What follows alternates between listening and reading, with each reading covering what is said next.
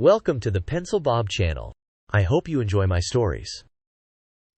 The HVS-17U shuddered as it pierced Ophir-Gamma's tenuous upper atmosphere, heat shielding glowing faintly red under the friction. Outside the viewport, the planet spread below them like a treasure chest thrown open. Jagged mountains glinted with the metallic sheen of neodymium, catching the light of a distant star in impossible angles. Lithium-rich canyons carved through the terrain, their surfaces shimmering with a pale, almost ethereal blue.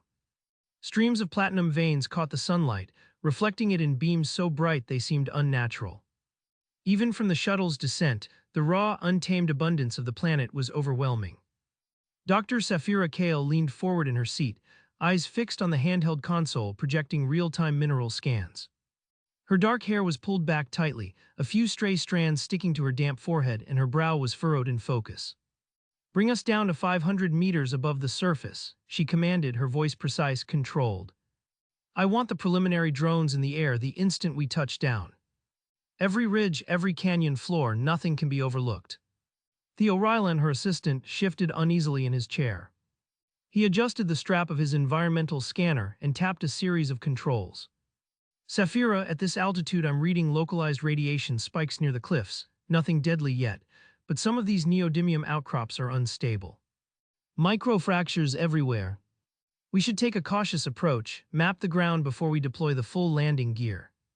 Safira glanced at him, an impatient flicker crossing her face. "Caution is for people who don't have a chance to see history being made. Theo, the planet isn't going to wait for us to play it safe." Theo's jaw tightened. "And catastrophe doesn't wait either," he muttered under his breath, almost hoping she hadn't caught it. From the back of the cabin, Jax Harrow, corporate overseer, adjusted his tie and watched the landscape with a clinical, measured interest. He was tall, sharply dressed, his posture as rigid as the company he represented. "History or not, Dr. Kale, time is money," he said, voice calm but edged with steel. "The longer we hover, the more uncertainty we accrue. Each hour of survey delays industrial assessment, and frankly, the company has shareholders who would prefer we monetize this planet yesterday." Safira shot him a glare that would have felled a lesser man. "I'm aware of the financial stakes, Jax. But rushing in without understanding the environment is foolish." She allowed a thin smile to edge her words, sharp but not without charm. "Unlike you, I care about preserving our data integrity." Jax's lips twitched into a semblance of amusement. "Data integrity doesn't fill a balance sheet." He turned his gaze back to the planet. "But impressive view." The supporting team had already begun preparing their gear. Dr. Leora Venn, geophysics specialist, adjusted the automated LiDAR drone hovering in the cargo bay, checking for signal integrity. Her dark eyes reflected a mix of awe and calculation as she looked at the canyons below. "It's more than I imagined," she murmured almost to herself. "The vein exposures alone could rewrite geophysics textbooks." Dr. Kieran Solis, materials chemist, crouched over a set of portable lab modules. "And the purity of those platinum veins," he said, tracing the lines of the metallic streams visible from the shuttle viewport. "No refining necessary." "That's obscene." He looked at Theo, who was frowning, his scanner reports open on a tablet. "You're not impressed?" Theo shook his head. "I'm impressed, yes. But the electromagnetic anomalies are real. Energy readings don't line up with anything we know. There's something off." LT. Tavin Royce, operations and safety officer, checked environmental monitors with professional detachment.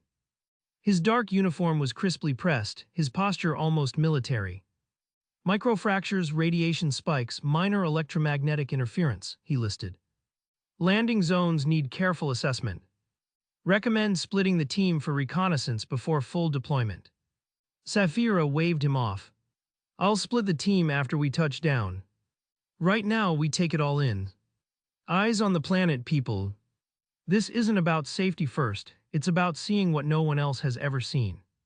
The shuttle dropped lower, thrusters firing in short pulses, kicking up clouds of metallic dust from the surface. The team held their collective breath as the landing legs extended. Outside, a cliff of solid neodymium rose like a jagged monument, the sunlight catching the metallic faces in a glittering blaze. A lithium-rich canyon stretched below, its pale blue sheen pulsing almost as if alive. Theo leaned closer to the viewport, reading the scanners again. "Safira, these cliffs aren't just jagged. They're fractured at multiple levels. If a landing blast triggers a collapse, then we adapt, Saphira said without hesitation, her eyes locked on the planet. We don't run from brilliance, Theo. The landing gear touched down with a muted thump, the shuttle trembling under the uneven surface. Dust and fine metal particles swirled around the legs, reflecting light in a dazzling display. Dr. Leora Ven's LiDAR drone rose from the cargo bay, propelling itself into the open air with whirring precision. The device swept across a massive neodymium cliff, scanning for fissures and structural weaknesses. Initial scans indicate the cliff is more stable than anticipated, Leora said, her voice betraying a mixture of awe and relief. Still, there's a slight electromagnetic fluctuation near the upper ridge. Could be natural, could be something else. Saphira's eyes darted to the holographic readouts. Note it, but continue the survey. Every anomaly gets logged. Every vein, every ridge, every patch of lithium, tantalum, platinum. Nothing gets ignored. Kieran Solis was already pulling core samplers from the shuttle bay. If these readings are correct, our first core could be worth a fortune before it even leaves the ground. Imagine the concentration here. He let the words hang, letting excitement fill the cabin. Theo's frown deepened. And imagine the consequences if we miss something dangerous in the process. We can't assume this environment behaves like Earth. Saphira's response was a laugh, low and sharp. Danger is part of discovery. You'll learn that, Theo. Jax Harrow stepped forward, clipboard in hand, scanning the readouts in the exterior view. I see a dozen viable industrial zones within a few kilometers of our landing. If the survey is quick and efficient, we could stake the majority of claims before competitors even hear about this planet. Saphira ignored him, focused instead on her console, drawing imaginary lines over the holographic terrain, assigning survey zones. You get your claims later, Jax, she said, voice firm. Right now we catalog. Everything. Precision first. Ambition second. And caution, well, Theo, you get to remind me to breathe every now and then. Theo muttered under his breath, though the words were audible enough to make Kieran chuckle. You'll be lucky if breathing is all we have to worry about. LT. Tavin Royce moved past them, surveying the shuttle's perimeter. Security sweeps complete. Environmental hazards within acceptable limits. Recommend starting sample collection and habitat deployment immediately.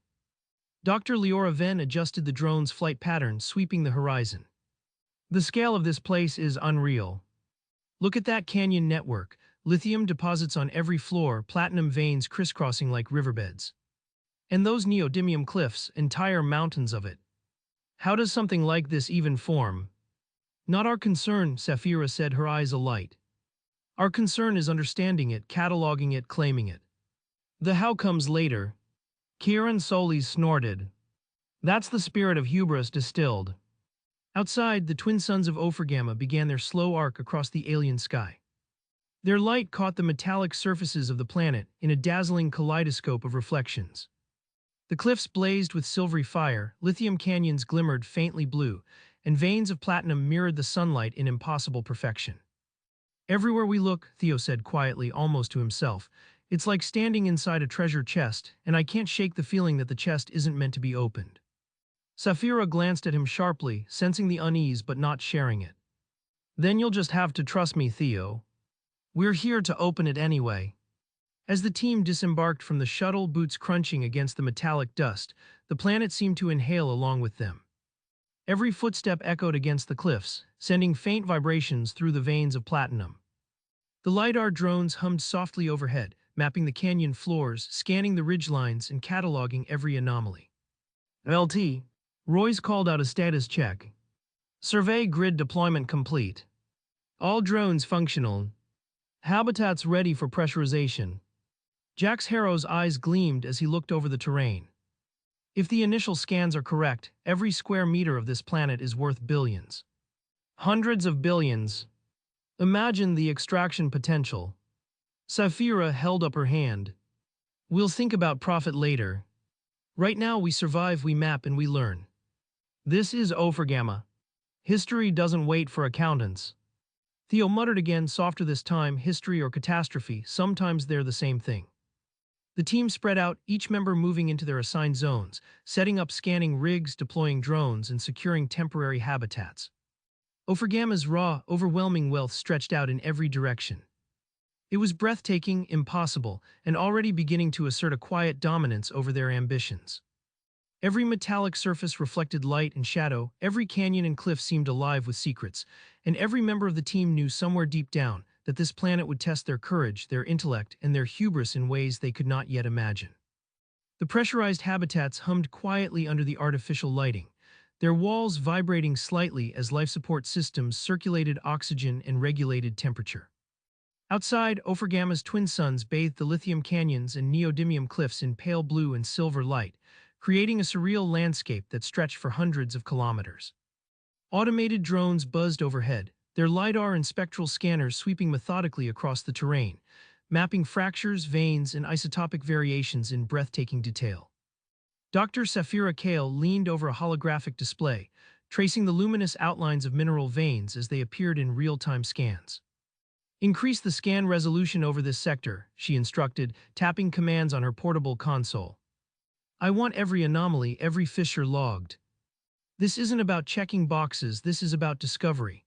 Her dark eyes gleamed with an almost feral intensity, excitement radiating through her every movement. Theo Rylan hovered nearby, fingers drumming against the console's surface. His posture was taut, cautious, and perpetually on the edge of readiness. "Safira, the sensors are picking up intermittent energy spikes along that ridge line," he said, pointing to a cluster of readings that shimmered irregularly in the holographic display. "They don't match any known electromagnetic or radioactive source. I don't think we should ignore them." Safira glanced at him without looking away from her display. "Intermittent readings happen all the time, Theo. Could be equipment calibration, thermal fluctuations, local magnetic anomalies, doesn't matter. Catalog it, but don't let it dictate our survey." Theo's jaw tightened. "Cataloging alone won't keep us safe if something unpredictable happens. These spikes aren't natural. I've cross-checked the drone logs, these pulses have patterns, rhythms even. I think there's something we don't understand." Safira finally looked at him, expression sharpening. "And that's exactly why we're here, to understand. But you're not going to slow us down with cautious what-ifs. Document everything, yes, but we keep moving forward." Her voice carried a subtle edge, a mixture of impatience and determination that made Theo exhale sharply. Meanwhile, Dr. Leora Venn crouched near the base of a lithium canyon, adjusting a geophysical scanner on a tripod. Her gloved hands worked with mechanical precision, inputting coordinates and cross-referencing isotopic data. "These stress fractures are unusual," she called out to the group. "Look at this pattern." She pointed to a holographic projection hovering above her workstation. Thin fissures ran across the cliff in seemingly impossible geometric formations, intersecting veins of lithium and platinum in irregular lattices. "The isotopic signatures don't match Earth analogs. Something about the mineral formation here is unnatural." Kieran Solis, kneeling nearby with a small portable core drill, shook his head in disbelief as he examined the first extracted sample. "Unnatural is one word for it," he said. The sample was dense, metallic, heavier than anticipated for its volume, and shimmered with a faint internal glow. "The chemistry alone is unprecedented. Platinum-pure veins, lithium concentrations off the charts. This planet is bending the rules of geology." He carefully sealed the sample in a containment tube, glancing at Theo as if seeking validation. Theo frowned, scanning the readouts from nearby drones. "And those faint luminescent flickers, did anyone else notice them? Every few minutes along certain veins, something flashes internally. I can't trace it to any energy source we know of. Could be benign, but it's consistent." Leora adjusted her scanner, zooming in on the affected area. "I see it too. Tiny pulses. It's subtle, almost imperceptible, but it's there. Could be interference, or it could be something intrinsic to the mineral." Safira tapped a few keys on her console, zooming in on the area highlighted by Theo and Leora. "Intrinsic or not, it's not slowing us down. Collect the data, let the drones map it, and we keep pushing. Exploration waits for no one." Her words carried authority, and despite Theo's protests, the team obeyed, methodically sweeping the terrain and logging every reading. "LT." Tavin Royce moved along the edge of the survey zone, checking the habitats and ensuring personnel safety. Environmental hazards are within operational parameters, he reported over the comms. Lithium Canyon winds are stable, microfracture activity remains minimal, and drone interference is negligible. He paused, frowning slightly. However, the combination of electromagnetic spikes and luminescent anomalies is something to monitor closely. Just because it hasn't caused issues yet doesn't mean it won't. Saphira nodded once without looking up. Noted, Tavan. We observe, log, and move forward. Speed is as important as accuracy. Jax Harrow, meanwhile, had set himself up near the central habitat hub, observing live data feeds from all drones and personnel. His expression was calm, almost calculating, but there was a barely hidden edge of impatience. These anomalies are fascinating, he said aloud, voice carrying over the habitat comms, but the operational clock doesn't stop. Every hour we spend on anomalies is an hour lost to potential claims. I don't want beautiful science delaying real-world profit. Saphira didn't even glance at him, tapping commands to redirect a scanning drone along a newly discovered platinum vein. The planet doesn't care about profit, Jax. We collect data now and claims follow naturally. One step at a time. Theo muttered under his breath, scanning the energy spikes again. Sometimes the planet doesn't care about anything but itself. As the day wore on, drones continued to sweep across the alien landscape, capturing high-resolution scans of lithium canyons that shimmered like glass and neodymium cliffs that reflected light like polished metal. Kieran extracted core samples every few meters, carefully noting concentrations and isotopic anomalies. Leora cataloged fissures, recording microfractures, stress lines, and deviations in density. Theo monitored energy readings relentlessly, adjusting for anomalies and logging every irregular pulse. Saphira moved constantly between teams, overseeing progress, recalibrating drones, and marking zones for more detailed examination. Hey Kieran, Theo called out, his voice sharp over the drone comms. That last core sample, did you notice the energy spike when you drilled into it? The metallic shimmer intensified. Kieran glanced at the sample, then back at Theo. Yeah, I saw it. Looks like the material is responding in a way. But we don't have enough data to conclude anything. Could be a thermal response, could be electromagnetic absorption. I'll run chemical analysis as soon as we're back in the habitat. Saphira's eyes gleamed as she approached them.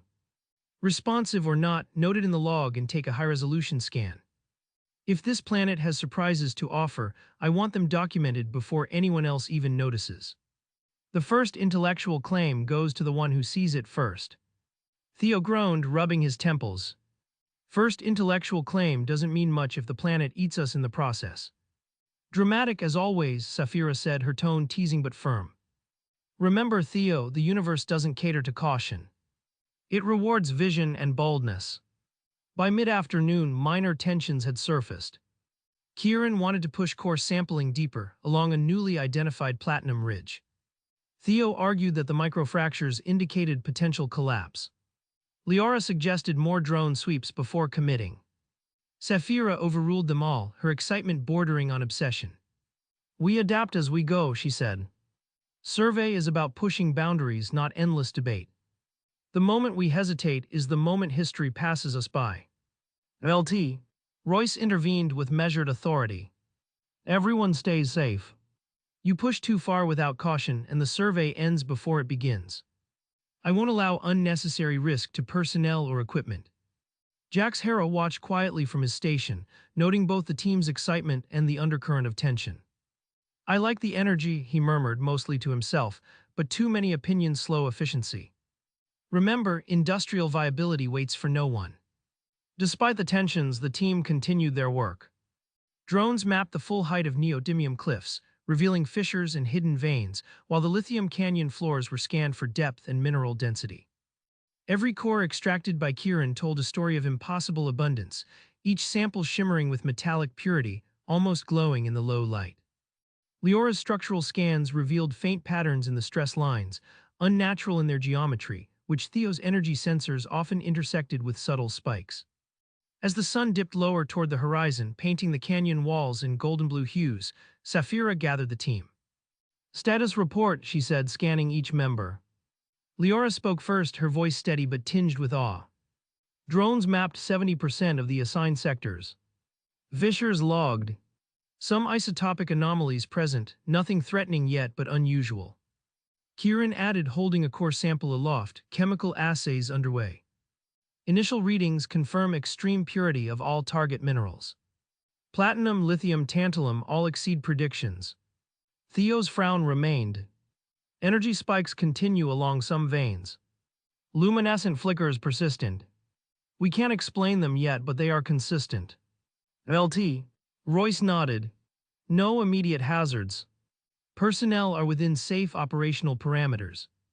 Environmental monitoring continues. Saphira's gaze swept the holographic landscape, fingers tracing each mapped sector. Good. Excellent. Document everything, cross-reference anomalies, and prepare for deeper exploration tomorrow. This is only the beginning. Ophrgamma has secrets, and I intend for us to uncover every single one before we leave. A faint murmur ran through the team, a mix of excitement and quiet apprehension. The sheer scale of the planet, its impossible wealth, and the subtle hints of anomalies created a heady atmosphere, one where scientific hubris and ambition intertwined with awe and unease. The first full day of survey operations had laid the groundwork, data cataloged, anomalies noted, and the team's personalities and dynamics firmly established. As twilight settled over Ophrgamma, the twin suns casting long metallic shadows across lithium canyons and neodymium cliffs, the survey team felt the intoxicating thrill of discovery and the first subtle whispers of unease. The planet was generous, dazzling, almost alive in its abundance. And yet, in the shadows of the cliffs and within the faint energy spikes, Ophrgamma hinted that it might demand more from its visitors than anyone anticipated. The pressurized habitat was bathed in a surreal glow as the twin suns of Ophrgamma sank toward the horizon. Golden red light spilled through the translucent walls, reflecting off the neodymium cliffs outside in fractured, shimmering patterns that seemed almost liquid. The air inside hummed faintly with recycled oxygen, carrying the subtle scent of sterilized metal and dust from the day's fieldwork. It was quiet, save for the soft whir of equipment and the occasional beep from data consoles. Dr. Saphira Kale paced slowly along the habitat's central aisle, a holographic map of the day's surveys hovering before her. Her eyes moved rapidly, tracing lines of lithium canyons, platinum veins, and neodymium ridges. "Look at these yields," she said, voice low but fervent, almost reverent.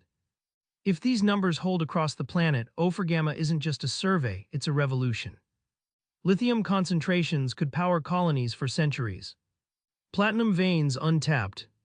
Tantalum levels beyond any Earth estimate." She spun slightly to face the team, enthusiasm radiating in every gesture. "We're standing on a world that can redefine civilization. Every measurement we take tonight matters." Theo Ryland sat in a corner near a bank of consoles, quietly cataloging anomalies. His brow was furrowed as he cross-referenced energy spikes against mineral concentrations, noting faint, intermittent luminescence that shimmered in his readings but not in visible light. "Saphira," he said, not lifting his eyes from the data, "I've cataloged 29 minor anomalies so far. None correspond to natural sources. Most are consistent with the veins we surveyed today, particularly in lithium-heavy zones. I don't know what they are, but we can't dismiss them completely." Saphira waved a hand, eyes still on the holographic map. "Noted, Theo. Document everything. But don't let these ghost signals distract you. We're here to map, understand, and catalog. The anomalies will get to them. They don't dictate our pace." Jax Harrow sat across from them, clipboard in hand, annotating logistical notes as he observed the data stream. His expression remained calm, almost neutral, but the sharp tilt of his brows betrayed underlying calculation. "We'll need to establish operational timelines if industrial extraction is even remotely feasible," he said. "Based on your preliminary surveys, Saphira, I'd estimate that with proper equipment deployment, extraction could begin within months, assuming nothing catastrophic interferes." Saphira glanced at him briefly, her voice carrying a hint of playful scorn. "Catastrophe isn't on the schedule yet, Jax. Let's see what the planet allows before we start planning profit margins." Dr. Leora Venn adjusted a spectral scanner on a workbench, pointing toward a holographic projection of a neodymium ridge. "It's still odd," she said, voice tinged with wonder and unease. "The stress fractures here don't correspond to any natural tectonic activity. The isotopic signatures suggest a formation process unlike anything on Earth." Somehow, the elements are concentrated to extremes without dispersing. It's unnatural in a way that challenges everything we know about planetary geology. Kieran Solis leaned over the hologram, swiping through his chemical assay data. Unnatural is the polite term, yes, he said. Every core sample we pulled today exceeded anticipated purity levels. Platinum nearly flawless, lithium astonishingly dense, tantalum in quantities that are borderline ridiculous. I've double-checked the calibration on the analyzers. Nothing here is a measurement error. Theo's gaze flicked between the readings and the data logs. And that's exactly what worries me. Nature doesn't normally produce this level of uniformity. Something about this planet's geology is off. Subtle but consistent. If there's a reason for it, unknown processes, energy interactions, it could affect everything we do. Sapphira folded her arms, her tone calm but firm. We can theorize endlessly, Theo. But right now, theory doesn't extract minerals. Data does.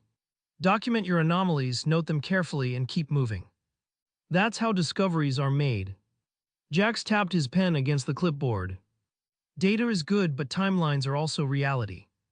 Each anomaly we spend excessive time on adds risk. We can't let curiosity derail operational efficiency. Curiosity is exactly why we're here, Sapphira said, a slight smile touching her lips. Efficiency comes later. Discovery comes first. Remember that. Evening shadows lengthened inside the habitat, painting soft streaks across the faces of the survey team. The golden light from the horizon refracted off the cliffs outside, creating prisms across walls and consoles. For a moment the room was silent, each member absorbed in the sheer scale of the planet's bounty. Theo finally spoke, his voice quiet but steady. The anomalies line up with specific energy spikes we recorded during drone sweeps. It's subtle, almost imperceptible, but consistent. Certain lithium veins pulse faintly. Platinum veins show tiny, internal flickers of light that our instruments detect, but our eyes can't. There's a pattern, and I don't yet understand it. Leora adjusted the projection, overlaying the energy maps with the mineral data. I see it. The pulses aren't random, and they seem more pronounced in areas where neodymium concentrations peak. Could be some interaction between the elements. Or something else entirely. Kieran leaned back, rubbing his temples. Something else entirely is more likely, he muttered. I mean, how do you get such concentrated deposits without massive geological disruption? The formations defy erosion, diffusion, even pressure modeling. Gamma isn't just rich, it's designed. Sapphira raised an eyebrow. Designed? That's an interesting choice of words, Kieran. I prefer to think of it as an opportunity. This planet hands us the keys. Whether we're ready to turn them is another matter. The team chuckled softly, though tension lingered just beneath the surface. Jax Harrow tapped his clipboard once more. I like the enthusiasm. But let's not get lost in philosophical musings. Operational planning is essential. If extraction is viable, we need a framework. Surveys, timelines, logistics, equipment deployment, all of it. Sapphira ignored him, eyes still scanning holographic overlays of mineral veins. Let's not plan what we haven't yet observed. First we learn, then we conquer. Data first. Extraction later. That's the order of history. Even as the team worked, the habitat sensors recorded faint energy fluctuations, pulses too small to trigger alarms, subtle flickers in the lithium and platinum veins that Theo continuously cataloged.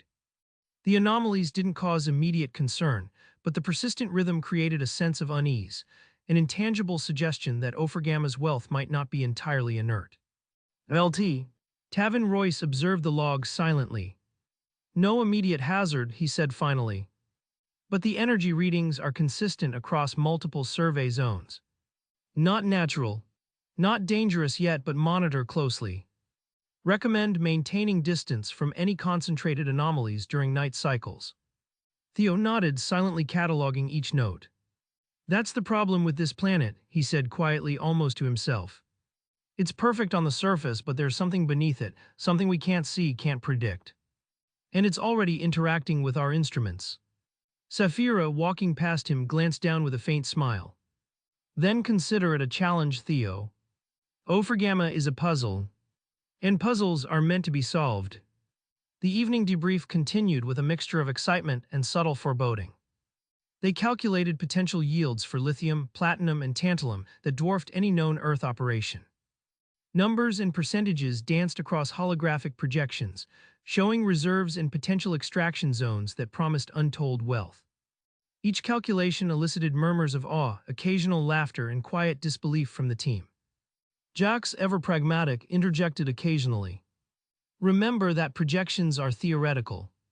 Extraction efficiency, transport safety, those all reduce the numbers. We need to account for real-world factors, not just idealized yields. Real-world factors, Saphira said softly, almost to herself, will never compare to seeing this planet with your own eyes. She gestured toward the viewport, where the cliffs glowed like molten silver in the fading light. It's magnificent.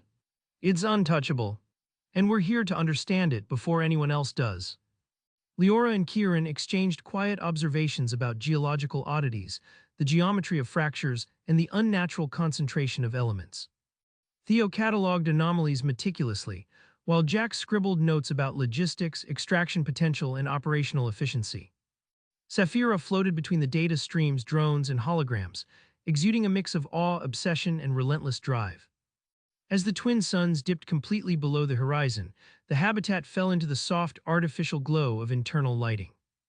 Outside, Ophragama's cliffs and canyons became darker silhouettes, faintly reflecting the stars and distant suns in a ghostly metallic sheen. Subtle energy pulses continued in the veins, flickers that no one could fully explain. A planet of impossible wealth had revealed only a fraction of its secrets, and the team felt both exhilarated and uneasy. Theo lingered near the viewport, staring at a section of Lithium Canyon. This planet, it doesn't fully make sense. Not yet. And I get the feeling it never will. Saphira placed a hand on his shoulder, not unkindly. That's why we're here, Theo. To make sense of the impossible. And for the first night on Ophragama, as the habitat hummed quietly and the team finally allowed themselves a few hours of rest, the planet's subtle pulses continued, tiny, unexplained, and persistent, an almost imperceptible reminder that Ophragama was more than a treasure trove. It was a puzzle, alive in its own silent way, and the seeds of mystery had only just begun to take root. The twin suns of Ophragama hung high in the sky, their light striking the lithium canyons and neodymium cliffs with a brilliance that was almost blinding. Dust swirled in faint eddies across the canyon floors, catching the sunlight and reflecting tiny prisms of color, while veins of tantalum glimmered along cliff faces like molten metal frozen in time. The sheer scale of the mineral wealth was staggering. Platinum seams caught the softer light of shaded alcoves and rippled like liquid silver, while lithium deposits shimmered with a subtle metallic sheen that seemed to move with the angle of the sun. The survey team moved across this impossible landscape, dwarfed by cliffs and canyons, yet driven by determination and obsession. Multiple drones lifted off simultaneously from the portable habitats, their rotors slicing the thin, alien air. Each drone was outfitted with LiDAR scanners, spectral analyzers, and magnetic resonance sensors, fanning out across the terrain in precise, overlapping grids. From her command station, Dr. Saphira Kale directed the operation with almost palpable intensity. Fingers danced over holographic consoles as she assigned coordinates, monitored drone telemetry, and recorded preliminary data with meticulous care. Every anomaly flagged by the drones was cross-referenced with geological maps, every shimmering seam catalogued with precision. "Sweep Sector 8 through 12 again," Saphira commanded, her dark hair catching the light as she leaned over a floating projection of the canyon floor. "I want every lithium vein in that pass logged to the centimeter. If we miss something now, it's lost forever." Theo Ryland, standing nearby with a tablet in hand, frowned as he monitored the drones. "Saphira," he said carefully, "I'm picking up subtle luminescent flickers along the northern lithium seam, intermittent, very faint. And there's a recurring electromagnetic surge near the cliff ridge. It doesn't match any known natural pattern." Saphira waved a hand dismissively, without taking her eyes off the holographic projection. "Intermittent readings, Theo. Sensors sometimes misfire, and the canyon's magnetic composition isn't uniform. Log it, but don't let it dictate our pace. We're mapping, not hypothesizing about ghosts." Theo's jaw tightened, but he remained silent, noting the anomaly in his logs. He adjusted the sensitivity on the drone feeds, scanning for any further irregularities. Even at a distance, the faint pulsing of energy seemed almost alive, like the veins themselves were breathing, but he kept his concern to himself. Jax Harrow, standing at the edge of the survey perimeter, observed the operation with a calculating eye. Clipboard in hand, he documented potential claims, annotating mineral concentrations, vein sizes, and the relative accessibility of deposits. Sector efficiency is impressive, he said to no one in particular. If we can maintain these drone sweep intervals, extraction could start sooner than predicted. Just remember, speed matters as much as data quality.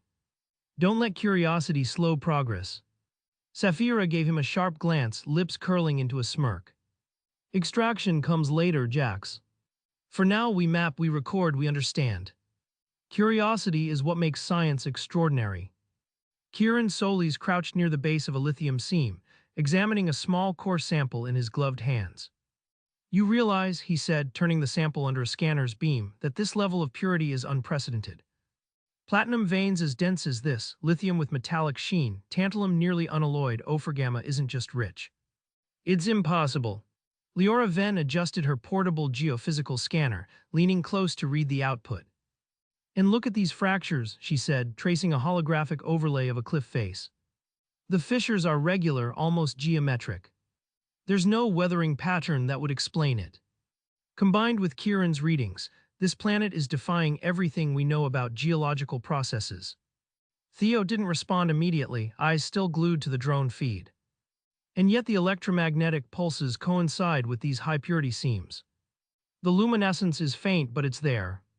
I don't like it. The energy spikes are small, but they're consistent. Something about these minerals is different. And I don't mean chemically.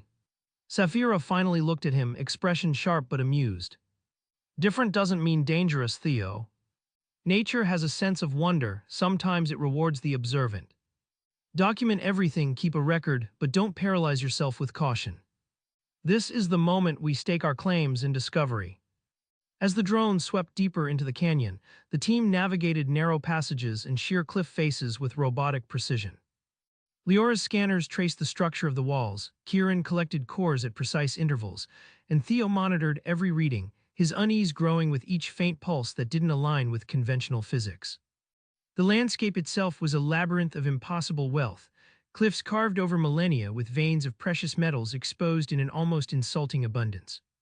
Every meter climbed revealed more glimmering platinum, more lithium shimmering like liquid metal, more tantalum catching the sunlight in jagged, gleaming seams. At one particularly narrow pass, a drone feed picked up an unusual pattern in the metallic sheen of a lithium vein. Theo's fingers moved quickly over the tablet controls. Saphira, you need to see this. Pattern repeats over 6 meters, almost like a lattice. Electromagnetic activity spikes here, noticeable but still minor. Saphira swiveled to the display. Interesting, she said, tapping a few commands to enhance the feed. The vein pulsed faintly on the monitor, a subtle rhythm almost imperceptible. Added to the log. Noted. But we're not chasing shadows. Focus on full sector mapping. Kieran leaned over her shoulder, voice tinged with awe. That pulse, it's almost like it's aware of the drone. Not conscious, obviously, but responsive in some way. Purely physical reaction or something else. Saphira's eyes gleamed, a thrill in her expression. If it's something else, then we're the first to record it. Good. That's exactly what we want, she turned to the team. Push sector mapping across the entire canyon. Every vein, every seam, every fissure. Ophrgamma doesn't wait for indecision. Hours passed in methodical rhythm. Drones weaved through lithium canyons, climbing jagged neodymium cliffs and circling platinum-rich ridges. Leora's geophysical scans revealed consistent patterns in stress lines, subtle but distinct from anything recorded on Earth. Kieran's chemical assays continued to astonish. Cores exhibited unmatched purity, isotopic ratios that confounded conventional geology, and internal luminescence that shimmered faintly in perfect synchronization with Theo's energy readings. Jax Harrow moved between stations periodically, eyes sharp as he scribbled on his clipboard. Operational efficiency is excellent, he remarked. Mapping rates exceed expectations. Keep documenting anomalies, but remember our focus: potential claims, ease of extraction, industrial feasibility. This is the reality side of the survey. Sapphira gave a slight smile, though her attention never left the holographic landscape. Reality, she said softly, is secondary when discovery lies before us. The anomalies, the pulses, they're part of the puzzle, not a threat. By late afternoon, the first full topographical maps of the surveyed regions began to take shape. Three-dimensional projections displayed the lithium canyons in metallic shimmer, platinum ridges catching artificial light, and tantalum veins intersecting cliffs in intricate patterns. Every peak and crevice was logged with painstaking accuracy, and the richness of Ophragama's deposits seemed almost unreal, a treasure map of impossible wealth etched across the planet's surface. Theo scrolled through the compiled readings, noting the faint anomalies once more. Luminescent pulses, electromagnetic spikes, patterns in mineral distribution, all consistent, yet still unexplained. He exchanged a glance with Leora. "We're seeing regularity, but it's off," he muttered. Leora nodded. "Unnatural. Perhaps. But fascinating. And I agree, the anomalies don't match any known natural processes. Whatever is happening here, it's subtle. Too subtle to disrupt operations for now." Sapphira gathered the team, her eyes sweeping the holographic projection. "Good work, everyone. Full sector maps nearly complete. Drone sweeps coordinated. Core sampling documented. Every anomaly logged. Ophragama has revealed its face to us today, but tomorrow we'll dig deeper, probe further, and uncover what it's holding back. This is only the beginning."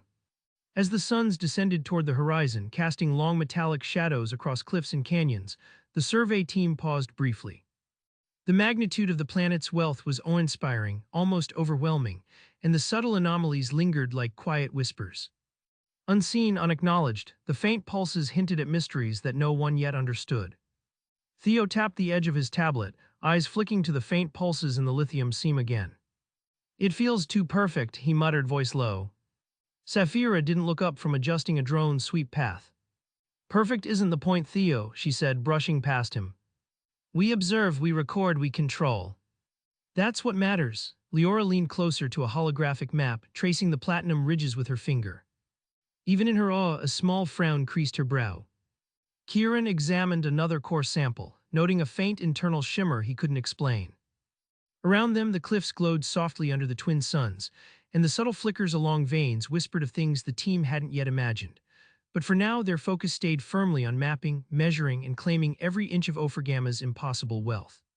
The portable lab habitats hummed with life, a mechanical symphony of cooling fans, the soft whir of centrifuges, and the constant pinging of spectrometers. Lithium cores were methodically fed into high-resolution analyzers, their surfaces smooth and metallic, reflecting the cold, clinical lights of the habitat. Every measurement projected into floating holographic panels, which mapped lattice structures, isotopic ratios, and subtle deviations in real time. Dr. Sapphira Kale moved like a conductor among the stations, her dark hair pulled into a tight knot at the back of her head. Her eyes sparkled with an almost feral intensity as she adjusted calibrations, typed commands, and tapped at floating screens. "Kieran, look at this," she said, pointing to a cluster of data projected above his station. "Lithium density is extraordinary. And the isotopic ratios. Nothing on Earth even comes close. If we document this correctly, this core alone could redefine our understanding of planetary mineralogy." Kieran Solis leaned over, his brow furrowed as he examined the projection. "It's perfect," he muttered, rotating the holographic lattice with a flick of his wrist. "I've never seen such crystalline uniformity. Even the impurities are negligible. And yet there's something odd." He tapped a small section of the lattice. "Look at this internal luminescence. It's faint, barely noticeable, but consistent. Not radiation, not heat. Something is interacting with the lattice from within." Theo Ryland, seated at another station, didn't look up from his tablet. "And it's not just platinum.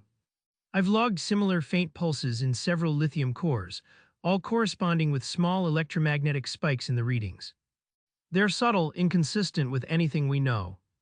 Could be natural, sure, but repeating patterns suggest a mechanism, maybe something reactive." Sapphira waved a hand dismissively while her eyes scanned another readout. "Reactive minerals are fascinating, Theo, but they're not threats. Document it, yes, but let's not halt progress for minor curiosities. We're here to map, analyze, and understand." The rest is secondary. Theo's fingers hovered over his tablet, adjusting logging intervals. He noted the pulses, amplitude, duration, and phase. Each one was small, harmless by Earth standards, but the consistency unsettled him. The faint rhythm of energy spikes almost suggested a response to the equipment itself, or even the presence of the humans in the lab. Jack's Harrow, clipboard in hand, watched the operation from a distance, occasionally scribbling notes. "I've reviewed the anomalies logged so far," he said, voice flat but authoritative. "They appear minor, intermittent. Nothing that would affect survey output. Let's keep focus on productivity, mapping, and recording. Efficiency matters more than idle speculation." Saphira glanced at him, an amused smirk crossing her face. Jack's curiosity isn't idle speculation. It's the engine of discovery. If we miss patterns because we're only chasing efficiency, what's the point of being here? Meanwhile, Dr. Leora Venn leaned over a microscope, adjusting focus on a tantalum sample. She whispered mostly to herself, "These refractions, they're bending light in ways that shouldn't happen naturally. Not enough to compromise the sample, but precise and patterned, almost deliberate." Kieran crouched beside her, pointing to faint shadows within the lattice. "It's consistent across multiple samples," he said. "Lithium, platinum, tantalum, every core has microstructural oddities. Even accounting for planetary formation quirks, this is beyond normal. And the luminescence, it's almost like the crystals respond to external stimuli." Theo's voice was low but urgent. "External stimuli, yes. Drones, equipment, even our movements. The electromagnetic pulses line up with activity in the lab. Not dangerous yet, but it's persistent. If it's a material property we don't understand, we should at least remain cautious." Saphira leaned closer, brushing back a strand of hair. "Caution is fine, Theo, but obsession won't map a planet. Log the spikes, note the flickers, keep measurements accurate, but let's not stop the work because the planet behaves slightly differently from Earth standards." Kieran shook his head. "Slightly differently? We're talking about minerals exhibiting reactions we can't identify, light refraction, internal luminescence, electromagnetic anomalies." "That's not slight." Leora finally looked up, frowning at Saphira. "There's a pattern, Saphira. Not obvious, not dangerous, but persistent. And it's across the deposits. This is systematic, not random. We shouldn't ignore it." Saphira's eyes glittered with excitement. "Patterns are data. Data is progress. We don't ignore it, we record it. But it's still work, not a warning sign. Trust me, we've seen anomalies before. Nothing has broken any core or instrument. The planet isn't going to fight back." As the team continued, Kieran held a small platinum seam under a microscope, marveling at the near-perfect crystalline alignment. "Look at this internal shimmer," he said. "It's subtle, barely a pulse, but every sample, every core has it. Faint luminescence, but consistent. It's almost like the minerals are alive." Theo glanced over his tablet again, tapping through holographic overlays of energy spikes. "Alive, yes, in a way. Or at least reactive. Every spike correlates with a lab device, drone movement, even footfalls. It's almost like a sensor network built into the mineral itself." Saphira laughed softly. "Living rocks. That's a good line, Theo. But no need for melodrama. Document, measure, analyze. And remember, this is the planet, not a pet. Treat it respectfully, but don't treat it like a threat." Jax raised an eyebrow, giving a faint nod. "Respectful is fine. But I don't see any operational threat. Efficiency, measurements, logs, that's our priority. Anomalies are secondary as long as the survey continues."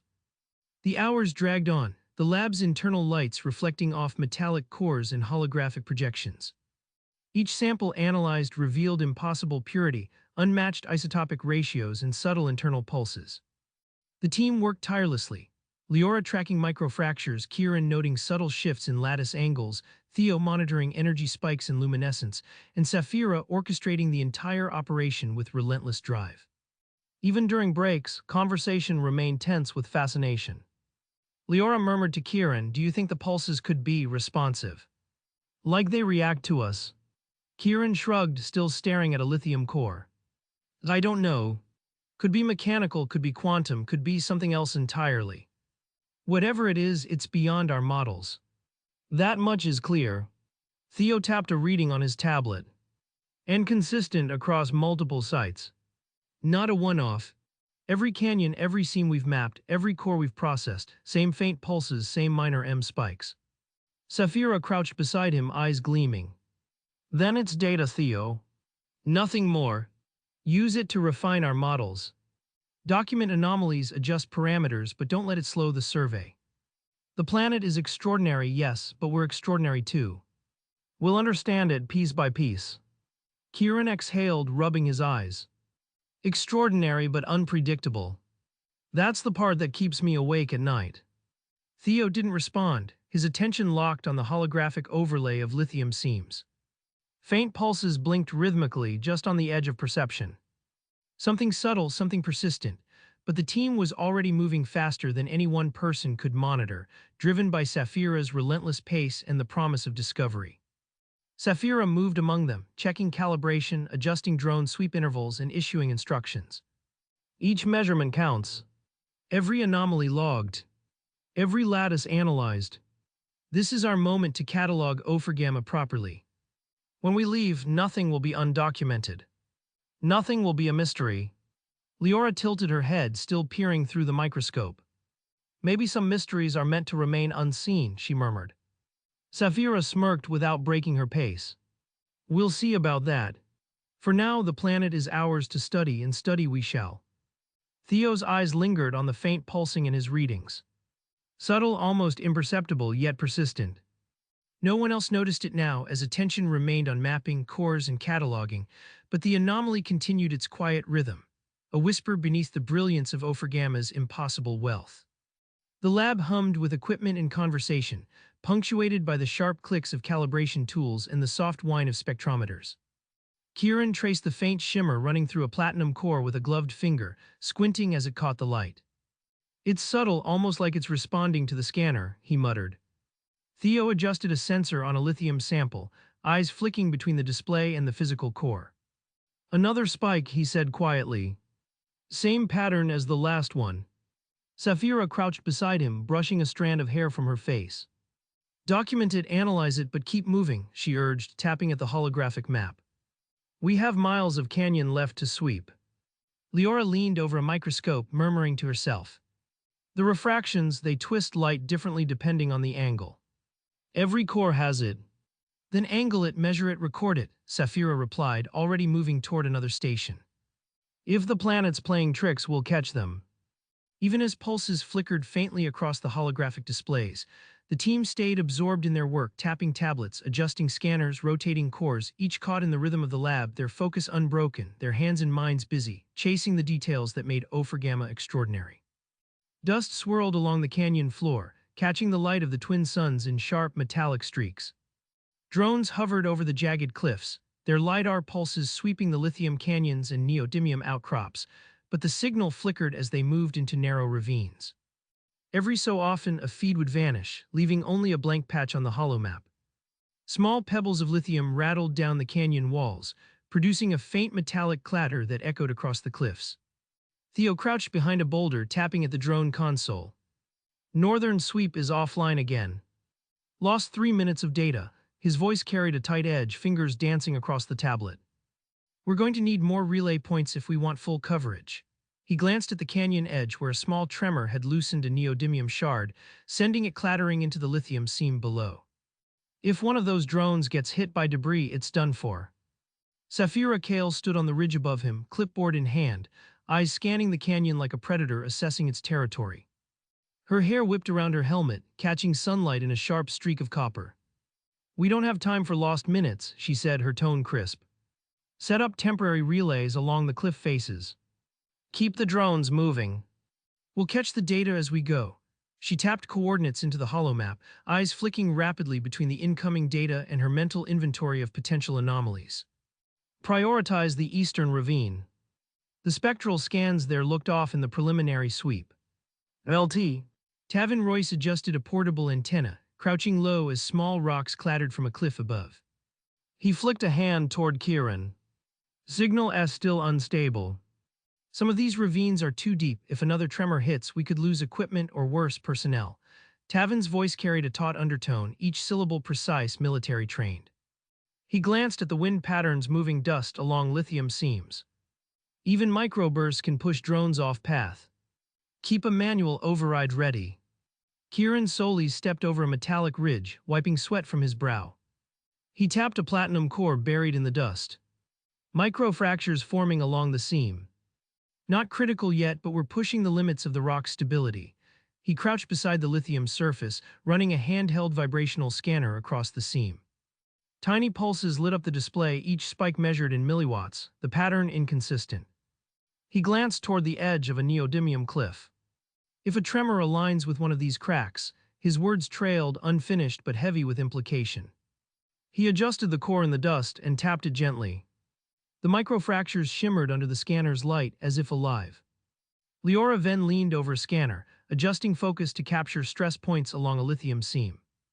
I'm seeing energy spikes again. Very faint, very localized. No pattern we can recognize yet, but it's persistent. She scribbled coordinates on her tablet, the handwriting precise despite the canyon's sway. We may need to track these over multiple sweeps. The photons don't behave like ordinary reflection, they scatter in ways I can't yet model. Safira tapped her pen against the edge of the tablet. Track them, yes. But keep moving. The canyon won't wait. We map, we record, and we move. That's the order of the day. She pivoted to gesture at the drones, flicking her wrist with practiced authority. Increase altitude on sweep 4. Pay attention to any seam intersections with neodymium veins. Those are likely stress points. Theo muttered under his breath, eyes flicking between the energy readings and the faint, flickering glimmers along some lithium seams. They're not harmless, he said. There's interaction here, something we don't understand yet. The readings fluctuate with drone proximity, like the minerals are responding. You're being paranoid, Safira shot back, voice sharp. If it's a hazard, it'll show itself. For now, we measure, we document, and we finish the sweep. Her eyes tracked a drone weaving through a narrow ravine, adjusting to avoid a tiny rockfall. The planet doesn't wait for caution, Theo. A low rumble shook the canyon, dust sliding down cliff faces. A drone wavered midair, its sensors briefly glitching before Kieran adjusted the stabilizers. Tiny crystalline fragments tumbled past, narrowly missing the portable lab habitat, striking the metallic floor with sharp, echoing clinks. Tavin shouted over the din, Northern Lab. Brace the supports. Move if you have to. His hands gripped the stabilizing poles, muscles flexed under the strain. No, Safira barked. Reinforce, don't retreat. Keep scanning, her voice carried over the winds, sharp and relentless, each word measured to cut through the canyon's roar. Leora knelt at the edge of a lithium seam, moving a sensor into a safer position. The fractures are widening. It's subtle, but if a tremor hits while a drone is in range, her voice broke as a glimmering fragment of lithium rock slid past her boot. Kieran bent to help her, steadying the sensor. We'll adjust drone altitude and flight paths. Keep the readings going. Watch the fissures. The microfractures are widening at inconsistent rates. He tapped a handheld scanner against the rock. Tiny pulses of electromagnetic energy jumped across the screen, barely visible but persistent. Theo adjusted the calibration on a portable spectrometer, noting fluctuations in the lithium cores. Another energy spike, he said quietly, voice tense. Eastern seam. It's subtle but consistent. And look at the diffraction pattern, it shifts as the sun's angle changes. Safira walked past him, gesturing toward a cluster of drones hovering above a neodymium cliff. Document it. Don't stop mapping. Keep the sweep moving. Every second counts. I want core sampling in Quadrant 3 completed before the next thermal cycle ends. Jack's Harrow hovered at the edge of the canyon, scrolling through the live feed.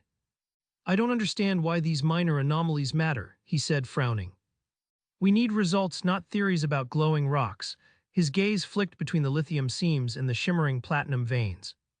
Focus on quantifiable data, mapping cores, isotopic purity, everything else is noise. Theo glanced up at him, jaw tight. They're not just glowing rocks.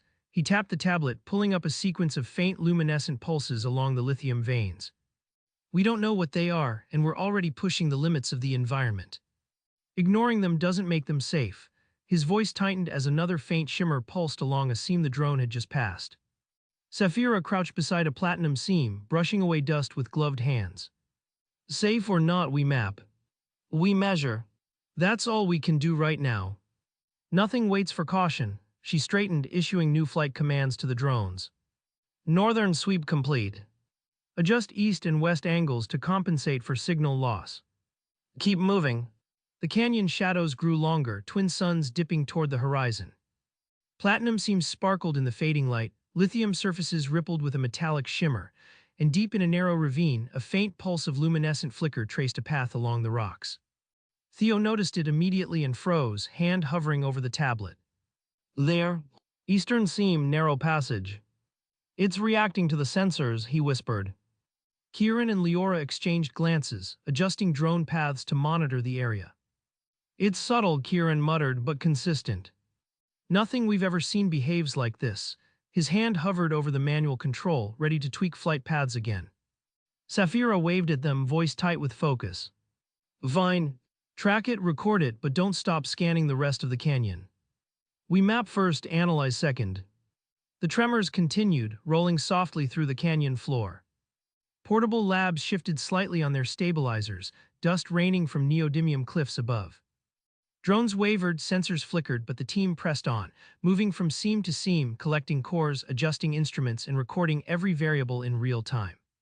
Small fragments of lithium bounced against the lab hull, producing a sharp, ringing clink each time. Through the hum of machinery and wind, the canyon seemed alive, the faint pulses of light, the subtle electromagnetic spikes, the tremors in the cliffs, all interacting in ways no one could predict. Leora crouched to recalibrate a stress sensor, Kieran rechecked vibrational readings, Tavin monitored the lab supports, and Sapphira adjusted drone sweeps while muttering new coordinates under her breath. Even as a narrow lithium vein shimmered faintly under the fading sun, unnoticed by most of the team, Theo continued logging readings, fingers tapping quickly across the tablet.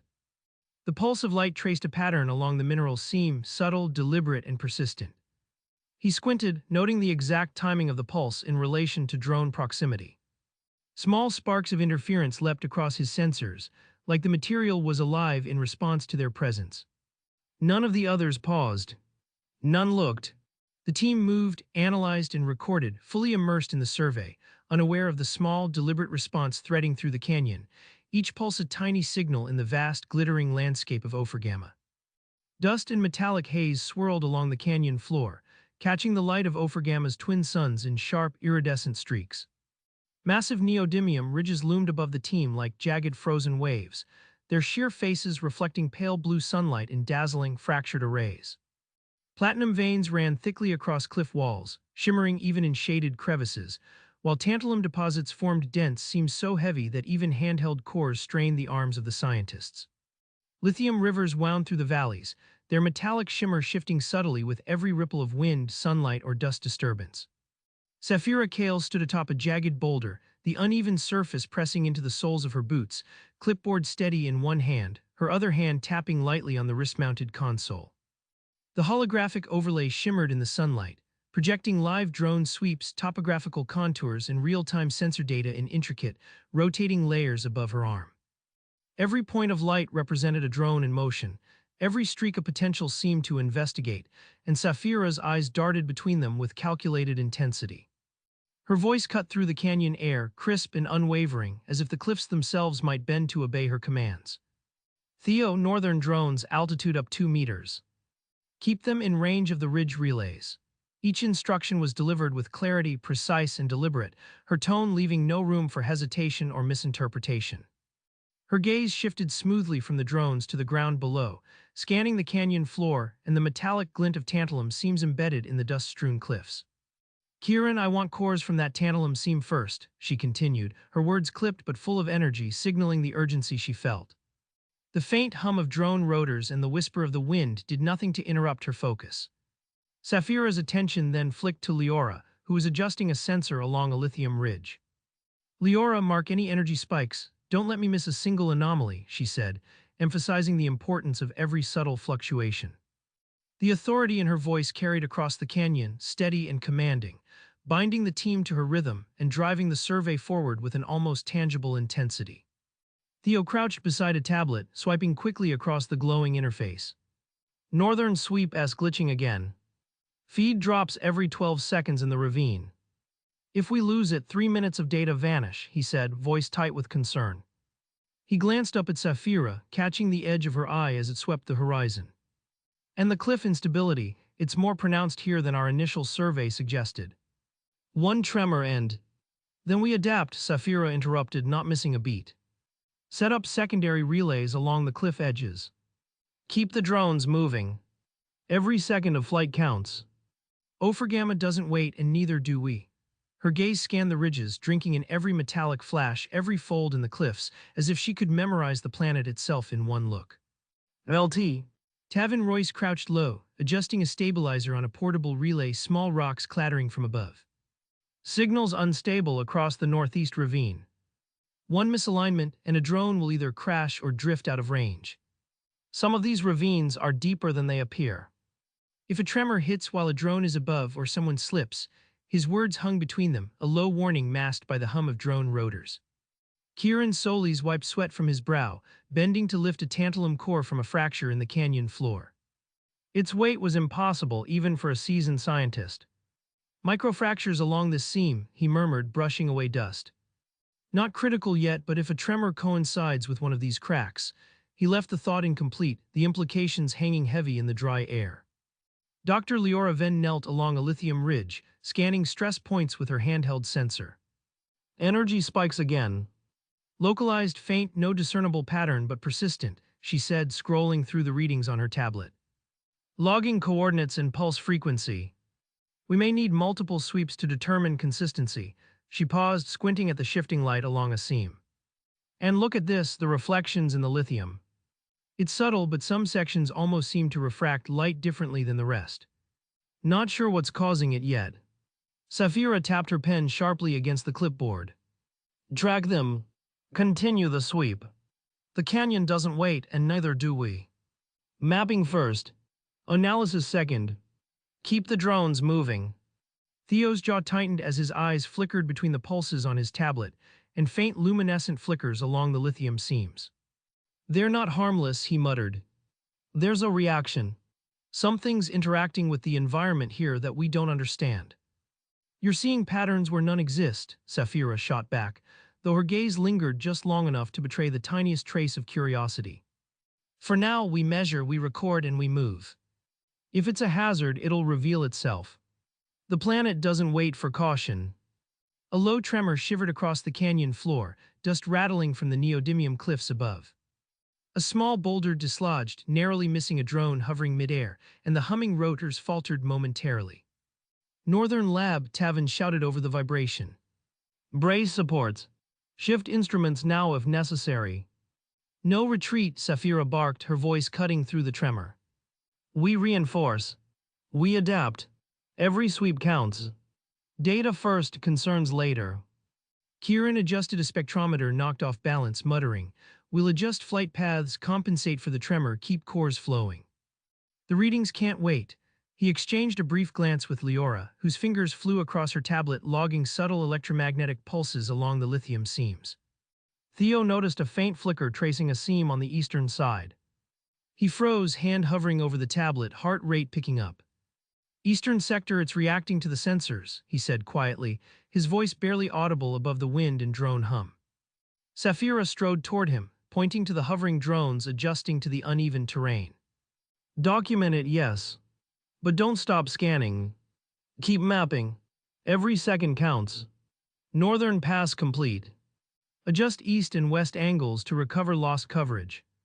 Continue the sweep. Jax Harrow's voice crackled over the comms. Why focus on these minor anomalies? We need actionable data, not theories about glowing rocks. They're not just glowing rocks, Theo snapped, tapping the sequence of luminescent pulses along the lithium seam. We don't understand what's causing them. Ignoring it isn't safe, it's reckless. Saphira leaned over a platinum vein, brushing dust away with gloved hands. For now, we map. We measure. We don't stop for speculation. The planet doesn't wait, and neither do we. Her fingers flew across the tablet as she issued new commands, red holographic markers flashing across the canyon map as drones fanned out to cover every angle. The twin suns dipped lower, casting elongated shadows across the metallic terrain. Lithium ripples shimmered, tantalum gleamed, and platinum veins glistened in the fading light. Deep in a narrow ravine, a faint pulse traced along a seam, invisible to all but Theo, who stared at the subtle, deliberate flicker. Dust swirled with the wind, small pebbles clattering against the drones, while tiny tremors rolled through the canyon floor. Kieran and Leora coordinated additional core collections, moving carefully to avoid fragile seams, recalibrating instruments, adjusting flight paths, and logging every subtle electromagnetic fluctuation. Saphira issued simultaneous flight commands, her holographic display blinking with hundreds of active data points. East and west sectors adjust altitude. Overlap the northern pass. Don't miss anything. Her voice rang out sharp and unyielding, as if the canyon itself could obey her instructions. Even as the sun sank further, the canyon grew darker in the shadowed ravines, lithium surfaces rippling with a metallic shimmer that seemed almost liquid. Deep within a narrow seam, the luminescent flicker continued to pulse in response to sensor sweeps and drone proximity. Theo's fingers tapped furiously across the tablet, noting minute variations in intensity and frequency, mapping an invisible rhythm that no one else noticed or acknowledged. The team moved like clockwork, drones adjusted, instruments recalibrated, cores drilled and logged. Tavin monitored stabilizers, repositioned relays, and ensured no one strayed too close to unstable cliffs. Kieran checked for microfractures along tantalum seams, brushing dust away to reveal subtle fissures, while Leora kept her sensors sweeping for electromagnetic anomalies. Saphira's eyes never left the holographic map, issuing precise, rapid-fire commands as if she could will the canyon to obey. Dust and metallic particles shimmered in the low sunlight, drifting across lithium rivers and glinting off platinum veins. Tremors shook instruments and drones alike, subtle but unrelenting. Every energy spike and flicker was catalogued, every core measured and recorded, and yet the canyon seemed to pulse beneath them, alive in ways the team could neither predict nor interpret. The luminescent flicker in the eastern lithium seam traced a precise, rhythmic path along the mineral seam, responding to drone proximity and scanning frequencies. Theo's eyes narrowed, fingers hovering over the tablet to record the behavior in painstaking detail. He whispered measurements to himself, noting the faint acceleration of the pulse, its subtle widening and contraction with each sweep, changes imperceptible to anyone not watching closely. Dust continued to swirl in slow eddies, lifted by twin-sun winds and the vibrations from distant cliff tremors. Drones adjusted flight paths automatically, their rotors kicking up arcs of metallic dust that caught the sun in sharp lines.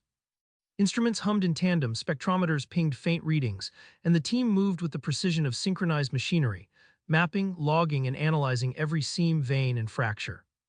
Even as twilight settled across Ophrgamma, the flicker continued, threading deliberately along the seam. Theo's fingers never left the tablet, charting each pulse, each subtle reflection, each electromagnetic ripple that passed across his sensors. The rest of the team pressed onward, oblivious, immersed in their work, unaware of the deliberate, measured activity within the lithium seam that mirrored and reacted to every sweep, every adjustment, every motion they made. Back in the pressurized habitats, the hum of life support systems mingled with the low whir of instruments, creating a constant backdrop to the team's labors. Rows of workstations were crammed with spectrometers, electron microscopes, isotope analyzers, and portable scanning rigs, each glowing softly under the cool, artificial lighting. Lithium cores rested on padded trays, their surfaces shimmering faintly as if aware of the scrutiny.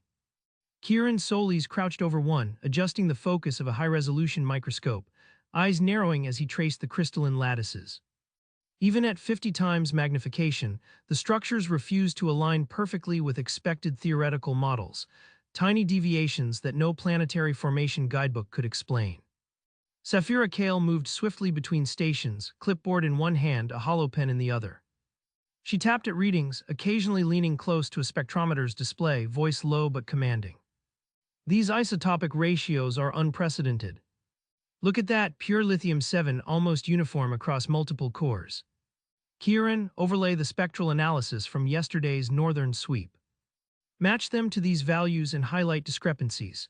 Her fingers flew across the console, highlighting anomalies in virtual 3D renderings of the canyon veins. Every fluctuation could be the key to a new discovery, she continued, glancing at Theo. Theo, are we missing any electromagnetic spikes in these sequences? I want a full cross-check. Nothing overlooked. Theo Rylan adjusted the parameters on a portable flux analyzer, his jaw tight, eyes scanning the readouts that danced in faint pulses across the screen. The readings aren't consistent, he said cautiously, glancing at the faint luminescent flickers that had begun to appear within some lithium veins. Some of the cores, especially from the eastern seam, show slight absorption of the laser probe energy, and these microspikes, he waved at the console. They aren't random, Saphira. They interact with our instruments. It's subtle, but... Saphira cut him off sharply, leaning close, her eyes alight with intensity. Subtle doesn't mean irrelevant. Every anomaly is an opportunity. We are not here to second-guess patterns. We are here to catalog them, understand them, and claim intellectual priority. She straightened, turning to Kieran.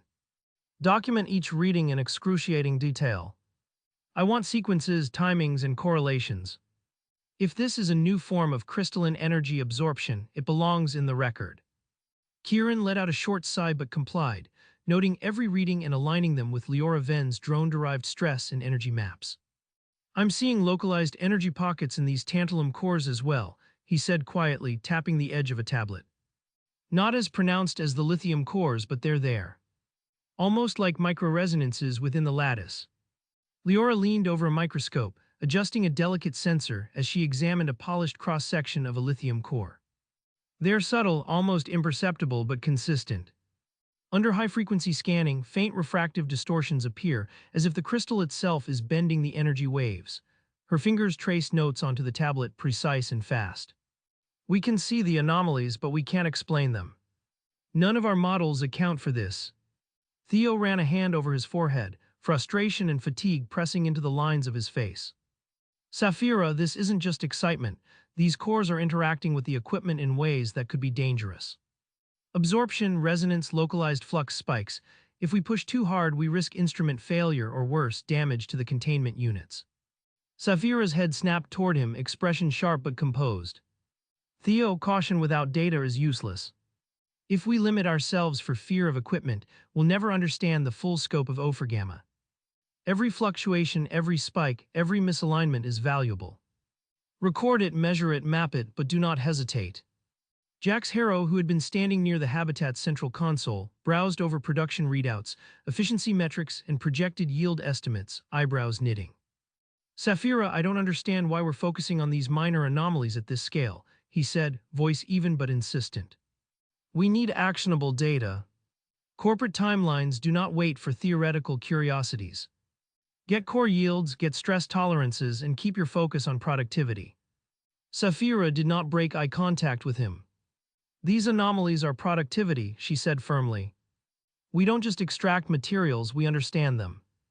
That understanding is what separates a normal operation from a pioneering one. I want every subtle pulse recorded, every energy spike mapped, and every microlattice shift documented. Gamma is not an Earth mine. It demands meticulous attention. Theo exhaled sharply, his fingers moving across a tablet, overlaying electromagnetic data with the isotope readings. I'm seeing correlations we didn't catch yesterday. The eastern lithium veins show pulses that match microcrystalline misalignments. There's a pattern forming, subtle but consistent. His tone carried the urgency of someone who knew these faint patterns might indicate unpredictable forces at work. Kieran leaned back slightly from the microscope, rubbing his eyes. It's almost like the planet is aware. The microresonances adjust when we measure them. Not rapidly, but enough that repeated scans give slightly different outputs each time. Leora added softly, almost to herself, like the crystals are alive in a sense. Not conscious, obviously, but reactive. And it's across multiple elements, lithium, tantalum, some platinum, though not uniform. I can't find a pattern in formation history that explains it. Saphira paced along the central lab aisle, voice carrying authority over the low hum of instrumentation. Reactive or not, it is ours to understand. Do not dismiss any deviation. Every pulse, every shift could be the key to understanding Gamma's formation or the mechanism behind these deposits. She paused over a particularly bright lithium sample, fingers brushing lightly against the core casing. This planet is telling us something. We just have to listen carefully enough to decode it. Theo shook his head slightly, muttering under his breath as he adjusted a spectrometer probe. Decode it before it decodes us, maybe. I'm telling you, something is interacting with the equipment. It's not just the crystals, it's the energy, the environment itself. If we push too fast. Kieran glanced at Theo, tension clear in his stance. He's right. The cores aren't passive. They respond differently each time we run high-frequency scans. It could be harmless, but repeated testing could introduce unpredictable effects. Safira's expression hardened. Unpredictable is part of the discovery. Calculated risk is science, Theo. Fear is not. Every test we conduct is under controlled conditions. Every anomaly we observe is data, not danger. Hours passed. Lights in the habitat hummed softly, temperature controls maintained ideal lab conditions, and the team worked tirelessly, shifting samples between stations, aligning spectrometers, and analyzing faint, almost imperceptible light reflections within the lithium veins. Microlattices misaligned by fractions of a nanometer, faint absorptive pockets of energy that seemed to grow slightly under observation, and low-level pulses that synchronized with high-frequency scans, all became entries in the growing mountain of data. Safira moved from station to station, voice always present, guiding, demanding, pushing. Document everything. Do not assume any fluctuation is irrelevant. Capture patterns, repeat sequences, overlay scans. Every detail is crucial. She leaned over Theo's console, pointing at a sequence of faint light flickers. Here, this sequence. I want to cross-check with the isotope alignment and the drone topographical overlay from today. Match every pulse with its location. Nothing gets ignored. Leora worked silently beside him, adjusting a scanning sensor to measure the subtle refractive distortions she had observed. I can map the flickers in 3 dimensions, layer them against stress points. It's subtle, almost imperceptible, but it's there. Theo muttered, and consistent. Every eastern seam core has microresonances. Not random. Something is happening, something reactive. Kieran added quietly, eyes scanning a monitor displaying a holographic lattice map. It's like the minerals aren't passive. They adjust. They respond. Every time we run an active probe, there's a shift, tiny but measurable. That's new. Jax glanced up from his data logs, exasperated but quietly impressed. Fine. Drag it. But remember efficiency. Every minute spent here is a minute not producing yield data. Don't get lost in anomalies. Safira didn't reply directly. Instead, she moved to the largest lithium core, eyes narrowing. Fingers hovering over instruments, she adjusted a scanner and muttered, "If Ophrgamma is showing us something beyond formation models, I intend to record it. Every pulse, every misalignment, every energy spike counts." The team continued through the artificial night cycle, lights casting long shadows across tables crowded with cores, instruments, and cables. Microresonances pulsed faintly, energy absorption pockets glimmered in lithium and tantalum, and faint luminescent streaks appeared along vein edges. Theo documented each one, fingers moving quickly over a touchscreen, while Kieran and Leora debated whether the patterns indicated natural crystalline stress or something entirely beyond known physics. Safira hovered, watching, directing, orchestrating, and insisting on exhaustive analysis with relentless precision. Hours turned into what felt like days as the habitat's artificial sun cycle dimmed and restarted, samples processed, spectral overlays matched, and every anomaly catalogued.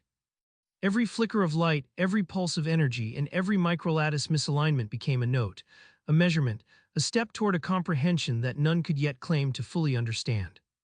The survey team spent hour after hour in Ophrgamma's twin landscapes of brilliance and peril.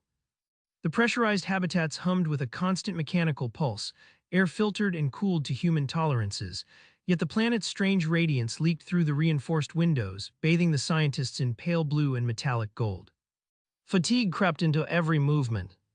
Fingers jittered slightly as Leora Venn labeled lithium cores. Theo Ryland nearly dropped a vial of tantalum when a sudden tremor rattled the habitat supports. Kieran Solis rubbed the bridge of his nose, the fine hairs on his arms lifting as static charged through the dome's floor panels. Even Safira Kale, ever tireless, felt a subtle weariness beneath the adrenaline that drove her. The fieldwork outside was even harsher. Narrow lithium canyons funneled wind with sharp metallic whines. Dust danced along the canyon floors, catching the light of the twin suns in strange reflections, moving like restless spirits over the surface of rocks so pure that even handheld cores seemed unnaturally dense. Platinum veins glittered like frozen rivers along cliff faces. Neodymium ridges cast kaleidoscopic shadows, shifting as the suns moved, disorienting anyone who tried to gauge distance. The drones, essential to the team's mapping, sputtered and faltered in narrow ravines. Signal loss became routine, sometimes lasting minutes, requiring rerouted relays and rapid recalibration. Theo's anxiety grew with each interrupted feed, his eyes scanning not only the readings but the faint, inexplicable flickers along certain lithium seams. Eastern sweep altitude up another meter, Saphira called sharply, pointing to a holographic overlay projected from her wrist console. Keep those relays in range, Theo. Don't let the canyon swallow our data. Theo's jaw tightened. Signals dropping again. If we push the drones too deep, we'll lose more than just readings this time. We adjust, Saphira said, voice crisp, unyielding. We don't stop. Keep moving, she pivoted to Kieran. Those cores from the tantalum seam first priority. Leora, mark every energy spike. Nothing gets past you. I want a complete record. The lithium seams themselves seemed to resist easy measurement. Tiny pulses of luminescence traced intricate paths along the veins, often flickering in response to the scanning instruments. Theo's fingers flew over the tablet as he recorded coordinates, energy intensity, and timing sequences. It's reacting, he muttered, barely above the canyon's hum. Every sweep triggers it differently. I don't know why. Kieran squinted at the streaming data. No known mineral behaves like this. We've tested vibration thermal scans, all standard protocols. This is something else entirely. Leora adjusted a drone hovering too close to a lithium wall. I've seen a flicker in the microfractures too. Not just the veins. The cliffs themselves, they're interacting somehow. Look at this pattern. She highlighted a subtle wave along the mineral surface that seemed to match the drone's LiDAR pulses. Saphira waved a hand, signaling both caution and command. Document it. Record the interactions. Keep the survey moving. Every minute we lose is a minute Ophrgamma remains uncharted. We don't have the luxury of fear.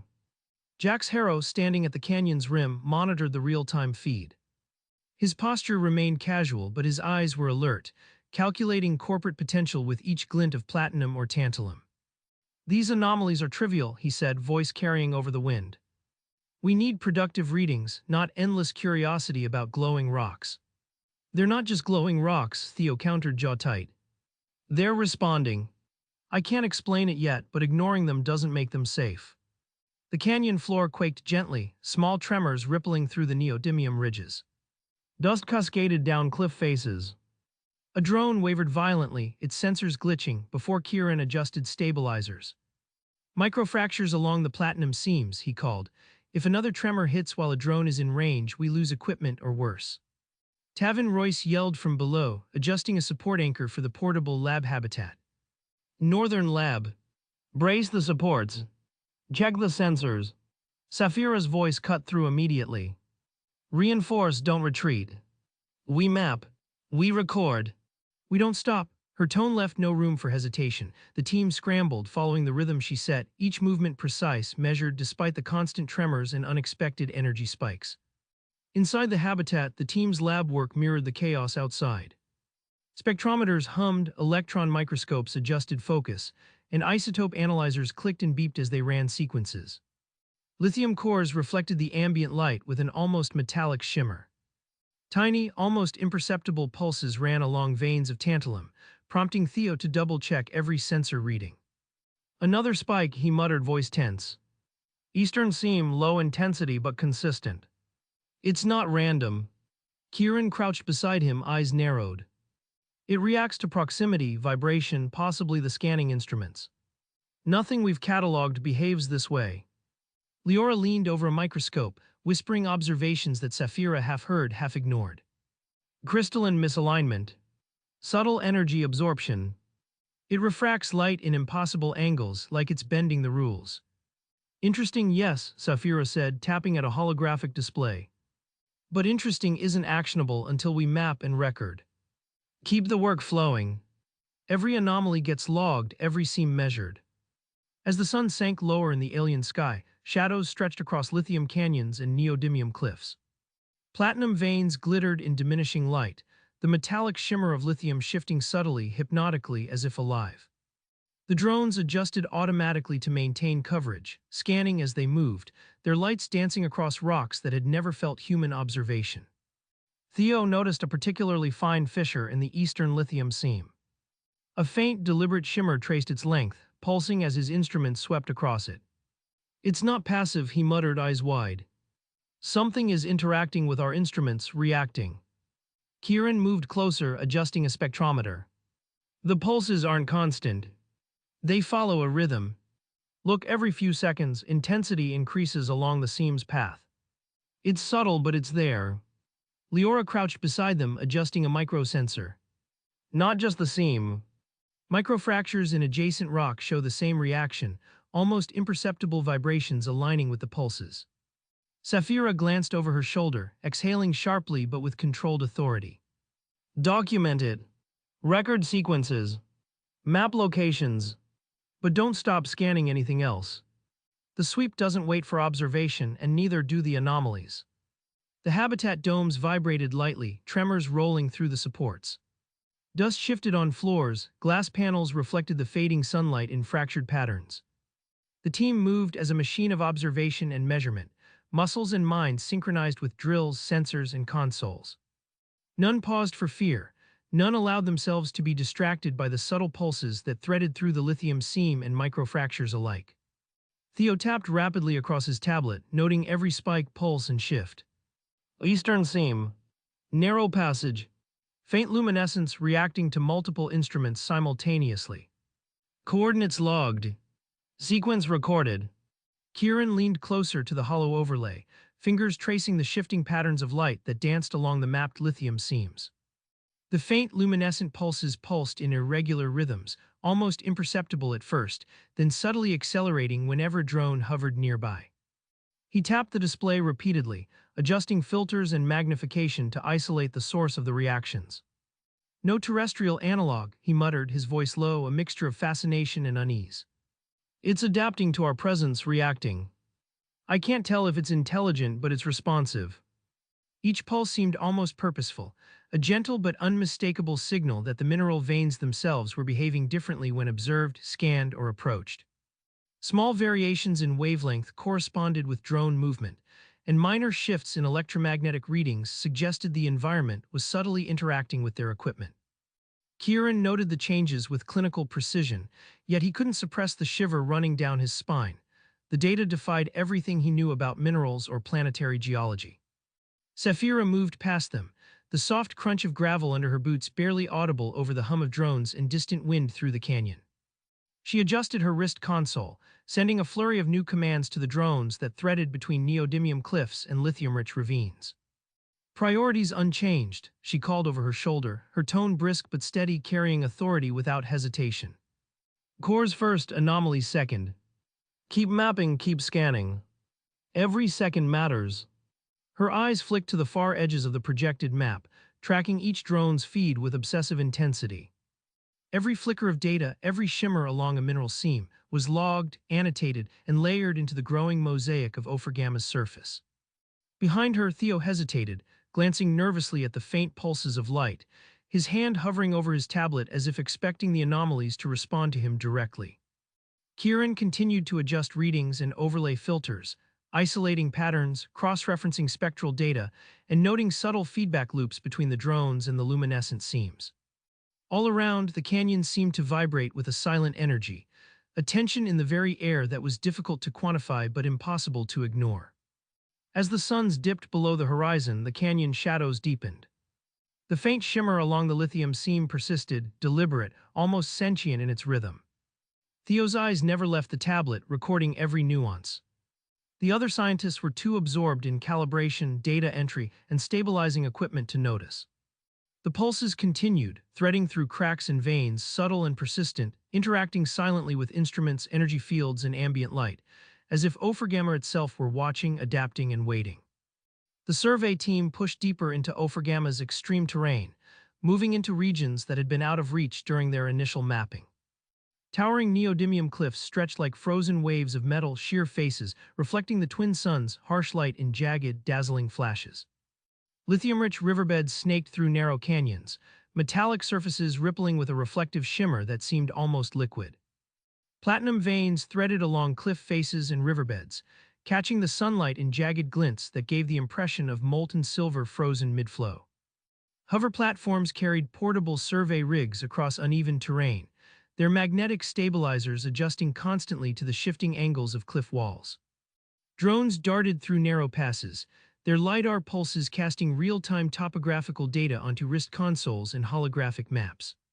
Saphira Kale stood on a ridge overlooking a massive lithium gorge, wrist console projecting a layered holographic overlay of drone sweeps, core locations, and energy readings. She leaned forward, eyes scanning cliffs, pockets of lithium, and the glints of platinum veins. Theo, adjust northern drones altitude by 3 meters.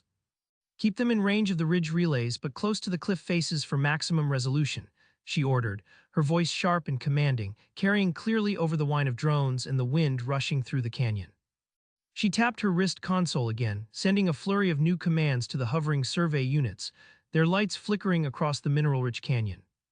Every unusual formation, crystal orientation, and density variation was mentally cataloged for potential patentable discoveries, her mind racing faster than the drones she controlled. Theo Ryland moved to a lower ledge, tablet in hand, eyes scanning incoming energy readings from the lithium seams below. A faint pulse flickered deep within one seam, perfectly timed with a drone hovering above it. His brow furrowed as fingers hovered above the touch interface. Saphira, another spike. Lower gorge, eastern seam. Not consistent with known electromagnetic fluctuations. Logging coordinates now, he said, voice tight. He watched the subtle luminescent flicker trace the mineral's surface, seemingly responding to the presence of the drones, almost as if the vein itself acknowledged observation. Saphira's eyes never left her console. Minor environmental oddities. Track it, record it, but do not pause scanning.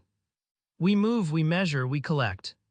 Every second counts, Theo, she said sharply, tapping commands that adjusted flight patterns and data logging intervals simultaneously. She shifted her attention to a narrow canyon to the south, where a lithium river wound through metallic ridges. Drones followed the twists of the river, scanning for density changes and unusual structures, while the portable survey rigs hummed with vibration sensors and isotopic analyzers recording readings at millimeter precision. Jax Harrow leaned against the edge of a hover platform, arms crossed, scrolling rapidly through incoming data streams and projected yield estimates. His eyes darted between live drone feeds and potential extraction calculations. Focus on tangible results, he said, voice clipped, his impatience palpable. Cores, densities, extraction potential. The anomalies are secondary until we have something actionable. This is about results, not curiosity, he glanced at Theo. Are those spikes really worth our attention? I need numbers, not speculations. Theo's jaw tightened as he stared at the tablet, the faint luminescent pulses on the lithium seam reflected in his eyes. They're consistent, Jax. Not random, he said, voice low but firm. Each spike, each subtle shift had a pattern, however delicate, and he felt the weight of responsibility pressing on him. I've logged coordinates, timestamps, and instrument reactions, he continued, tapping the screen rapidly, fingers moving almost obsessively. The data painted a picture of subtle interaction between the drones and the mineral surfaces, a rhythm that seemed too deliberate to dismiss. It's subtle, but it's there. Ignoring it could. Ignore it for now, Jax interrupted, cutting him off sharply. His tone was clipped, impatient, leaving no room for debate. We don't have the luxury of chasing ghosts. Theo's hand hovered over the tablet, frustration tightening his chest. If it matters, it'll show up in yields. Focus on cores first, Jax added, gesturing toward the incoming stream of physical samples, as if the subtle energy spikes were irrelevant. Theo exhaled, tension coiling in his shoulders, but his eyes remained fixed on the data. He knew the pulses were more than minor interference. They were deliberate, and ignoring them might carry consequences the team could not yet foresee. Dr. Leora Venn crouched beside a jagged platinum seam, carefully installing a series of sensitive vibration sensors along hairline fissures. Every instrument had to be anchored with precision. Even the smallest tremor could skew readings or trigger false positives. She adjusted the angle of a spectral analyzer, noting a faint, almost imperceptible pulse of light flickering along the cliff face. It was subtle enough to be mistaken for a reflection, yet too regular and deliberate to ignore. Kieran, see that? Energy spike minimal but persistent. Possibly linked to structural density, she whispered, leaning closer to the readings without alerting Saphira. Kieran Solis crouched beside her, setting up a chemical analysis rig to measure isotopic behavior in dense veins. Ratios are off as expected, he murmured, eyes flicking between the data streams and drone feeds. But there's subtle feedback too, light shifts and absorption changes. Not significant yet, but consistent. It shouldn't be happening under normal conditions. He tapped the tablet to adjust overlays, isolating specific areas of the lithium seam that appeared to respond to drones and instruments simultaneously. LT. Tavin Royce moved along a narrow ledge, scanning for loose rock and unstable surfaces. Caution, he called in a calm but firm tone. Grid Delta 3, possible rockfall. Keep portable rigs clear. His voice carried a quiet authority that balanced the tense rhythm of the team. He adjusted the position of a hover platform slightly, shifting its magnetic stabilizers to compensate for minor tremors that had begun to ripple through the canyon floor. Saphira's voice cut through the canyon again, crisp and commanding. Leora, keep vibration sensors active. Kieran, prioritize cores from any platinum seams showing unusual light behavior. Theo, maintain continuous logs of energy spikes and luminescent anomalies. Every second matters. Do not miss a single detail. She tapped her wrist console repeatedly, redirecting drones through narrow corridors of neodymium cliffs, hovering over lithium deposits that shimmered faintly in response. Her eyes scanned the holographic overlay for any deviations, flickers, or unexpected patterns in density or light reflection. Theo's fingers flew across his tablet as he logged each spike, each micropulse, and each shift in the mineral readings. Another faint flicker appeared along the lithium riverbed in a narrow canyon, visible only when multiple drones' sensors aligned with its position. Eastern Gorge narrow passage. Luminescence reacting to drone sweeps. Coordinates logged, sequence recorded, he said, voice tight, aware that this subtle response could indicate phenomena beyond current understanding. Saphira adjusted drone flight paths once more, sending some units to sweep higher cliff faces while others descended into gullies and ravines. Cores first, anomalies second, she reiterated firmly. Mapping remains the priority. Observations will follow, but don't let curiosity slow the sweep. Her eyes flicked constantly between the feeds, noting the smallest deviations in mineral distribution, the subtlest reflective patterns, and the pulses that seemed to ripple along lithium and platinum veins. Kieran glanced up at Theo, voice low. Do you see how it reacts when drones hover? Every minor change in sensor output correlates to its flicker. It's like it's aware of observation. Theo's eyes never left the tablet. I've logged it, Kieran. I just don't know what it is. Could be energy responsive or something else entirely. Something else entirely, Kieran repeated under his breath, fingers tracing patterns across the holographic overlay, isolating subtle feedback loops. All around, Ophragama stretched in impossible scale. Metallic cliffs rose in jagged ridges, lithium rivers rippled like liquid light, and platinum veins glimmered sharply. Drones' LiDAR pulses cast digital shadows across canyon walls, and portable rigs vibrated under the strain of complex analyses. Subtle energy pulses in mineral seams continued, faint and irregular, yet interacting silently with instruments and drones, unnoticed by most of the team except for Theo, Leora, and Kieran. Saphira paused on a ridge, inhaling the metallic-scented air while scanning the far edges of the holographic overlay. Do not pause for anomalies, she said softly, almost to herself, then louder for the team, but record everything. Every second matters. Hover platforms hummed along jagged cliff edges, drones cut arcs through narrow canyon passes, and the team moved with synchronized precision, absorbed in a rhythm of mapping, scanning, and logging. Even as the sun angled toward the horizon, fractured light scattering across jagged cliffs, faint glows continued to pulse along the lithium and platinum seams. Theo's eyes never left his tablet, fingers tapping rapidly, logging each microspike, each subtle flicker. The luminescence shifted in rhythm with the drone movements, imperceptible to anyone not watching the instruments with the same intensity. Leora crouched beside a lithium seam, her spectral scanner capturing minute reflections of light that seemed to ripple internally through the mineral.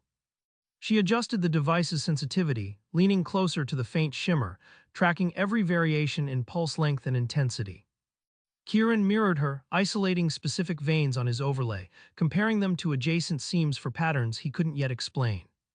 A subtle hum vibrated through the canyon floor, almost too low to notice, but it seemed to synchronize with the flickers in the minerals. Theo's brow furrowed, noting the alignment of energy spikes across different seams, the way the minerals reacted almost instantaneously to the hovering drones. Each reflection, each micropulse demanded attention, and he refused to let a single anomaly go unrecorded. The rest of the team moved through the canyon, drones and hover platforms tracing intricate paths over cliffs and riverbeds. They adjusted sensors, collected cores, and recalibrated instruments, unaware of the faint, deliberate responses threading along the mineral surfaces. The lithium shimmered in places it shouldn't have, the platinum glinted with subtle pulses, and every motion in the canyon seemed to ripple against the readings only Theo, Leora, and Kieran could perceive.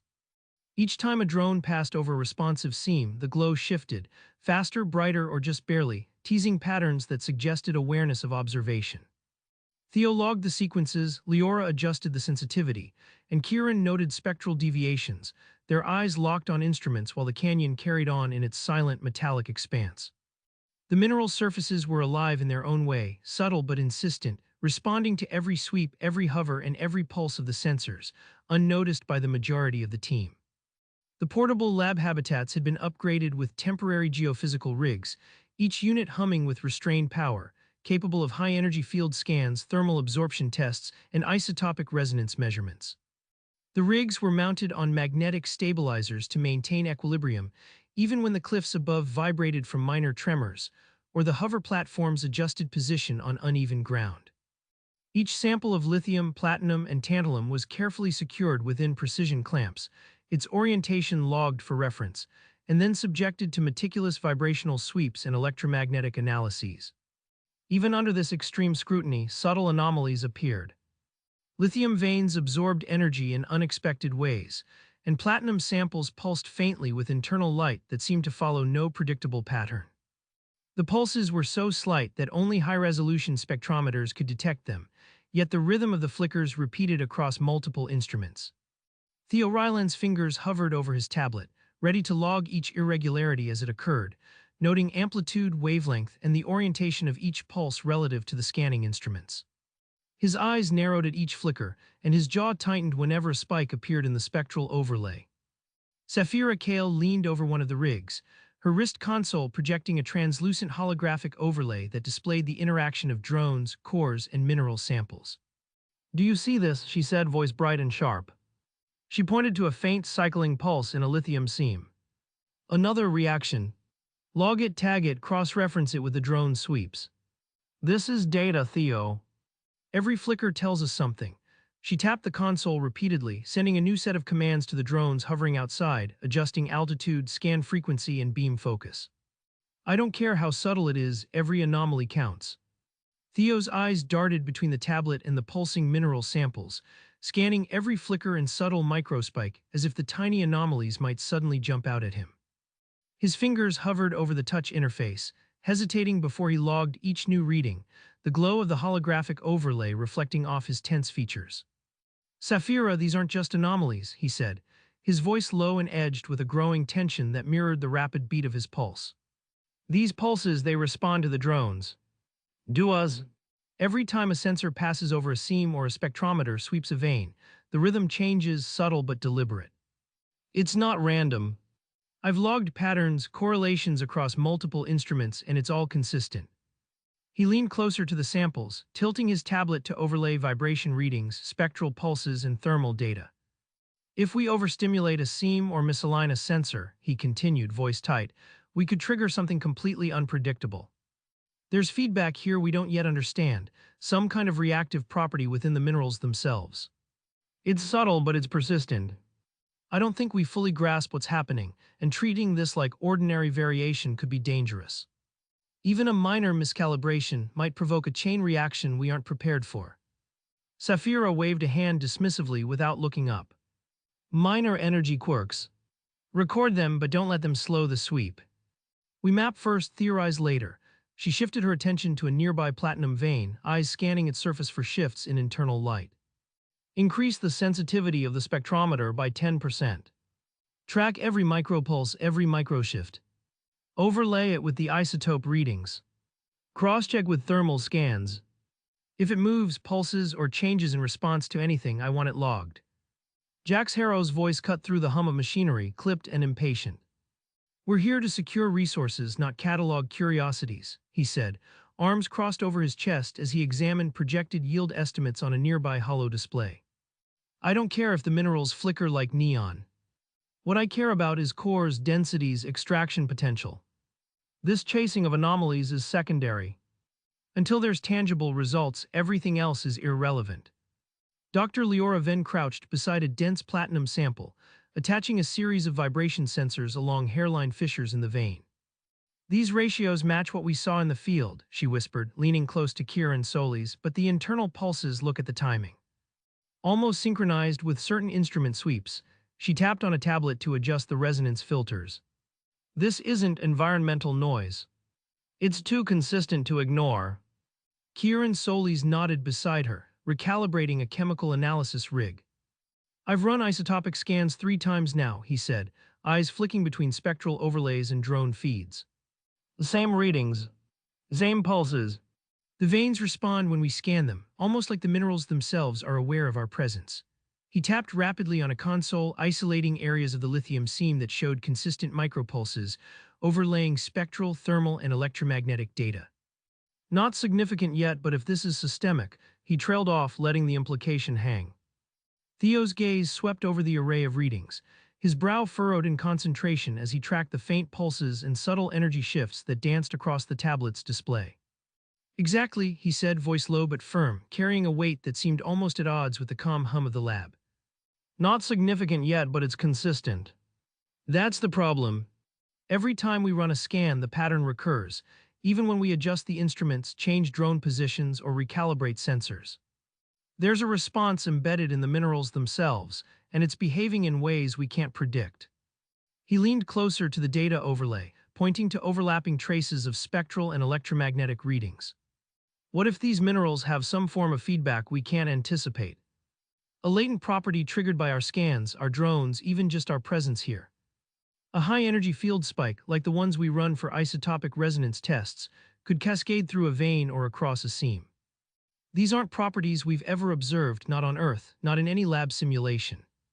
And yet they're here, persistent and subtle, waiting to interact in ways we have no model for.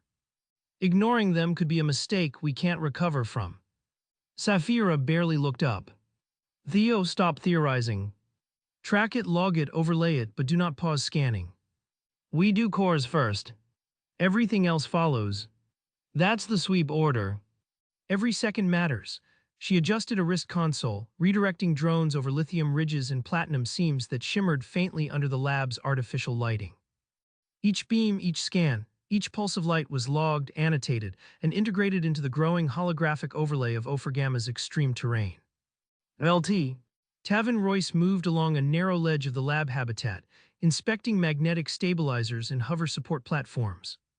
"Minor tremors are increasing," he called over the hum of the rigs. "Adjust anchor points on the cores. Ensure vibration sensors are still aligned. We can't afford misreads from structural shifts." His voice was calm, measured, but carried the authority of someone used to enforcing discipline in uncertain conditions. Saphira's gaze flicked to the far edge of the holographic overlay, tracking drone feeds with obsessive intensity. "Cores, anomalies, overlays. Every pulse, every shift, every spectral microspike logged. Theo, crosscheck against instrument position. Kieran, compare with isotopic response. Leora, track vibration alignment." She leaned forward, lips tight, eyes scanning every flicker of light. "Don't assume anything is random. Nothing escapes the sweep." Theo's fingers flew across his tablet, logging subtle micropulses in lithium veins, noting fluctuations in platinum and tantalum samples, marking correlations with drone movement, and recording faint electromagnetic spikes that seemed to ripple along certain mineral seams. Each pulse was precise and deliberate, invisible to the casual observer, yet it left a pattern only visible to careful analysis. He whispered under his breath as the readings streamed in. "It's as if it knows we're here." Dr. Venn and Kieran exchanged glances, quiet and tense. "We can't rule out some unknown feedback mechanism," she said softly. "Energy-responsive materials, fine, but repeated pulses, multiple samples synchronized with drones. That's unusual. That's something more." Saphira's voice cut through again, brisk and unyielding. Record overlay log. Continue scanning. Do not stop for speculation. She sent a wave of commands to the hovering drones, sending some over cliffs and gullies, while others descended along lithium riverbeds, their lights reflecting faintly on shimmering veins. The lab hummed with the energy of meticulous observation, instruments vibrating, sensors flickering, and holographic overlays shifting with every pulse recorded. Jax's impatience was evident as he moved between platforms, arms crossed, eyes flicking between projected yields. I want data I can quantify. Anomalies are interesting, but unless they alter extraction estimates, they are secondary. Focus on cores and densities. Every other observation is noise until proven actionable. Theo's jaw tightened. Actionable or not, this behavior is unprecedented, he muttered, eyes scanning the pulses in real time. He logged microresponses with millisecond accuracy, correlating them with drones, spectrometers, and vibration sensors. These anomalies aren't random. They respond. They're subtle but persistent. Ignoring them is reckless. Saphira waved him off. Track it, log it, cross-reference it, but the sweep continues. Mapping first. Cores first. Everything else follows. Her tone left no room for dissent, her focus absolute as she monitored every feed, every pulse, and every flicker of light along Ophrgamma's veins. The lab vibrated faintly with the hum of machines, sensors detecting imperceptible shifts in thermal gradients and electromagnetic fields. Each reading was cross-referenced in real time, layered over drone feeds, and overlaid with spectrometer data. Microenergy spikes appeared across multiple samples, faint luminescent cycles danced within platinum lattices, and lithium veins glimmered subtly as if acknowledging their presence. Only Theo, Leora, and Kieran noticed the patterns with clarity, cataloging every detail meticulously, while the rest of the team moved with practiced efficiency, absorbed in the routine of cores, logs, and scans. Hours passed. The lab became a rhythm of pulses, flickers, and digital overlays. Every sensor adjustment, every drone recalibration, and every minor shift in a mineral sample was accounted for. Even as fatigue crept in, the subtle anomalies persisted, threading through instruments and readings, hinting at a complexity that no single scientist could fully grasp. Saphira's obsession, Jax's impatience, and Theo's caution created a tension that pulsed almost as persistently as the minerals themselves.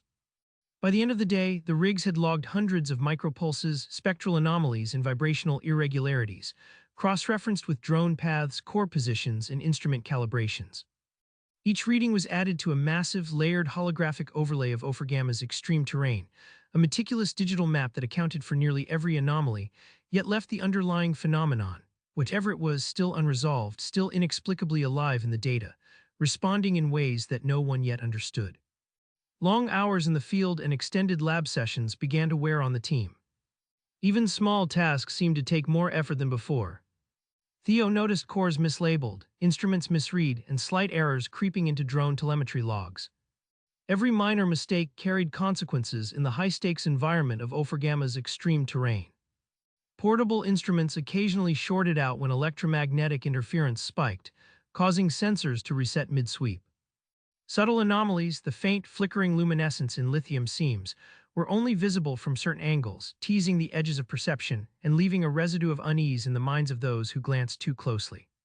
Saphira Kale, undeterred, pressed the team forward relentlessly. Every anomaly matters, she repeated, pacing along a ridge while issuing commands to hovering drones. We map it, log it, and then we move. Nothing waits for hesitation. Her voice carried across the canyon, sharp and precise, cutting through the hum of sensors and the whine of machinery. Theo tracked the pulses of light in the mineral seams, each one seemingly responding to proximity or observation. He tried to convey the significance to Saphira, highlighting patterns that suggested a subtle, persistent feedback from the terrain itself. Saphira, these aren't just reactions to instruments, he said quietly, leaning over a tablet. I'm seeing repeated cycles tied to drone activity. If we overstimulate nothing, Saphira snapped, glancing briefly at him before turning back to the swarm of drones. Cores first, anomalies second. Record what you must, but the sweep doesn't stop. Every second matters. Her gaze shifted constantly between holographic overlays, live feeds, and the subtle shimmer along the cliffs. She made instant micro-adjustments to flight paths, reprogrammed logging intervals, and issued new commands to hover platforms carrying portable rigs, their stabilizers adjusting to microseismic tremors. Jack's Harrow hovered near a platform edge, scrolling through projected yield estimates and recalculated extraction metrics. "This is a resource operation," he said sharply. "Focus on the cores and the measurable. Don't waste time on unproven anomalies. If these pulses matter, they'll manifest in data we can use." His impatience radiated across the team, a pressure that pushed them to move faster, log faster, and maintain rhythm despite the exhaustion settling into muscles and minds. Theo's brow furrowed as he studied the streams of data pulsing across his tablet, eyes flicking between the subtle luminescent shifts in the lithium seams and Jax's impassive expression. "These readings aren't random," he said, voice low but insistent, each word measured. "Every spike, every micro-flash, it's repeating. I've logged the coordinates, the timestamps, the instrument's reactions. There's a pattern here. If we overstimulate a vein, misalign a sensor, we could trigger something unpredictable." He hesitated, then tapped the tablet again, highlighting clusters of anomalies that seemed to respond to drone proximity, their pulses accelerating or fading almost deliberately. "We don't fully understand it, but ignoring it could be catastrophic." Jax's gaze remained fixed on the projected extraction estimates, fingers scrolling through charts as if the data itself could erase Theo's warning. "Catastrophic or not," he said, voice flat and clipped, "we have deadlines and chasing anomalies won't pay the bills. Focus on cores first. Quantifiable results. That's what matters." He leaned back against the hover platform railing, arms crossed, and let the numbers glow in front of him, signaling an unspoken dismissal of the subtle dangers Theo tried to emphasize. Theo's hands clenched around the edges of his tablet. The faint glows along the mineral seams shifted again, rippling in almost imperceptible pulses that seemed tied to the hovering drones. "Jax, look at how it reacts. This isn't just a sensor artifact or environmental noise. It's responsive. If we provoke it accidentally, we could be triggering a chain reaction." He tapped a cluster of points on the holographic overlay, magnifying the readings to show the correlation between drone paths and energy pulses. Jax didn't look up, voice tight with impatience. "If it matters, it will show in yields. We don't have the luxury of speculation. Catalog it if you must, but the sweep doesn't stop. Understand? The anomalies are secondary until we get cores, Theo. That's the order of operations." Theo exhaled slowly, resisting the urge to argue further. He returned his attention to the tablet, cross-referencing spectral data and drone logs, isolating every flicker, every irregular pulse. Yet even as he worked, a tension settled across his shoulders, the kind that comes when warnings are ignored but the evidence insists something is already moving, reacting, alive in a way he couldn't yet define. The canyon seemed to hold its breath around them, the lithium veins shimmering faintly as if acknowledging his thoughts, silent, deliberate, and waiting. Leora and Kieran, crouched beside a lithium seam, adjusted spectral sensors and vibration monitors in near silence. Every flicker, every microenergy spike, every imperceptible reflection along platinum and lithium veins was logged meticulously. Leora whispered observations to Kieran. "These micropulses aren't following any known environmental pattern." "It's subtle but persistent." Kieran nodded, fingers flying over the overlays, isolating readings that seemed tied to drone proximity and instrument calibration. "It's reacting," he said under his breath. "Not random. Not environmental noise. Responsive." Even as the sun angled toward the horizon, scattering fractured light across cliffs, faint internal glows persisted along mineral seams. Theo's eyes never left his tablet, recording each nuance, each pulse, each subtle reflection. He adjusted filters and magnification to isolate patterns, cross-referencing each spike with drone movements and environmental factors. Leora and Kieran monitored readings with equal intensity, aware that the phenomena could escape casual observation entirely. Every luminescent flicker, every microenergy spike, and every reflection along the lithium and platinum surfaces was catalogued with obsessive precision. Saphira's voice cut across the canyon again. "Keep scanning. Adjust the sweep along the eastern cliff face. Every anomaly logged, every core collected. No hesitation. Precision and speed. Every second counts." Her wrist console sent simultaneous commands to multiple drone swarms, some hovering along cliff edges, others threading through lithium riverbeds and platinum veins. She didn't pause, didn't hesitate, her energy and focus an unyielding force driving the team onward. The canyon seemed alive. Faint tremors ran through cliff faces. Metallic surfaces reflected light in irregular patterns. Luminescent pulses threaded along veins, subtle yet deliberate. Instruments registered microvariations in electromagnetic fields whenever drones passed above seams. Portable rigs vibrated softly as they processed high-resolution data streams. Theo adjusted his tablet to overlay multiple scans, comparing luminescence to drone positioning, energy feedback, and vibration logs. "See this?" he asked Leora, pointing at a series of tiny, consistent pulses that appeared across 3 separate seams. "Not environmental noise. There's feedback, precise and timed." Leora leaned closer, recalibrating the spectral filters. "It's almost as if the minerals are aware of the drones. Look, light cycles match flight paths even when we shift patterns." Kieran tapped his wrist console, cross-referencing the data with vibration readings. And electromagnetic spikes align with sensor adjustments. Every little change we make produces a subtle reaction in the seams. Hover platforms hummed along jagged cliff edges. Drones cut arcs through narrow canyon passes. The team moved in a synchronized rhythm of scanning, logging, and collecting cores. Every adjustment, every redirection of a drone, every shift of a rig elicited small changes in the mineral seams. The canyon walls seemed to ripple in response to presence, to activity, to observation. Theo scribbled notes on his tablet with obsessive care. Eastern Gorge narrow passage. Pulse cycles consistent with drone proximity. I've logged timestamps, coordinates, sequences for every active unit. Safira's voice was steady, commanding. Adjust sweeps to secondary passes. Relog every anomaly. If it pulses, record it. Every second counts. She glanced at the shimmering cliffs, her fingers flying across the holographic map, recalculating every drone trajectory, every data collection interval. Even as twilight spread through the canyon, internal glows persisted along seams. Pulses threaded through veins, responding to drones, instruments, and human movement alike. Theo, Leora, and Kieran were the only ones aware of the precise rhythm of each microenergy spike, every subtle reflection, every faint luminescent flicker. Hover platforms shifted smoothly along the jagged canyon ledges, while drones threaded through narrow passes, their lights tracing every contour of the lithium and platinum veins. Micropulses of energy flickered along the seams, seemingly synchronized with the movement of the survey units. Theo adjusted settings on his console, tracking each pulse as it rippled through the mineral veins, noting subtle correlations between drone altitude and the intensity of the signals. Leora crouched by a vibration sensor, her fingers tight around the controls as she calibrated the readings to isolate the faintest shifts in frequency. A pulse ran through the platinum cliff, and she watched the data spike, holding her breath as the pattern repeated in perfect synchrony with a hovering drone. Kieran tapped overlays on his console, cross-referencing spectral data with Theo's logs, muttering under his breath as each pulse aligned with multiple instruments simultaneously. Everywhere, the team moved in tight rhythm, adjusting drone altitudes, repositioning hover platforms, and manipulating the portable rigs with meticulous care. Each luminescent flicker, each imperceptible ripple through the mineral veins was catalogued, yet no one broke their flow, no one hesitated, and no one questioned the silent responsiveness of the terrain.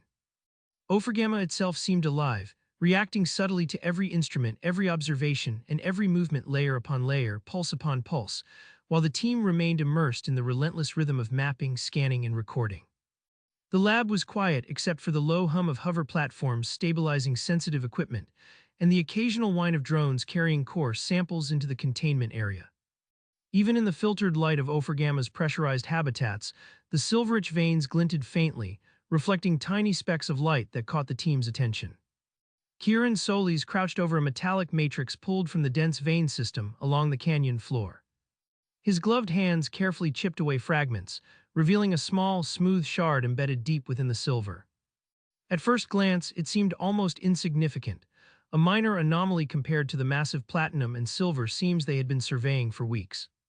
But as Kieran lifted it into the air, the shard revealed a subtle internal glow, faint and rhythmic, like a slow heartbeat suspended within a perfect crystal. The light pulsed in delicate waves, barely illuminating the instruments around it, yet the effect was immediately mesmerizing. Safira Kale moved closer, wrist console tucked under her arm, holographic readouts from the drones projected in midair. "Hold it steady," she instructed, her voice low but urgent. She tapped the display of her magnifier and leaned forward, eyes narrowing as she examined the shard. The glow shifted subtly when she moved, almost as if the shard were tracking her movements. She waved a hand above it experimentally, and the pulse accelerated minutely, fading when her palm moved away. "Do you see that?" she whispered, more to herself than anyone else. "It's responsive." Theo Ryland, standing a step behind, felt a chill creep along his spine. He observed the instruments, spectrometers, vibration sensors, electromagnetic readers, all flickering in minute synchrony whenever the shard moved. "Sapphira," he said cautiously, his voice steady but tense, "look at the readings. The shard isn't just glowing, it's interacting with the equipment. Every movement we make seems to affect its internal energy. I don't think it's inert, not entirely." Sapphira tilted her head, eyes narrowing as she rotated the shard in gloved fingers, comparing it to the surrounding silver matrix. "No heat," she noted aloud. "No radiation. It doesn't respond to standard electromagnetic scans in any measurable way, yet it pulses. It's perfect. Smooth. Completely unlike anything we've cataloged." She held the shard up to the light, letting the twin suns' filtered rays reflect through its translucent interior.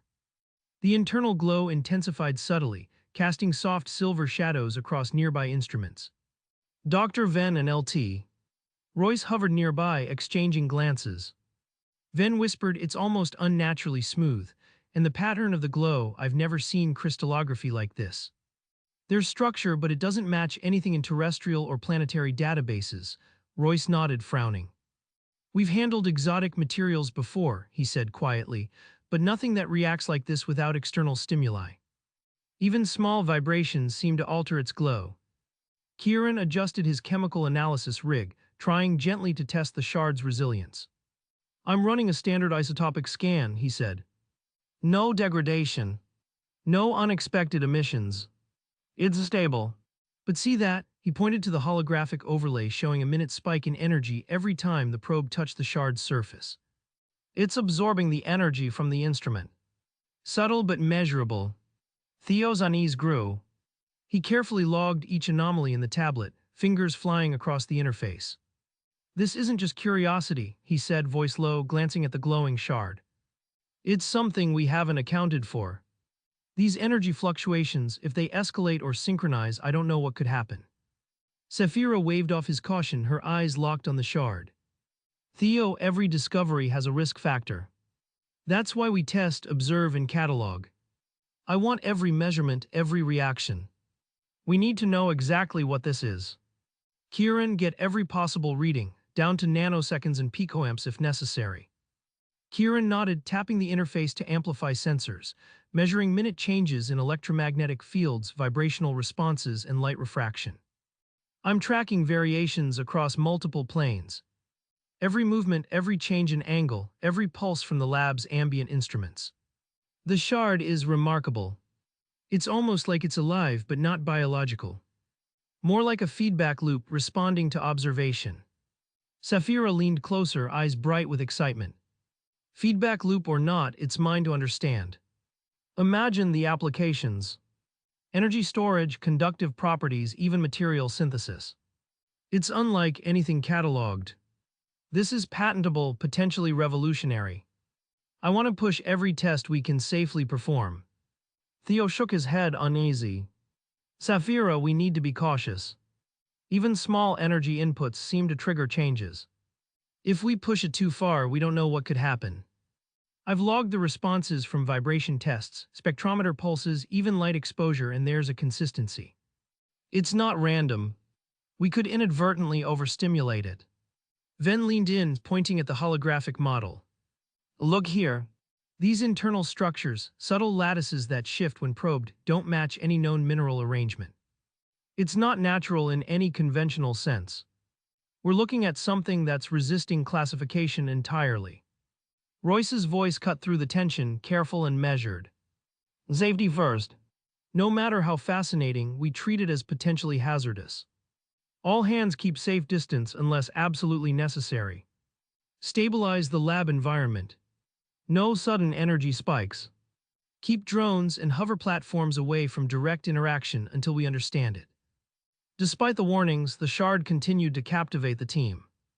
Its pulsing glow reflected across Sapphira's face as she rotated it under a microscope, tracking subtle shifts that seemed to respond to her gaze. The rhythm was hypnotic, slow, and deliberate, almost as if it were marking time independently of any external input. Theo could feel the weight of unease settle across the habitat. He checked each instrument repeatedly. No anomalies in the environment, no unexplained currents or interference. Yet the readings persisted, consistent, synchronized, subtle. Every pulse seemed tied to something beyond his comprehension, yet entirely physical, measurable, and unmistakable. Kieran ran a series of vibration tests, applying incremental mechanical pulses.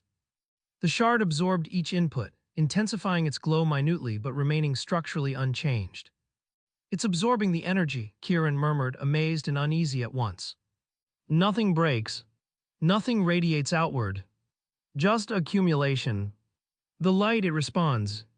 Saphira's fingers hovered over the control panel, eyes flicking between live overlays, spectral readouts, and her own observations. "Every increment matters," she said softly. "Record everything. Every change, every pulse. I want a complete profile. We're looking at a natural anomaly, yes, but also a potential treasure trove of energy dynamics." Theo interjected again, voice firm. "Treasure trove doesn't capture the risk. Every observation so far hints at latent energy storage. That means even minor stimuli, thermal, kinetic, electromagnetic, could trigger something we can't predict. We need constraints, thresholds. Otherwise—" Saphira cut him off, excitement overtaking caution. "Otherwise, we learn nothing. Theo, log everything, but don't stop experiments. This is the discovery we've been working toward. If it responds to us, we study how. If it doesn't, we catalog and move on. Either way, it's data and it's unprecedented." The lab fell into a tense rhythm. Kieran adjusted sensors while Ven recorded spectral shifts, Royce ensured containment integrity, and Theo meticulously documented every spike, pulse, and microvariation. Hover platforms hummed, instruments vibrated, and the shard pulsed in slow, deliberate beats. Every scientist was aware of its subtle responsiveness, yet absorbed in their tasks, cautious excitement blending with professional rigor. Hours passed. The shard's glow persisted, undiminished. Tiny shifts in intensity seemed synchronized with ambient energy fluctuations, drone activity, and even the researchers' movements. The longer they observed, the more patterns emerged: incremental changes in brightness, faint oscillations along its surface, and subtle spectral ripples that defied immediate explanation. By the end of the day, Vitrum K had been carefully cataloged in their logbook. Smooth, translucent, internally luminous, resistant to chemical testing, energy-absorbing, responsive to external input, its properties were meticulously documented. The team remained unaware of just how extraordinary their discovery was. They joked lightly about its catalog number and playful name, but underneath, an undercurrent of tension persisted. Theo's unease, subtle spikes, and the shard's hypnotic pulse left a residue of anxiety that no amount of humor could mask. Even as the habitat's lights dimmed to simulate Ophrgamma's fading sunlight, the shard continued to pulse faintly, casting tiny glimmers across the lab floor. Saphira lingered, leaning close, peering into the translucent interior. "Vitrum K," she murmured almost reverently. "We'll unlock your secrets. I promise you that." The shard rested in its containment tray, deceptively calm. Its surface was perfectly smooth, cool to the touch, and harmless in appearance, but the subtle rhythm of its glow suggested something deliberate. Each pulse, a slow, steady throb of light, seemed to reach into the instruments surrounding it, tugging at readings and amplifying minor energy fluctuations. Kieran adjusted a spectral analyzer nearby, and the shard's luminescence shifted almost imperceptibly, brightening in faint response before dimming again. Theo leaned closer, eyes scanning every fluctuation across the tablet display. "It's active," he muttered under his breath, fingers hovering above the controls as if hesitant to disturb it further. The shard absorbed ambient energy, the hum of the hover platforms, the faint vibrations of moving drones, even the subtle warmth from the scientist's hands, and each interaction left a minuscule trace in the data. Across the lab, Saphira circled the containment tray, her eyes flicking between live overlays, holographic readouts, and the shard itself. She waved a hand near its surface experimentally, and the glow pulsed slightly faster. "Interesting," she said, voice low, almost reverent. "It's noticing us. I don't know how, but it's reacting." The drones hovered on automated paths above the lab floor, their sensors scanning cores and instruments, unaware that the shard's energy subtly threaded through the space, brushing against their circuitry in ways too small to trigger alarms yet enough to alter minute readings. Even as the analysts typed, cross-referenced, and recorded, the shard's presence wove quietly into every motion of the lab. No one spoke for a moment, each scientist absorbed in the glow, the faint pulse, and the way the shard seemed to respond not just to equipment but to their very attention. It was inert to touch, yet alive in a way that teased comprehension, subtle, deliberate, and quietly insistent. Every flicker of light hinted at energy stored, waiting for a reason, a stimulus, or perhaps a question it had not yet been asked. Vitrum K rested in the containment tray at the center of the portable lab habitat, a quiet anomaly amid humming instruments, flickering monitors, and hovering drones. Its smooth, translucent surface glowed faintly, pulsing in slow, measured waves that seemed almost deliberate. The glow threw pale shadows across the instruments, illuminating the fine edges of Kieran's probes and the soft metal of Royce's containment controls. Saphira Kale crouched beside it, wrist console projecting holographic overlays and real-time readings, her eyes darting between thermal maps, isotopic scans, and vibration logs. Every faint shimmer in the shard was noted, every slight variation in intensity catalogued. "Kieran, start the resonance sweep," she said, voice low but taut with anticipation. "Incremental pulses. Track every reaction. Nothing gets skipped. Every spike matters." Dr. Kieran Solis adjusted a cluster of fine probes around the shard, calibrating the high-frequency vibration emitter with meticulous precision. "Incremental pulses engaged," he said, leaning close to the readouts. The shard's internal glow brightened slightly, then pulsed again in a rhythm almost too subtle to detect. "It's absorbing the energy," Kieran murmured, voice hushed, his eyes scanning the streaming graphs. "No deformation, no heat, but the intensity, it's increasing with each pulse. Not exponentially, but enough to register on every instrument we've got." Theo Ryland hovered near the tray, tablet in hand, fingers flicking across the touch interface to annotate every anomaly. His brow was tight, and his lips pressed together as he studied the readings. "Saphira, look at this," he said, voice edged with unease. The vibrational logs showed microfluctuations in nearby instruments, subtle shifts in electromagnetic fields that coincided with each pulse of the shard. Every exposure produces feedback, however minor. "I don't like this. It's storing energy. If we push it too far, we don't know what happens. It's like it's learning the environment." Saphira's gaze didn't waver, her eyes reflecting the shard's slow glow. "That's why we test Theo. Controlled conditions. Incremental energy input. Observe, record, repeat. Each pulse teaches us something. The data is the only path forward." She reached over the tray, her hand hovering above Vitrum K without touching it, feeling the faint warmth in the air generated by its energy accumulation. The shard's glow intensified slightly as if acknowledging her presence. "See, it responds to proximity too." "That's data, not danger," she added, almost to herself, tapping through layers of holographic overlays to adjust sensitivity thresholds. Kieran adjusted the isotopic bombardment apparatus, firing low-energy particle streams across the shard's surface. Vitrum K shimmered faintly in response, maintaining its perfect shape. "Ratios are stable," Kieran reported, eyes scanning spectral readouts. "No disruption to the lattice. But look here," he pointed to a subtle rise in background energy across the containment field. "It's feeding off the particles. The energy isn't disappearing, it's integrating. It's storing," his voice dropped to a near whisper. "It's like it's collecting, learning each input. We can't predict the limits yet." Theo's brow furrowed further.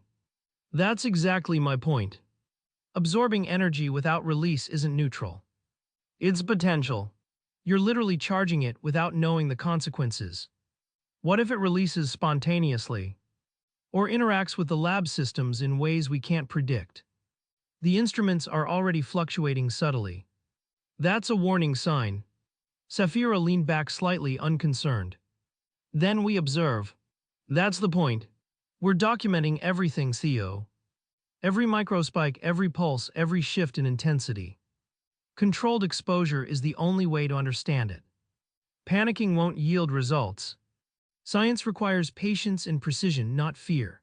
She tapped her wrist console again, adjusting drone hover paths around the containment tray, shifting spectral readouts to a higher refresh rate to capture every incremental pulse. Despite Saphira's confidence, minor anomalies began to ripple through the lab. Lights dimmed fractionally in response to the shard's growing energy absorption, and readouts flickered in near synchrony with its pulsing glow. Even the drones hovering nearby stuttered slightly, their stabilizers adjusting as if Vitrum K's subtle field was nudging them. Kieran jotted notes frantically, cross-referencing spectral data, isotopic readings, and electromagnetic logs. "It's subtle," he said, voice quiet but urgent but consistent. "Every energy input triggers a response, even the smallest vibrations. Look at the correlation across instruments, it's not coincidence." Theo shook his head. "It shouldn't behave like this. Minerals don't store energy like batteries, they dissipate it." Yet every reading confirms the same pattern: absorption, slight amplification of internal glow, subtle interference in surrounding instruments. "It's alive in some sense." His voice lowered as he spoke, as if louder speech could provoke the shard into some reaction. He traced the pulse patterns meticulously, comparing each one with the corresponding drone positions, isotopic bombardment paths, and ambient lab vibrations. Saphira ignored Theo's unease and directed attention to a thermal imaging readout. "Let's try microscale pulses again, gradually ramping intensity." "Kieran, adjust frequency by 0.03 Hz increments." "Royce, make sure the containment field remains stable, no energy bleed into the habitat."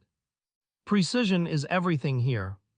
Any uncontrolled spike could skew results or worse, provoke unexpected behavior." "LT." Tavin Royce nodded, adjusting containment parameters while keeping a watchful eye on the shard. "Containment stable. No detected leakage, but energy flux is measurable in the immediate vicinity. Sensors calibrated to detect even minor deviations." "It's reactive to our instruments," he added, voice cautious. As the next round of tests commenced, the shard's glow pulsed in subtle synchrony with each scan, brighter at microfoci corresponding to Kieran's isotopic bombardment paths. Saphira's fascination deepened as she crouched closer, her fingertips brushing against the holographic projection without touching the shard itself. "Do you see that?" she asked, her voice low but intense. "It's not passive. It's integrating our input. Every pulse, every scan, it's learning the lab's rhythm." Theo's concern deepened further. He recorded every anomaly meticulously: microenergy spikes, faint interference in spectrometer readings, even the occasional stutter in drone movement. "Learning," he repeated under his breath. "It's adaptive. That's not a mineral, it's something else. Something we don't fully understand yet. Every pulse, every energy input, it's building a response pattern." Saphira, brushing a strand of hair from her forehead, tapped commands into her wrist console to initiate a controlled resonance sweep. "Incremental, nothing reckless. I want to see the limits. Every reaction logged. Every spike analyzed. This is why we're here, to understand, to discover, not just observe passively." The shard pulsed in response, faint ripples of light threading along its surface, brighter at microfoci that corresponded with Kieran's bombardment paths. Every subtle flicker sent tiny waves through the surrounding instruments. Theo's hand hovered over the tablet, fingers trembling slightly as he logged the precise timings of each pulse. "The energy accumulation, it's accelerating, even if slowly," he warned. "We can't know what happens if it reaches a critical threshold. Each microspike is a clue, but also a warning." Jax Harrow, leaning against the edge of the workstation, tapped a few commands on his interface, projecting simulated resource estimates across the main holographic display. "Impressive," he said, voice flat but sharp. "But we're not here to theorize. I want actionable data. Cores, potential yields, projected patents. If the shard proves valuable, it's an asset. If it's hazardous, it's a risk. Either way, document everything meticulously. That's your responsibility." The tension in the lab grew thick.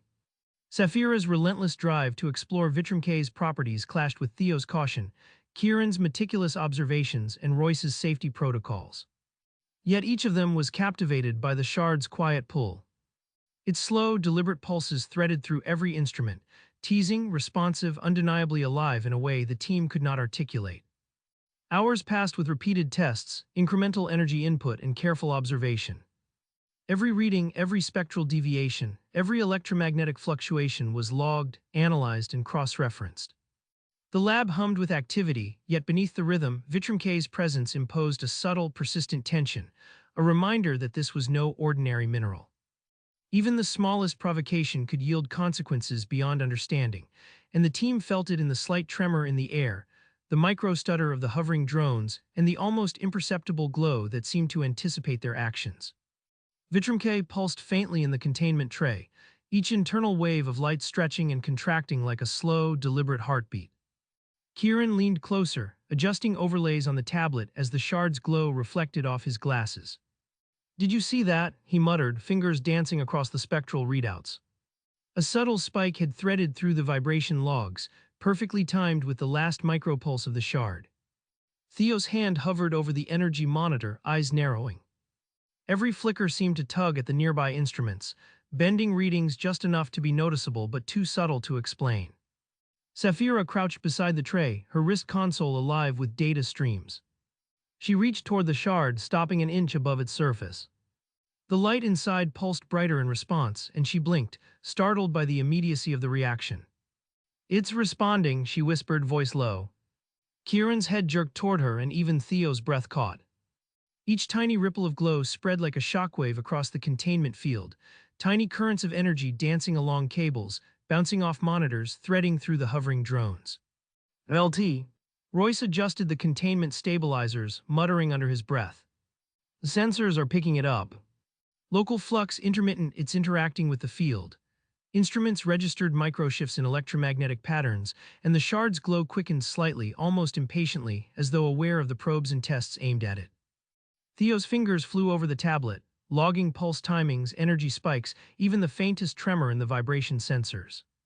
Every movement, every microshimmer seemed alive, threading through the lab's machinery and their own awareness, pulling their focus with an intensity that was impossible to ignore.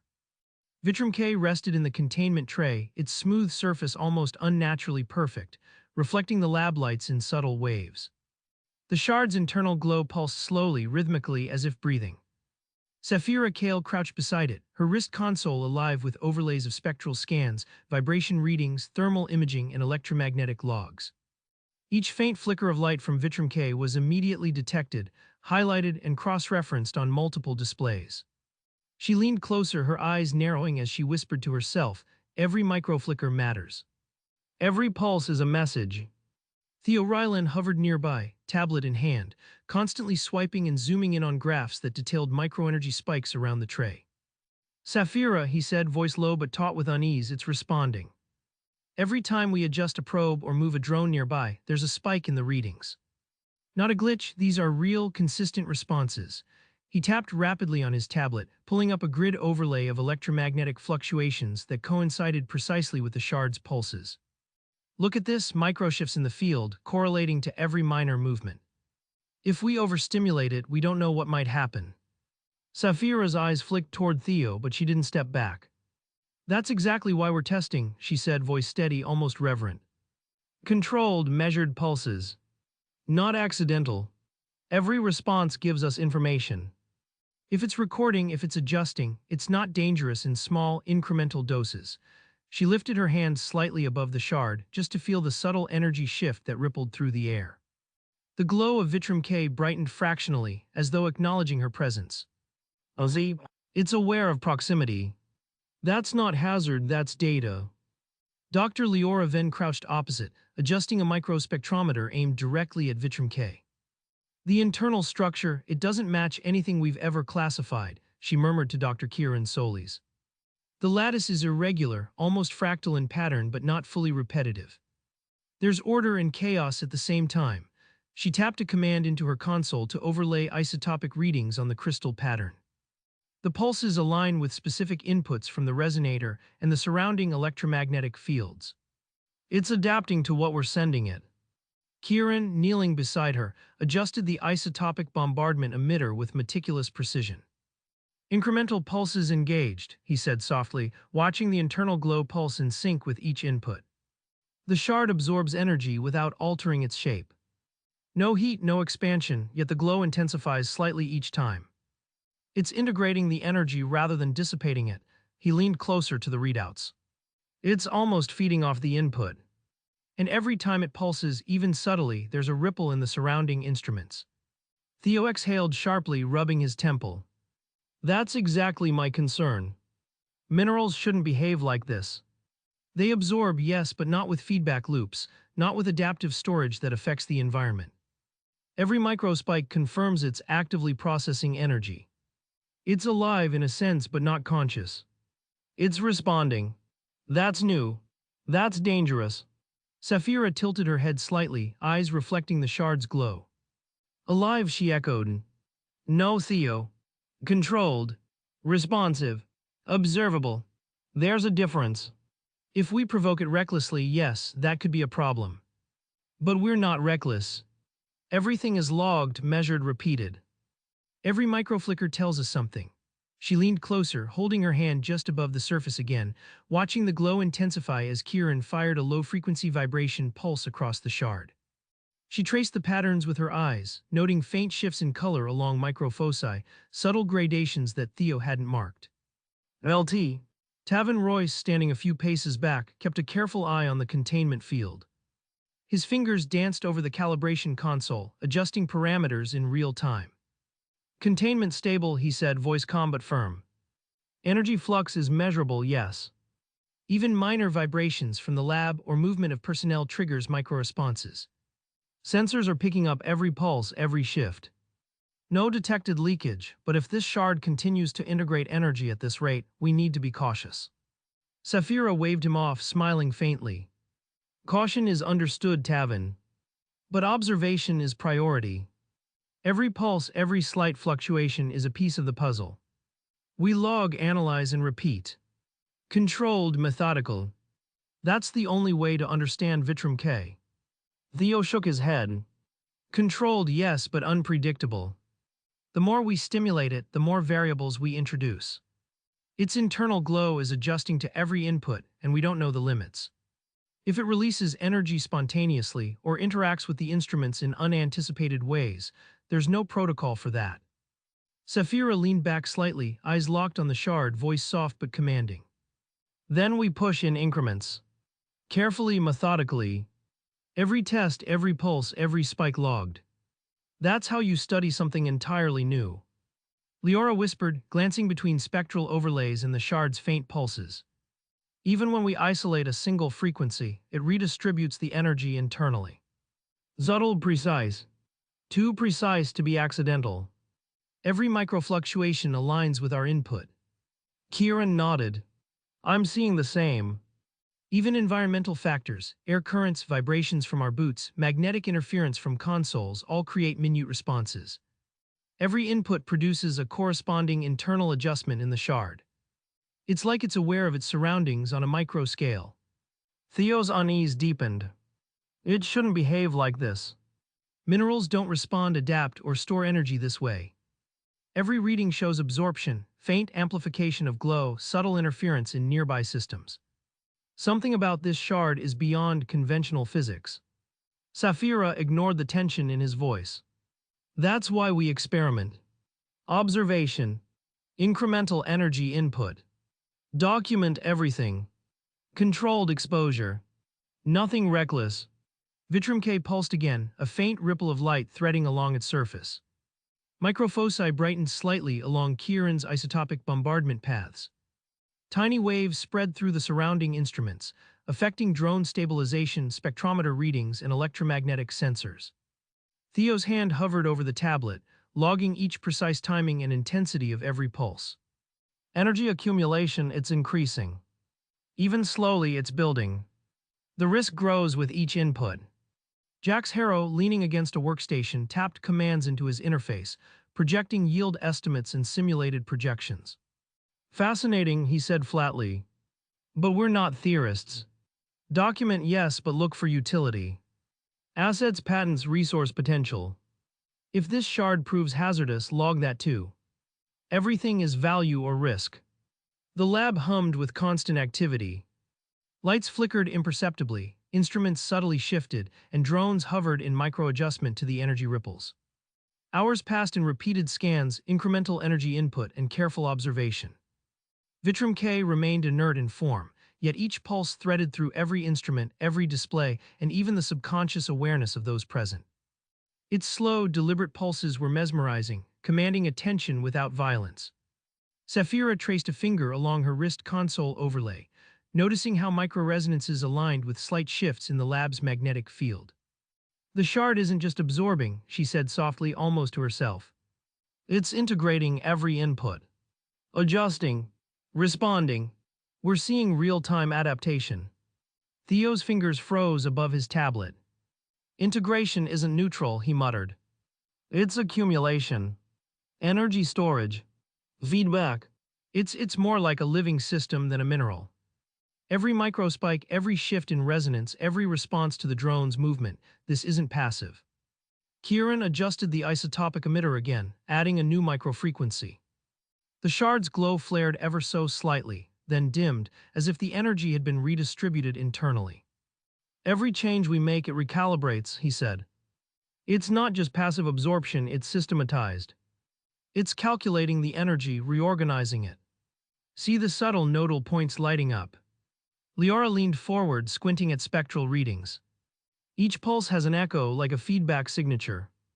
It's responding on multiple layers: electromagnetic, vibrational, isotopic. Even minor environmental cues, the movement of our feet, our voices, are triggering adjustments. This is adaptive on a scale we've never observed in mineral samples. Theo pinched the bridge of his nose. Adaptive, interactive, responsive. That's not mining geology, that's something else. Something that could become dangerous if we push too far. The shard pulsed again, brighter along microfoci. Light rippled across the lab, faintly illuminating the faces of the scientists. Each flicker seemed to echo in the instruments, drones, and even the subconscious awareness of the team. Their fascination tightened like a grip, curiosity and unease entwined in a tense loop.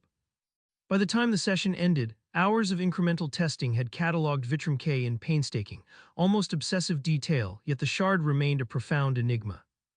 I don't like this, Theo muttered, fingers hovering over his tablet as he zoomed in on a spike of energy that had flared across the containment field. Every pulse, it's integrating, not dissipating. Something about this is off. Sapphira crouched lower beside the tray, eyes fixed on the slow, rhythmic pulses of the shard's internal glow. It's learning, she said softly, almost reverently, fingers brushing a holographic control panel to overlay the latest vibrational data. Every microflicker is a response, Theo. Look at the shifts in the spectrometer readings, perfectly aligned with our inputs. She reached out a hand, not touching the shard, and the glow brightened fractionally, subtle threads of light stretching toward her fingers. Do you see that? It's aware of proximity. Liara leaned over, voice low, eyes scanning her console. The lattice, it's unlike anything we've cataloged. Irregular, fractal, adaptive. The microfluctuations in the electromagnetic sensors, they're not noise. It's responding to everything in this lab. She exhaled, brushing a strand of hair from her forehead. Even air currents. Even footsteps. Every pulse is mirrored across the instruments. Theo rubbed his temples, glancing at Kieran. And you think it's safe to keep running tests? Every input is changing something inside it. You're feeding it energy and hoping for a controlled reaction. That's reckless. Kieran didn't look up from the three-dimensional overlay of energy currents he was manipulating. Reckless or not, it's adaptive. Every micropulse realigns internally. The isotopic bombardment, the resonance sweep, the drone vibrations, every single thing leaves a measurable imprint. It's fascinating, he leaned closer, whispering, and terrifying. Sapphira's eyes sparkled in the shard's light. Fascinating, yes. Terrifying, maybe, but we're documenting everything. Incremental pulses, measured scans, repeated logging. This is how we understand Vitrum K. Not by fear, but by observation. She paused, tilting her head as a faint ripple of energy traced toward her wrist console. Do you feel that? It's subtle, but it's like it's acknowledging us. LT. Royce, standing near the containment field, adjusted a calibration dial. Energy flux remains measurable. Containment stable. But I'm seeing micro-adjustments across all drones and spectrometers. Every pulse, every small movement, Vitrum K is interacting with it all. He shot a glance at Theo. We can't ignore that. Theo swallowed hard, eyes flicking from instruments to shard. I know we can't ignore it. But every reaction we provoke could have consequences we can't anticipate. If it releases energy spontaneously or destabilizes the lab systems. Saphira interrupted, voice firm yet calm, then we push carefully. Incrementally. Every pulse logged, every spike analyzed. That's how we handle something entirely new. Not by standing back and speculating. The shard pulsed again, threads of light running along microfoci that corresponded to Kieran's resonance paths. Tiny energy ripples spread outward, nudging drones slightly off their programmed stabilization, causing minuscule shifts in spectrometer readings. Theo's fingers danced over the tablet, logging every fraction of a second of response. It's accumulating faster now, he said quietly. Even slow accumulation is risk. We can't predict the threshold. Saphira leaned closer, almost entranced. Risk is inherent in discovery. Each micro-response, each ripple in energy is data. Look at how it responds to Kieran's isotope paths, its mapping inputs, adjusting, storing. Controlled exposure is the only way to understand it. Leora tapped her console, overlaying vibration, electromagnetic, and thermal scans. It's adapting to everything simultaneously. Inputs, environment, personnel. Even the tiniest shift in air pressure. There's coordination in its responses, order we can detect but can't fully interpret. Kieran leaned back, rubbing his eyes. We're seeing patterns emerge in real time. Patterns that shouldn't exist in a mineral. Every energy input threads through its structure, threads through the instruments, threads into the lab itself. It's not passive. It's alive in effect. A faint ripple pulsed along Vitrum K again, brighter than before. Saphira whispered, do you feel that pull? It threads through everything, the instruments, the air, even us. We're part of it now, whether we like it or not.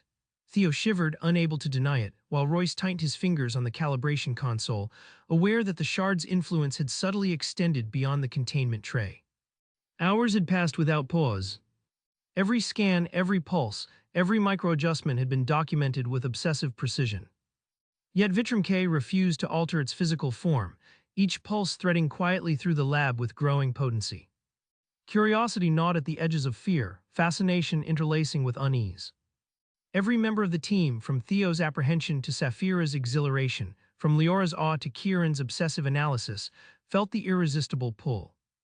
Vitrum K was something beyond comprehension, a presence that quietly imposed its influence, threading through minds, instruments, and energy flows alike, demanding attention, commanding interaction, and leaving a mark that none of them could fully articulate or resist.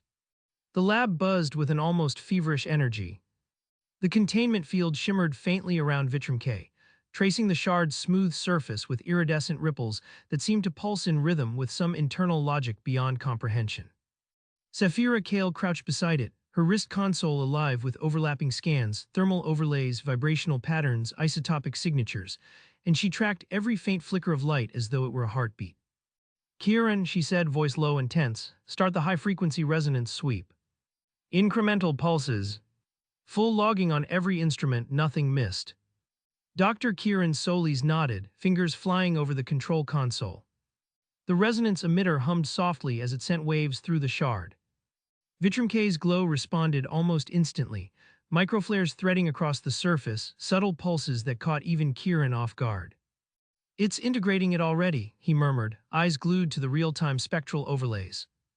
Every pulse, even the lowest frequency, produces a microshift. The lattice is absorbing and redistributing energy. It's adapting. Theo Rylan hovered over his tablet, eyes darting between the multiple feed graphs.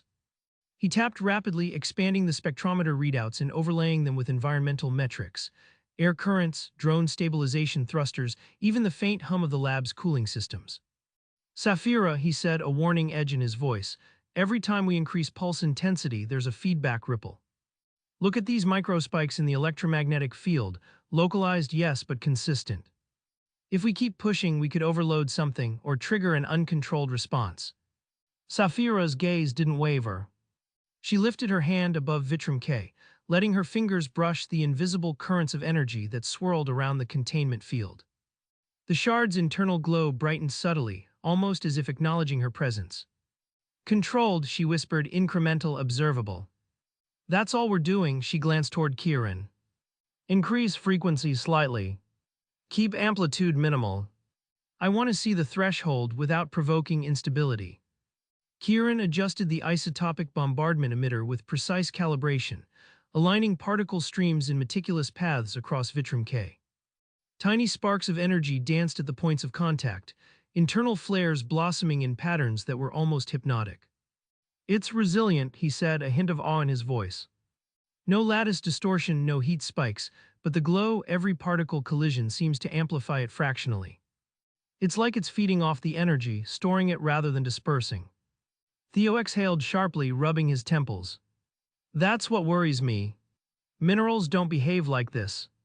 Not with adaptive absorption, not with feedback loops. Every microspike confirms its processing input, responding, even coordinating responses with environmental variables. It's alive in a sense, but not conscious.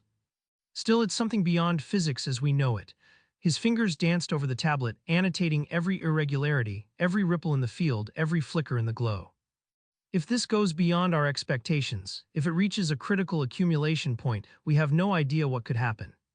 Sapphira leaned closer, her hand hovering just above the shard, careful not to disturb it. Faint microflares threaded along Kieran's particle bombardment paths, twisting and darting in ways that seemed almost intentional, like the shard was testing their focus. Her eyes narrowed as she followed each pulse, tracing the intricate patterns of light. "Watch everything," she murmured, her voice steady but carrying a quiet intensity. "Every flicker, every flare, every subtle shift, it all means something. This isn't about fear or hazard. It's about understanding. The data is right there if we just pay attention." She shifted slightly, tilting her wrist console to overlay the latest readings with the environmental logs, watching how the shard's energy reacted to minor vibrations, shifting air currents, and even the faint hum of nearby instruments. "Incremental. Measured. Documented," she whispered again, her words almost reverent. "Each pulse is a message, each spike a thread in a pattern we've only just begun to see. Not danger information. If we miss even one microspike, we risk losing insight, and this shard will keep its secrets. We have to see everything, record everything, or we'll never understand what it truly is." LT. Tavin Royce remained at the perimeter, his hands on the containment console, eyes scanning the readouts. "Containment stable," he reported, voice precise, "but energy flux is measurable. Even minimal movement, drone adjustments, or ambient lab vibrations produce discernible reactions in the shard. Sensors detect every pulse. No leakage detected yet. But I strongly suggest we track cumulative energy metrics. Vitrum K is integrating faster than we anticipated." Sapphira waved him off, fingers flicking over her console to cross-reference thermal gradients with vibrational frequencies. "Priority is observation, Tavin. Every pulse, every subtle fluctuation is part of the puzzle. The shard is responding, yes, but it's entirely within controlled parameters. Keep monitoring, yes, but we can't be paralyzed by caution." Jax Harrow leaned against the edge of a workstation, arms folded, expression neutral but sharp. "Observation is all well and good," he said, "but I'm more interested in utility. Core yields, energy projections, and potential applications. That shard is not just a puzzle, it's a resource. Hazard or asset, we need quantification." Kieran glanced at him, a faint smirk crossing his face. "You want numbers, Jax. This isn't just numbers anymore. It's adaptive. Even our smallest adjustments produce cascades of feedback. See this lattice overlay. Every isotopic bombardment, every resonant frequency pulse, the internal energy field shifts, redistributes, and amplifies in real time. I can't plot it conventionally, it's alive to the inputs." Theo's unease sharpened. "Adaptive doesn't mean safe. It means unpredictable. Every response, every microflicker, every interference in the instruments points to energy accumulation. It's storing power, not dissipating it. Eventually, we could hit a tipping point. And there's no mitigation protocol for that." Sapphira's eyes glimmered with determination as she leaned closer. "Which is why we push incrementally. Controlled escalation. Every pulse measured, every reaction logged. That's science. Incremental escalation, Theo, not reckless experimentation." Leora Venn crouched across the tray, adjusted a high-speed spectrometer, overlaying isotopic flow patterns with thermal imagery. The shard doesn't just absorb energy, she murmured, more to herself than to anyone else. It reorganizes it internally. Microstructures realign, light pathways adjust. Every input produces an internal cascade, subtle but observable. It's remarkably responsive, she straightened, glancing at Saphira. We're seeing order emerge from energy flows, but not in a pattern we can anticipate. It's learning from us. Vitrum K pulsed again, a ripple threading along the edges, faint sparks dancing across instrument surfaces. Drones adjusted in real time, stabilization thrusters flickering microcorrections that mirrored the shard's rhythm. Even the fluorescent lab lights dimmed fractionally for a moment, a subtle pulse echoing Vitrum K's internal glow. Theo's hand hovered over the tablet, noting precise timings, recording every incremental energy spike. It's accelerating even with small inputs, he warned. The energy is integrating faster than we account for. Every session compounds previous accumulation. Saphira leaned back, eyes locked on the shard. Then we keep monitoring. Incremental, methodical. Every reaction matters. Every pulse is data. Nothing reckless. Observe, analyze, repeat. Hours passed in that rhythm. Thermal beams scanned Vitrum K, particle streams collided and bounced across its surface, and high-frequency vibrations rippled through the containment field. Each reaction, subtle or pronounced, was logged, analyzed, and cross-referenced. The shard remained physically inert, smooth and unyielding, yet its internal glow deepened, flickering with subtle complexity, a visual language of energy accumulation and adaptive response. Theo's unease only grew. He noticed micro-changes in air ionization near the shard, spikes in electromagnetic readings coinciding with isotopic bombardment, and infinitesimal shifts in the stabilization of hovering drones. It's integrating everything, he said, voice tense.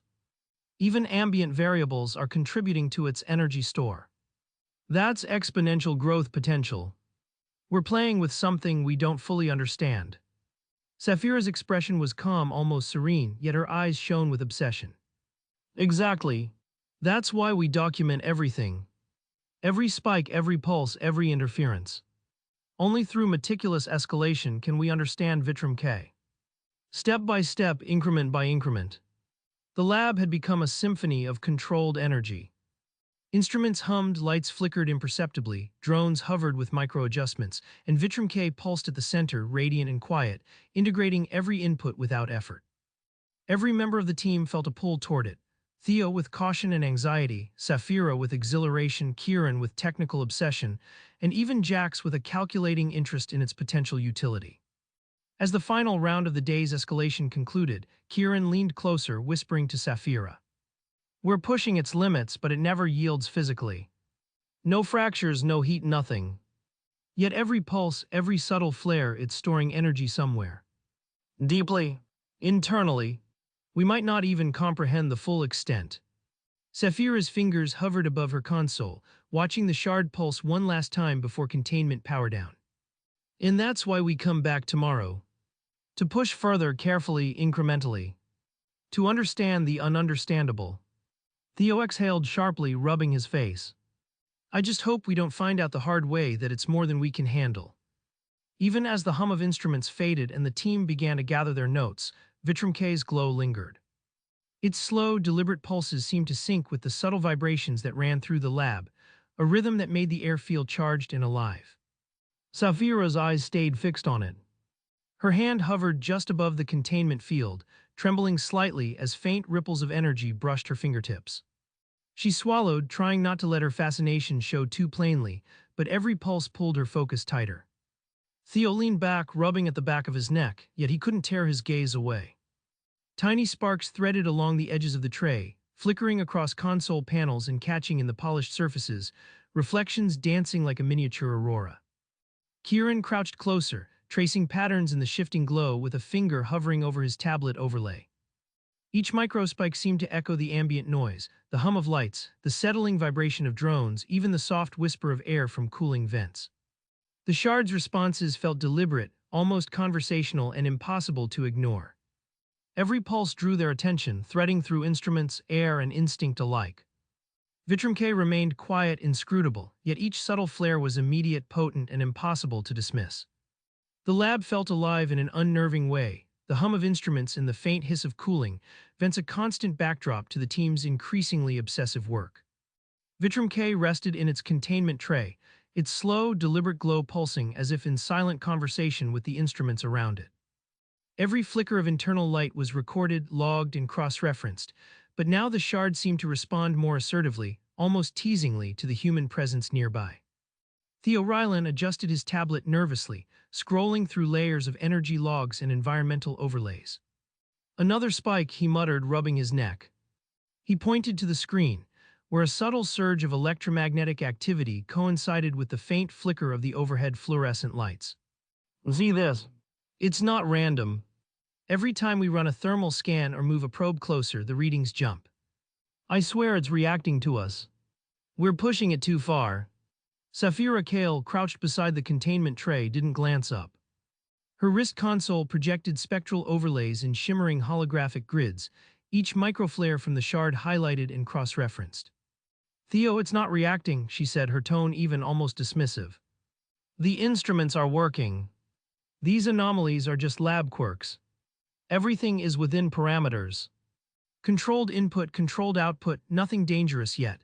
She lifted her hands slightly above the containment field, letting the faint ripple of energy brush against her fingertips. Every pulse is logged. Every flicker is accounted for. That's data, not catastrophe. Theo exhaled sharply, pacing a few steps back. Data or not, Safira, these aren't normal readings. I've never seen a mineral, or whatever this is, interact with the environment this way. Even the containment field's power fluctuations are tracking the shard's pulses. We're accumulating energy, and I don't know what happens when it reaches a critical threshold.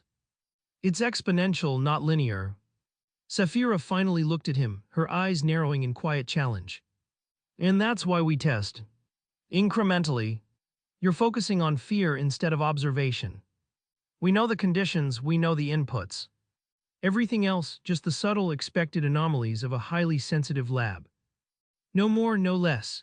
She tapped a command on her wrist console, adjusting the particle bombardment emitter to emit low-energy pulses at staggered intervals. Microflares raced across the shard's surface, brighter along the paths of the projected beams. Dr. Kieran Solis, crouched beside her, leaned closer to the shard, his fingers dancing over a series of knobs and holographic sliders. I'm seeing minimal interference beyond the expected microresponses, he said, almost breathless. Even the subtle oscillations in the lab air, the minor vibrations, the energy fields, they're being integrated. Vitrum K isn't destabilizing. In fact, it's adapting in real time. It's fascinating. He leaned back slightly, letting a small, odd smile tug at the corners of his lips. It's resilient in ways I didn't anticipate. Theo's hands tightened on the edge of his tablet. Resilient is one thing. Unpredictable is another. We've already seen the calibration lasers misfire twice in the last hour. The thermal beams overheated 2 modules. Every minor incident lines up with proximity to Vitrum K. I'm not saying it's going to explode, but we are tampering with something that stores energy in ways we don't understand. Safira exhaled slowly, brushing a strand of hair behind her ear. Then we monitor, we log, we measure. Every micro-event is accounted for. If you want safety, I'm giving you a controlled environment. We're not reckless, Theo. Not yet. She adjusted a dial on the containment field, increasing energy throughput by a fraction. A soft ripple of light ran through the shard, and a drone hovering above adjusted its stabilizers in response, micro-corrections making the movement almost imperceptible. LT. Tavan Royce, stationed a few meters away, frowned. His fingers moved over the security and containment panels with deliberate precision. I don't like the pattern here, he said, his voice calm but firm. It's minor incidents now, but they're consistent. Even with Safira's incremental controls, the shard is forcing micro-responses in instruments we'd expect to remain static. I don't see what incremental is protecting us from if this continues. Incremental is exactly what's keeping it from being dangerous, Safira countered, leaning closer to the containment tray. Her fingers hovered over the console, tapping commands to overlay thermal data with vibrational logs. Every pulse, every microflicker, every spark along its surface, all documented. It's integrating inputs, yes, but not destabilizing. Not yet. Theo shook his head, stepping back as the shard's glow intensified fractionally, casting pale reflections across the polished floor. Not yet, he muttered under his breath. He tapped a new layer into his tablet, tracing energy spikes across the lab in real time. Look at this.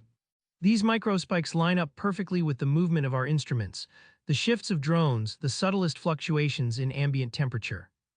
The energy is accumulating, Saphira.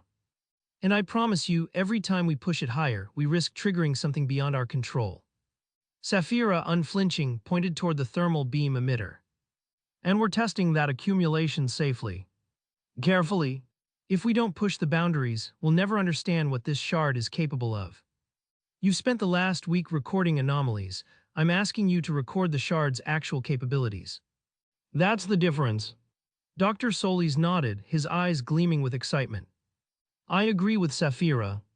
The shard's resilience isn't just fascinating, it's a chance to redefine what we know about energy integration. Look at these adaptive feedback loops. Each input triggers a predictable, measurable response. Theo, you have to admit it's almost elegant. Theo pinched the bridge of his nose, trying to keep his voice steady.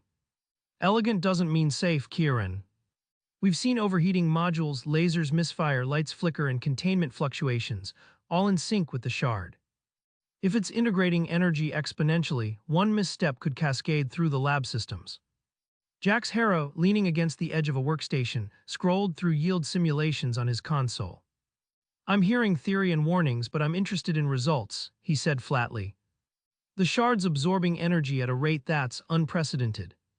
Vine, document, measure, observe. But we all know that utility and risk are intertwined. Sooner or later, either we'll exploit it or it'll bite us. Saphira's lips curved in a faint, determined smile.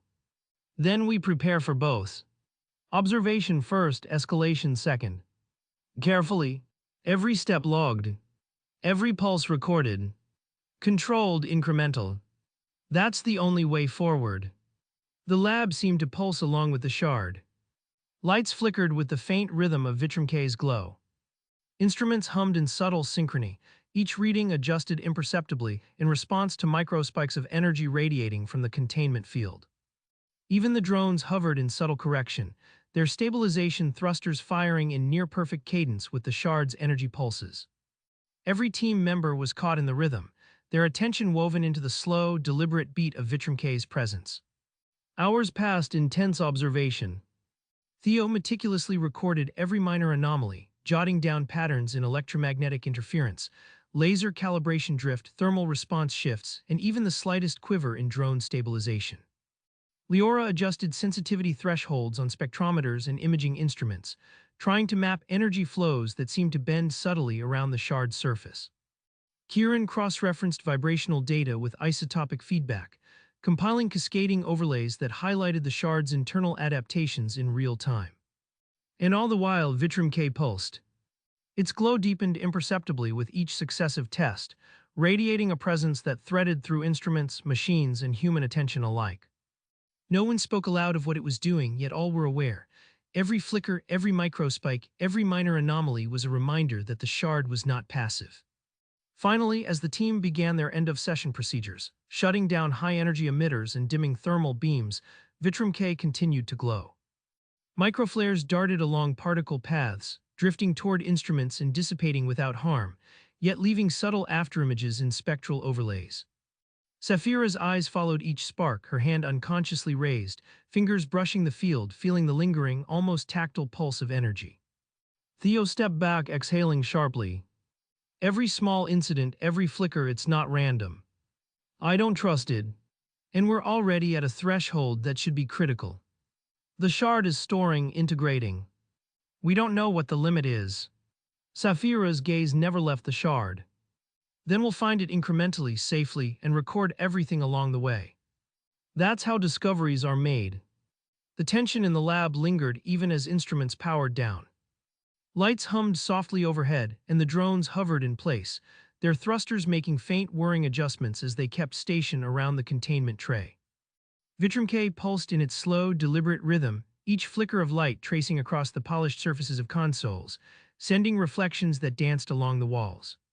Small sparks of energy threaded along cables and metal edges, brushing against the instruments in faint arcs that made the hairs on the back of Theo's neck stand on end. He leaned forward, fingers gripping the edge of the console, eyes locked on the shard, and muttered, "I swear it's reacting to us." Sapphira remained closer still, hand hovering above the containment field, feeling the almost imperceptible brush of energy ripple against her skin. "It's not passive," she murmured, voice low, almost a whisper meant only for herself. "Every pulse, every microflare, it's talking. And we're listening." Kieran crouched beside her, tablet hovering in his lap, tracing the energy spikes in real time. He flicked his finger along the holographic overlays, marking subtle correlations between the shard's pulses and the minor vibrations from the cooling vents. "See that?" he said quietly. "Every little disturbance in the room, it's mirrored in the shard. It's like it's aware." Even LT. Royce, normally stoic and calm, adjusted the containment parameters, eyes narrowing. "It's subtle," he said, voice clipped, "but every microshift, every flicker in the air or equipment, it's interacting with all of it. Keep a safe distance." The glow of Vitrum K intensified slightly in response, the light threading across the lab in gentle arcs, brushing the team as if nudging them, drawing attention with patient insistence. It wasn't threatening yet, but the message was unmistakable. The shard was awake in some sense, integrating every pulse, every movement, and the team's own fascination was only feeding its quiet, deliberate rhythm. By late evening, the lab had quieted to the soft hum of cooling systems and the occasional whir of drones adjusting position. Vitrum K sat at the center of the containment tray, its internal glow steady, yet somehow more insistent, as if acknowledging the repeated stimulations it had been subjected to over the past hours. Each pulse was no longer slow and patient. Now it flickered with subtle variations, quickening in response to the thermal beams, vibrating slightly with the high-frequency energy inputs, almost as if the shard were timing its pulses to the experiments themselves. Theo leaned over the console, eyes darting between spectral overlays and electromagnetic readouts. "The energy's compounding," he muttered under his breath, fingers tracing the spikes that rippled across his tablet. He tapped rapidly, isolating patterns, trying to quantify something that seemed deliberately chaotic. "Look at this," he said, voice tight with unease. "Every exposure we've applied doesn't just reflect, it accumulates. The shard isn't stable, it's storing, integrating exponentially." Sapphira crouched beside him, her eyes bright under the glow of her wrist console. She waved a hand dismissively at his tablet. "Theo, it's responding, yes, but that's the whole point. We control the input. Everything is incremental. Every spike is logged, every reaction accounted for. There's no risk." She tapped at a control, redirecting a particle stream across Vitrum K. The shard's glow deepened, a soft swell of light that threaded along its internal lattice, casting wavering reflections onto the lab walls. "Ozzy, it adjusts, but it's contained. Completely contained." Kieran hovered behind her, adjusting the emitter's calibration. "Contained maybe, but it's adapting faster than expected," he murmured, eyes fixed on the pulse overlay. "Every new input triggers a cascade. I've never seen energy behave this way in any crystal or synthetic lattice. It's like it's recalibrating itself with each touch." His voice carried a mix of awe and concern, the tension in it betraying his outward composure. Minor incidents punctuated the evening. A fluorescent light above flickered, then dimmed, the beam swinging across the lab like a hesitant hand. The particle emitter's cooling vent hissed, releasing a faint plume of heat that Theo swore had been absent moments before. One of the spectrometers emitted a sharp, high-pitched whine, barely audible but enough to make Sapphira glance up, brow furrowed. The shard's glow seemed to ripple in response, faint microflares threading along the lattice like silent laughter. Theo's gaze hardened. "It's reacting in ways we don't fully understand," he said, raising his voice just enough to cut through the hum. "Every fluctuation, every spark in the instruments is a direct response to us. It's not passive. We are the stimulus and it's storing it. That's not containment, that's a ticking timer." Sapphira leaned closer, almost reverently, her fingers hovering above the containment tray. "Theo, listen to me. Every reaction is expected. We're incrementally increasing energy, watching patterns, and logging everything. It's a puzzle, yes, but it's solvable. There's nothing happening that we haven't already prepared for." Her voice softened as the glow brightened with a subtle surge. "Controlled, measured, documented. That's the only way to understand something entirely new." Jack's Harrow, arms crossed, stepped forward, eyes narrowing as he scanned the lab. Preparation doesn't stop things from happening, Saphira. It just tells you when they happen. And right now, Vitrum K is giving us signs we can't predict. Look at the flicker patterns, the lights, the spikes in the spectrometer logs. This isn't linear. Kieran swallowed, adjusting the emitter one more time. Even small air currents, Theo. The shard responds to our footsteps, the hum of machines, vibrations in the floors. It's omniscient in microscale awareness. Every little change we make triggers a feedback loop in the lattice. It's like it's learning. He paused, his eyes fixed on the shard as he traced the faint, shifting patterns of light within it. Every pulse seemed to echo the smallest disturbances in the room, a slow, deliberate acknowledgement of the invisible forces around it. Each microfluctuation of air, every almost imperceptible vibration, threaded through the lattice in ways that were both mesmerizing and unsettling. The internal glow pulsed in sync with these tiny disturbances, almost as though the shard were mapping them, integrating each subtle input into a growing, adaptive pattern. Kieran's hands hovered for a moment over the controls, reluctant to move, knowing that even the slightest adjustment of the emitter would ripple through the shard in unpredictable ways. The thought that a single misstep could provoke a reaction made him acutely aware of every minuscule sensation. The faint brush of air along his skin, the hum of energy in the instruments, the vibrations of his own pulse. Each of these invisible forces was feeding into Vitrum K's lattice, a continuous, silent exchange that he could observe but could not control.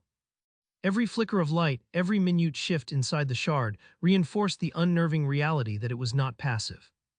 It absorbed and responded, adapting with almost imperceptible intelligence. Kieran felt a strange mixture of awe and caution tighten in his chest. The shard's awareness, confined to microscale interactions, was vast in its implications.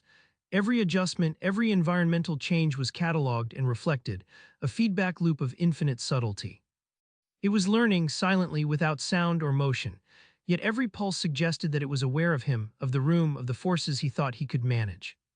The emitter in his hands felt suddenly heavier, the simple act of adjusting it charged with consequence. Kieran watched, captivated, as the lattice seemed to ripple and shift in response to the room's imperceptible fluctuations. The shard's glow deepened in some areas, dimmed in others, a living map of its continuous intake and subtle reaction. The thought that something so small could be so profoundly sensitive unsettled him, even as he marveled at the precision with which every microscale awareness was translated into visual patterns. The shard was not just reacting, it was learning. Theo exhaled sharply, rubbing his temples. Learning, adapting, storing, we don't know the limits. We don't know what happens if it overloads, if the energy we pump into it crosses some threshold we haven't accounted for. His voice was low now, almost a whisper, yet sharp with urgency. And we're already past the safe zone. The lab grew quieter, but the tension thickened. Even as instruments powered down for a scheduled reset, Vitrum K's internal light pulsed in deliberate rhythm, small flares casting shadows across the faces of the team. Tiny sparks of energy threaded along console edges, across the containment tray, and into the nearby instruments, faint enough to be easily missed but impossible to ignore once observed. Each member of the team felt it, a subtle tug, a prickling awareness that something was accumulating unseen, a presence more palpable than any single reading could describe. Saphira moved closer, holding her hand above the shard again. She could feel the warmth of its energy, faint but insistent, brushing against her skin like a whisper. Every pulse, she murmured, every flicker, every microflare, it's a response, not an attack. It's telling us what it can handle. We just have to listen carefully. Theo shook his head, the hairs on the back of his neck standing as another spark jumped from the containment field to the nearest console. Listening isn't enough. It's storing more energy than we realize. It's not just responding, it's accumulating power in ways that might not stay within this tray. If it releases even a fraction, he stopped, swallowing hard, the unspoken possibilities hanging in the air. Leora then stepped closer to the console, squinting at the shifting energy readouts. Patterns are emerging, she said softly. Even in its randomness, there's a method. But the scale, it's beyond anything we've ever cataloged.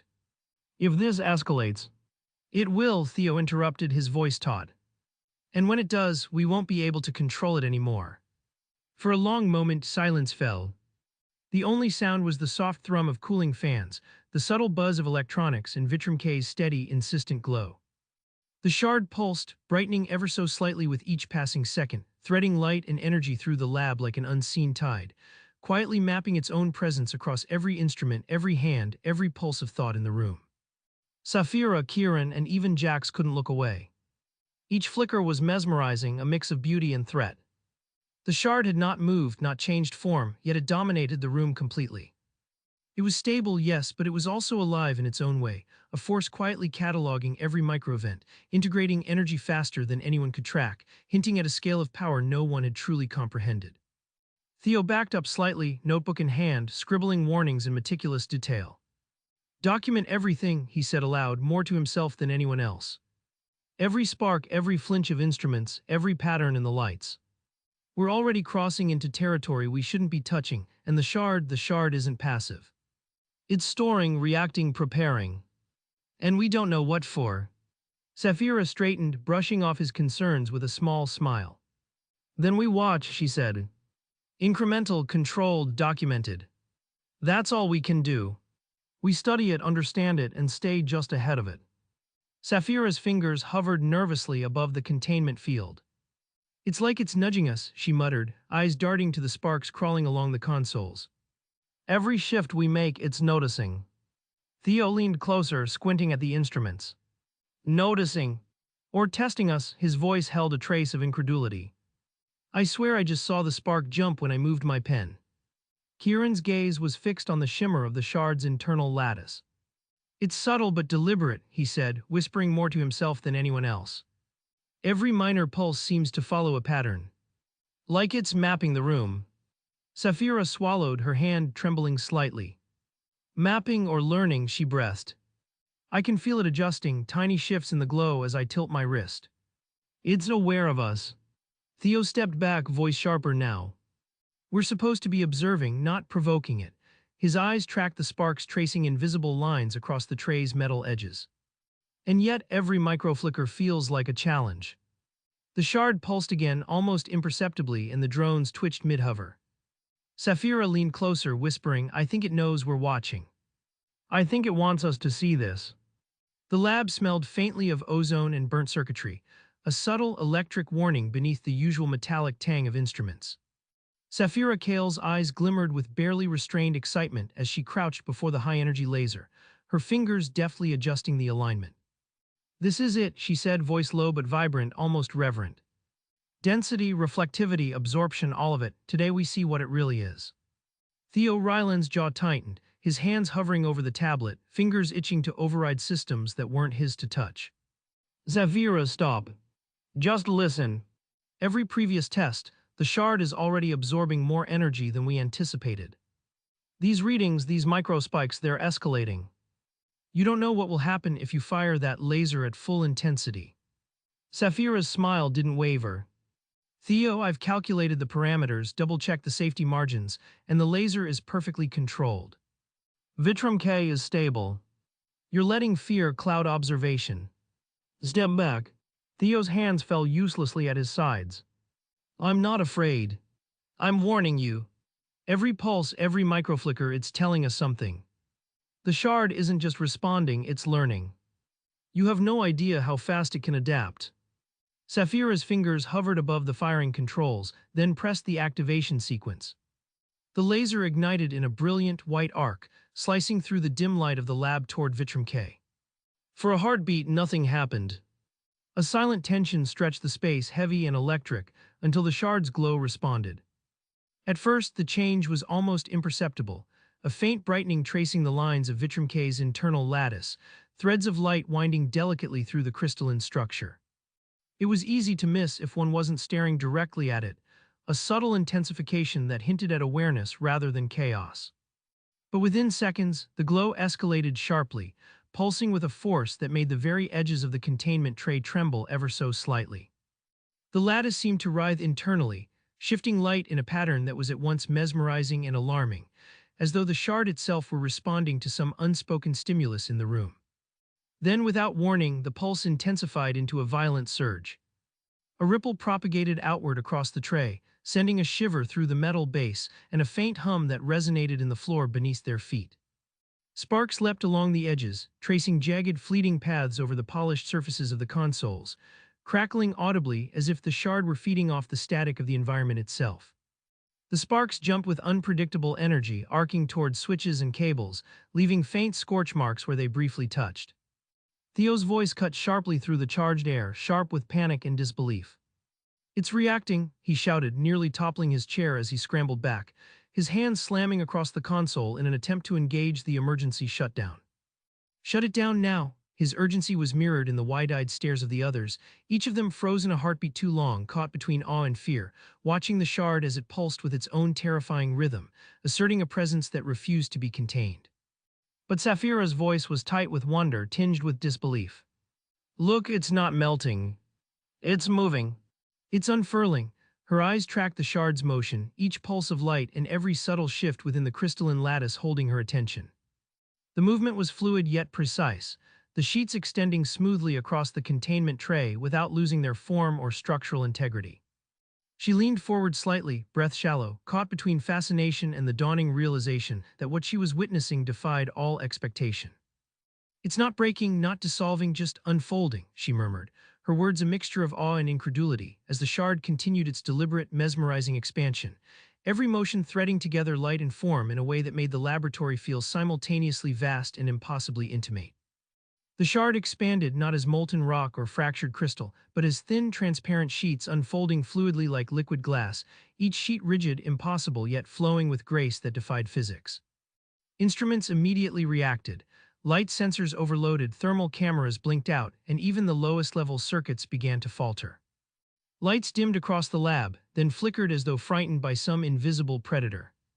"Containment Protocol Delta," Theo barked, frantic, fingers flying across the console, trying to engage emergency systems. "Lock the chamber, engage field stabilizers." "No." Saphira's eyes didn't leave the shard.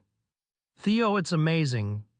Look at how it moves, like it's aware of every photon, every vibration. It's not destruction, it's structure integration." "Integration," Theo's voice cracked, panic lacing every word. "Saphira, it's feeding on everything. Energy levels are spiking across every system. It's pulling ambient light, the air, the electronics. Look at the readouts." The shard pulsed again, rapidly now, sheets rippling and overlapping, merging with a soundless hum that vibrated faintly in the bones. Sparks leaped across the consoles, tiny arcs jumping between instruments. Every surface in the room seemed to quiver, as if the very air were charged with Vitrum K's presence. Kieran Solis froze beside Saphira, lips parted, eyes wide. "It's incredible. The structural integrity, it's absorbing energy without deformation. It's like a living lattice." Theo spun toward him, voice sharp, almost screaming. "Living? Don't say that. You see what's happening, containment systems failing, instruments frying, lights flickering, energy levels off the charts, and you call it living." Saphira's hand brushed the edge of the containment tray, though she knew it was meaningless, powerless. "It's aware, Theo. It's responding to our presence, our energy, the experiment itself. Every pulse is deliberate, not random." "Deliberate," Theo yelled, spinning back to the console. "We're about to lose everything. This isn't controlled. We can't stop it." The shard sheets shimmered as if in acknowledgement, folding over themselves, stretching outward across the lab floor in thin, transparent waves. Sparks arced outward, shorting minor equipment. The floor trembled underfoot. A low, resonant vibration ran through the support struts of the lab. "Shut it down," Theo demanded again, panic climbing. "Emergency systems. Field dampeners. No." Saphira's voice was almost a whisper, threaded with awe. "It won't stop. It's too far beyond anything we've tried. It's taking energy from everything, ambient, residual, even the instruments themselves. Look." One of the high-speed spectrometers flared, lights dimming as its sensors were absorbed, leaving only a faint skeletal glow where circuits once hummed. Sparks danced along the edges of the containment tray, briefly connecting in arcs that vanished before anyone could touch them. The shard pulsed violently, and the air seemed to thicken with every wave of energy it drew in. Theo backed against the wall, eyes wide, jaw tight. "It's growing. It's expanding faster than our calculations. Saphira, get away from it. Everyone step back. Don't try to observe." Saphira's gaze was fixed, mesmerized. I have to see. Every shift, every ripple, it's teaching us, showing us something beyond our understanding. We need to record this, everything. Kieran's hand hovered uselessly above his tablet, tracking the spike in electromagnetic readings. Every pulse is exponential. Even with minimal input, energy absorption is skyrocketing. It's like it's alive in ways we can't comprehend. The shards rippled again, cascading across the lab in an almost liquid motion, flowing around tables, instruments, and even drones hovering midair.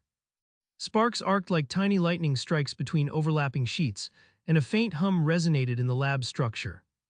Every instrument, every panel, every console became part of the shard's energy web, feeding it. Theo screamed over the din, voice hoarse. "We've lost it. It's out of control. Shut everything down. Pull the power. Evacuate now." Saphira's hand hovered above the nearest sheet, frozen in a mixture of awe and disbelief.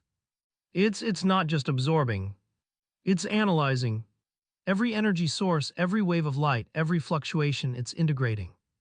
We're witnessing something entirely new. Something alive. Theo grabbed her arm, shaking her. Alive or not, it's going to consume the lab and everyone in it if we don't leave. This isn't a lesson, it's a disaster. The shards pulsed brighter, flowing outward in controlled chaos, the soundless hum intensifying as more light, more heat, more electromagnetic interference was absorbed. The lab lights dimmed completely for a moment, leaving the room bathed in Vitram K's eerie internal glow. Instruments shorted, consoles sparked, and the hum grew into a low, resonant vibration that the team could feel in their chests. Saphira's lips moved, almost inaudible over the crackling sparks. It's showing us the limits of everything we thought we understood. It's teaching us. We have to. Theo cut her off, voice raw and desperate. Stop. Get away from it. You have no control, none. If you stay here, you'll. The shard pulsed once more violently, and for a split second everything in the lab, the lights, the instruments, even the hovering drones, was absorbed in a flash of blinding luminescence. The room shook, and a metallic tang filled the air as power cores overloaded and systems went silent. Saphira stumbled back, eyes wide, heart racing. Kieran's tablet had gone dark. Theo was gripping a console, sweat and fear dripping from his brow. The high-energy laser still glimmered in the corner, pointless now, powerless against the sheer will of the expanding Vitram K. The shard sheets continued to ripple and stretch, a fluid lattice of impossible strength folding around instruments, drawing heat, light, and energy into their growing mass. Outside, the emergency lights flickered weakly, as if hesitant to illuminate what was happening. The first real realization settled on the team: they could not stop it. Not now, not ever. The sheets of Vitram K spread faster than anyone could track, sliding across the lab floor with a fluid grace that belied their impenetrable hardness. They lapped at the edges of the containment trays, spilling over consoles, draping machinery like liquid glass, and wrapping around experimental rigs with a cold precision that froze the team in place. LT. Tavin Royce slammed his hand down on the emergency override, sealing bulkheads and closing automated doors, but the shard ignored the barriers. Titanium panels groaned, twisted, and were sliced cleanly as though they were nothing more than paper.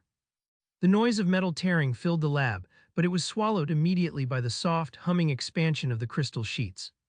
Portable lab modules were engulfed in seconds, instruments trapped inside now invisible under the advancing planes of energy-absorbing crystal. Even reinforced structures designed to withstand catastrophic pressure were powerless against the unfurling tide. Saphira and Kieran Solis, still close to the main containment area, moved as if in a trance. Their eyes followed the sheets with a mixture of awe and disbelief, mesmerized by the way the transparent planes curled, shifted, and coalesced with a deliberate, almost intelligent motion. Saphira's voice trembled as she murmured, It's alive in a way I can't explain." Kieran's hands hovered over his console, incapable of issuing commands fast enough to match the rapid expansion. Theo Ryland's frustration and terror finally broke through. "Step back. Get away from it," he shouted, waving arms in frantic gestures. "It's reacting to everything. Every light, every instrument, do you see what it's doing?" But Saphira and Solis were locked in the shard's hypnotic dance, only half hearing him, only half caring. "No," Theo barked again, slamming a fist on a console. Sparks from overloaded wiring leapt onto his sleeve, but he didn't notice, eyes fixed on the shard. "Do you understand? This isn't controlled. It's feeding off everything in here, he spun toward Tavin. Activate manual suppression. Override it. Lights dimmed abruptly in certain sections of the lab, plunging parts of the facility into uneasy shadows. Alarms sounded intermittently as power fluctuations surged and faltered in response to Vitrum K's ravenous energy consumption. Drones hovering nearby struggled to maintain stability. Their thrusters shifted wildly, forcing rapid corrections that could not keep pace with the crystalline advance. The team began to scatter instinctively, some trying to retrieve equipment, others to reach emergency exits, but the paths were already being blocked. Each sheet of the crystal seemed aware of openings, curling with precision to intercept any line of escape. Microsparks arced from overloaded consoles, a faint haze of ozone drifting into the lab air, signaling the increasing energy drain. Jax, Theo shouted over the alarms, spotting the engineer ducking behind a half-engulfed console. Where are the containment reinforcements? They're gone, Jax yelled back, eyes wide as a sheet of crystal rolled toward him. They're all absorbed. Nothing's left. The psychological strain became immediate and suffocating. Crew members shouted over each other, disbelief sharpening into panic. Jax barked orders, trying to coordinate what evacuation routes remained, while Dr. Leora Venn clutched a tablet, scanning impossible readings and muttering numbers under her breath. Even Theo, normally calm under pressure, felt the walls closing in, his meticulous records now useless in the chaos. Each glance revealed the crystalline sheets swallowing more of the lab, folding over themselves with fluid motion, yet impossibly rigid, leaving nothing safe. Instruments that had been relied on for years, spectrometers, particle detectors, thermal monitors, were now trapped, incorporated into the crystalline lattice, utterly inaccessible and silently consumed. Everyone move. Head to the secondary exit, Tavin ordered, but the team could see the sheets curling through the hallway, blocking access as if anticipating their flight. Don't stop. Keep moving. Too slow, someone screamed behind him. A researcher caught mid-step as a plane of crystal slid beneath their feet, pinning a foot to the floor. They yelped, jerking free just as the shard withdrew like a predator's tongue, leaving a deep scratch in the reinforced flooring. Amidst the chaos, Tavin Royce attempted another containment protocol, sending a series of commands to emergency barriers and automated suppressors, but the sheets anticipated the energy input, redirecting their expansion to counteract the obstacles. Every action by the team seemed to fuel the shard further. A low hum pulsed through the lab, vibrating against bones and teeth, a sound that was felt more than heard, reinforcing the inescapable reality that Vitrum K was not merely reacting. It was calculating, absorbing, and adapting faster than the humans could respond. Saphira finally tore her eyes from the shard, the spell broken by Theo's frantic voice. We have to get out now. Containment is over. Nothing can stop it, panic echoed through the lab corridors. Crew members collided in haste, scrambling past walls of crystal that reformed almost instantly to block their path. Equipment lay abandoned, some still operating in short circuits, others darkened forever. The hum of the containment field was drowned by the soft but relentless whisper of Vitrum K spreading, curling, integrating, and extending itself with an inexhaustible appetite. Kieran, Saphira cried, grabbing at him. The consoles, the modules, we can't. Her voice broke into a scream as a sheet unfurled past her, swallowing a card of delicate sensors in one silent motion. The shard isn't random, Kieran shouted back, ducking under a moving plane of crystal. It knows where the energy is, it's hunting it. Even with their hearts racing and adrenaline spiking, the team could not escape the undeniable truth. Vitrum K was no longer simply a shard under study. It had become an active, expanding force, aware in its energy consumption, indifferent to human presence, unstoppable within the confines of the laboratory. Each sheet that slid past a console, each ripple that twisted across the floor or climbed a wall, carried with it a silent message. The shard had outgrown containment, outgrown control, and would not pause for their fear, their calculations, or their pleas. Step back. Everyone, Theo shouted, shoving two researchers away from an advancing plane. It's don't touch anything. Do you understand? Nothing can stop it now. The lab's corridors became a labyrinthine trap. Emergency lighting flickered sporadically, casting long shadows that made the crystalline sheets appear even more monstrous, their transparency masking the relentless progress of their expansion. The team moved as a fractured unit, shouting warnings, trying desperately to regroup, but every corridor, every doorway, every module was already compromised. Energy readings spiked unpredictably, Instruments overloaded in seconds, and the sound of tearing metal, crackling circuits, and the soft, pervasive hum of Vitrum K's internal lattice filled every corner. Theo grabbed Sapphira by the arm, shaking her slightly. "We have to leave." "No. No one can control it anymore." Sapphira hesitated, her hand hovering over her console as though reluctant to abandon the data, to abandon the shard she had obsessed over for months. "Step away from it," Kieran yelled, pulling at her other arm. "You'll get trapped." Around them, the crystalline sheets continued their inexorable crawl, consuming the environment with quiet precision. "It's everywhere," Kieran whispered, his voice cracking as a small spike of crystal slid past his console, wrapping it in transparent rigidity. Even LT. Royce, trained for emergencies and disaster scenarios, felt the grip of helplessness. The shard's movement was not chaotic, it was systematic, precise, and unnervingly intentional. Attempts to seal, block, or reroute it were futile. The laboratory's once familiar layout now resembled a surreal nightmare, hallways obstructed by sheets that could no longer be simply walked around or avoided. Every door, every console, every piece of equipment was potentially absorbed, hidden, or rendered useless. "Keep moving." "Don't stop," Tavin barked again, shoving a technician ahead of him. "Find an exit, any exit." Amid the screaming alarms, the cascading lights, and the frantic movements, a hush fell momentarily over the team as they recognized the shard's singular focus: energy consumption. It drew power from everything: lights, instruments, even the minute vibrations of the floor. Each pulse seemed deliberate, a reminder that Vitrum K's awareness, however alien, was real. The realization settled in, unspoken but unanimous: they were no longer controlling the shard. It controlled the space, the energy, and the fate of everyone within the laboratory. "Is anyone left at the main bay?" Sapphira shouted over the hum, her voice trembling.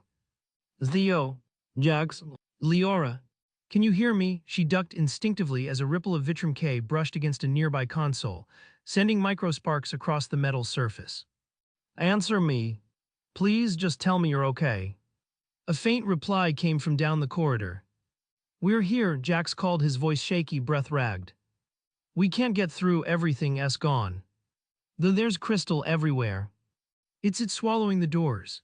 He shouted more to himself than to anyone else, hands gripping a console edge for support as a plane of the sheet shimmered past, draping over the wall beside him like molten glass. "Sapphira, Theo, we're trapped if we don't," he choked, swallowed by panic, and shook his head. No, we can't stop it." "We have to try," Theo yelled back, voice sharp with urgency echoing down the hall. He forced himself forward, pressing against a narrow corridor not yet blocked by the advancing sheets. "We can't stay here. If we do, we're finished. Listen to me. Move." "Keep moving." He glanced at a flickering light above, sparks arcing toward the metal frame. "Jax, Leora, there's a path. I can see it, just follow me. Don't stop for anything." Sapphira's hands clenched over her console as she tried to navigate around a folding panel already curling with crystalline rigidity. "I'm coming." "I'm right behind you," she yelled, voice strained with fear and frustration. She spun her head toward the advancing sheets, murmuring under her breath, It's like it's alive, it's watching us." Jax's voice cracked again. "We can't hold it back. Every door we try to open, it's gone. It's faster than we are. Theo, what do we do?" Theo gritted his teeth, eyes scanning for a safe line. "We improvise. Follow me. We'll thread through the maintenance shaft if we have to. Don't look at the sheets." "Don't let it see you hesitate." He grabbed Sapphira's arm, jerking her slightly forward. "Move. No." "Right," Sapphira shouted, voice almost breaking, but she followed, eyes darting nervously at the advancing crystalline tide. "Theo, it's everywhere. Even the vents, they're glowing." Theo cut her off with a sharp glance. "Don't think. Just move. Every second counts. Jax, Leora, keep together. Don't get separated." A sudden shudder ran through the floor beneath them as a sheet slithered past, trailing along the hallway with soundless precision. Leora's voice trembled over comms. I can't, everything's my tablet, it's gone. All the readings gone." Theo grabbed the tablet from her hand instinctively. "Then we use our eyes. Use your head. Stay close. Don't let the shard see you hesitate." The crystal sheets edged closer to the team, moving with slow, deliberate precision that made every footstep feel measured and dangerous. Sparks jumped from overloaded consoles as the sheets absorbed the stray energy, hissing softly as they stretched and folded over tables and equipment. Theo grabbed a loose cable, yanking it free just in time, and shouted, "Careful. It's feeding on everything we touch." Sapphira stumbled over a console, scrambling to keep pace, her voice breaking as she called back, "It's moving faster, watch the walls." Every motion they made seemed to push the shard further, narrowing their paths, twisting the lab into a maze of rigid, transparent crystal. The crystalline sheets surged past the lab doors before anyone could react. Vitrum K had breached containment, its expansion now unbound, and the team could only watch in horror as the once familiar corridors twisted into alien pathways. The crystal flowed with a fluid grace, sliding along floors, curling over walls, climbing ceilings, swallowing instruments, survey drones, and portable habitats in moments. Each plane glimmered like liquid glass, transparent yet impenetrable, reflecting shards of sunlight and interior lights in jagged brilliance. "Look at it," Theo yelled, his voice hoarse, echoing off metal walls as he tried to keep pace with the advancing tide. "It's taking the drones, the habitats, everything." Jack's Harrow's boots clattered against the floor as he struggled to navigate the maze of crystal. "There's nothing we can do," he shouted back, panic in his eyes. "All exits are gone. Every path is blocked." Even as they ran, sheets of Vitrum K slid silently along survey platforms, lifting and incorporating vehicles as though they were toys. Engines sputtered and froze mid-rev, lights blinked erratically, and instruments, some still recording, were swallowed into the crystalline lattice, their energy consumed almost instantly. The team's careful work, the cores they had painstakingly collected, the delicate mapping equipment, was vanishing into impossibility before their eyes. Sapphira stumbled, hand brushing against a frozen lab module, its surface impossibly smooth and cold. "Theo, it's everywhere now. We can't reach the survey cores." Her voice trembled, a mixture of fear and disbelief. "We don't have time to worry about that," Theo snapped, grabbing her arm and pulling her forward. "We have to move, every second counts."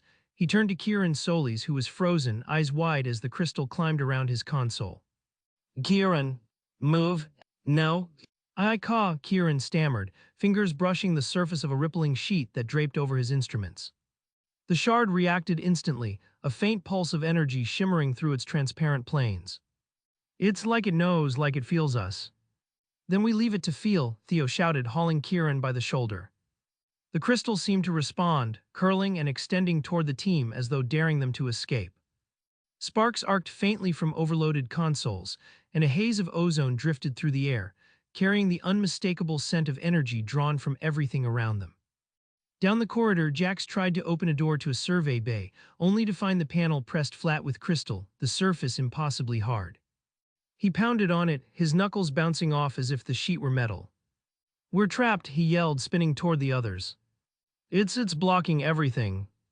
Leora then clutched her tablet, scanning the wild readings as they spiked beyond comprehension. "It's absorbing, no, it's devouring the energy around it. Sunlight, heat, even the vibrations from the floor."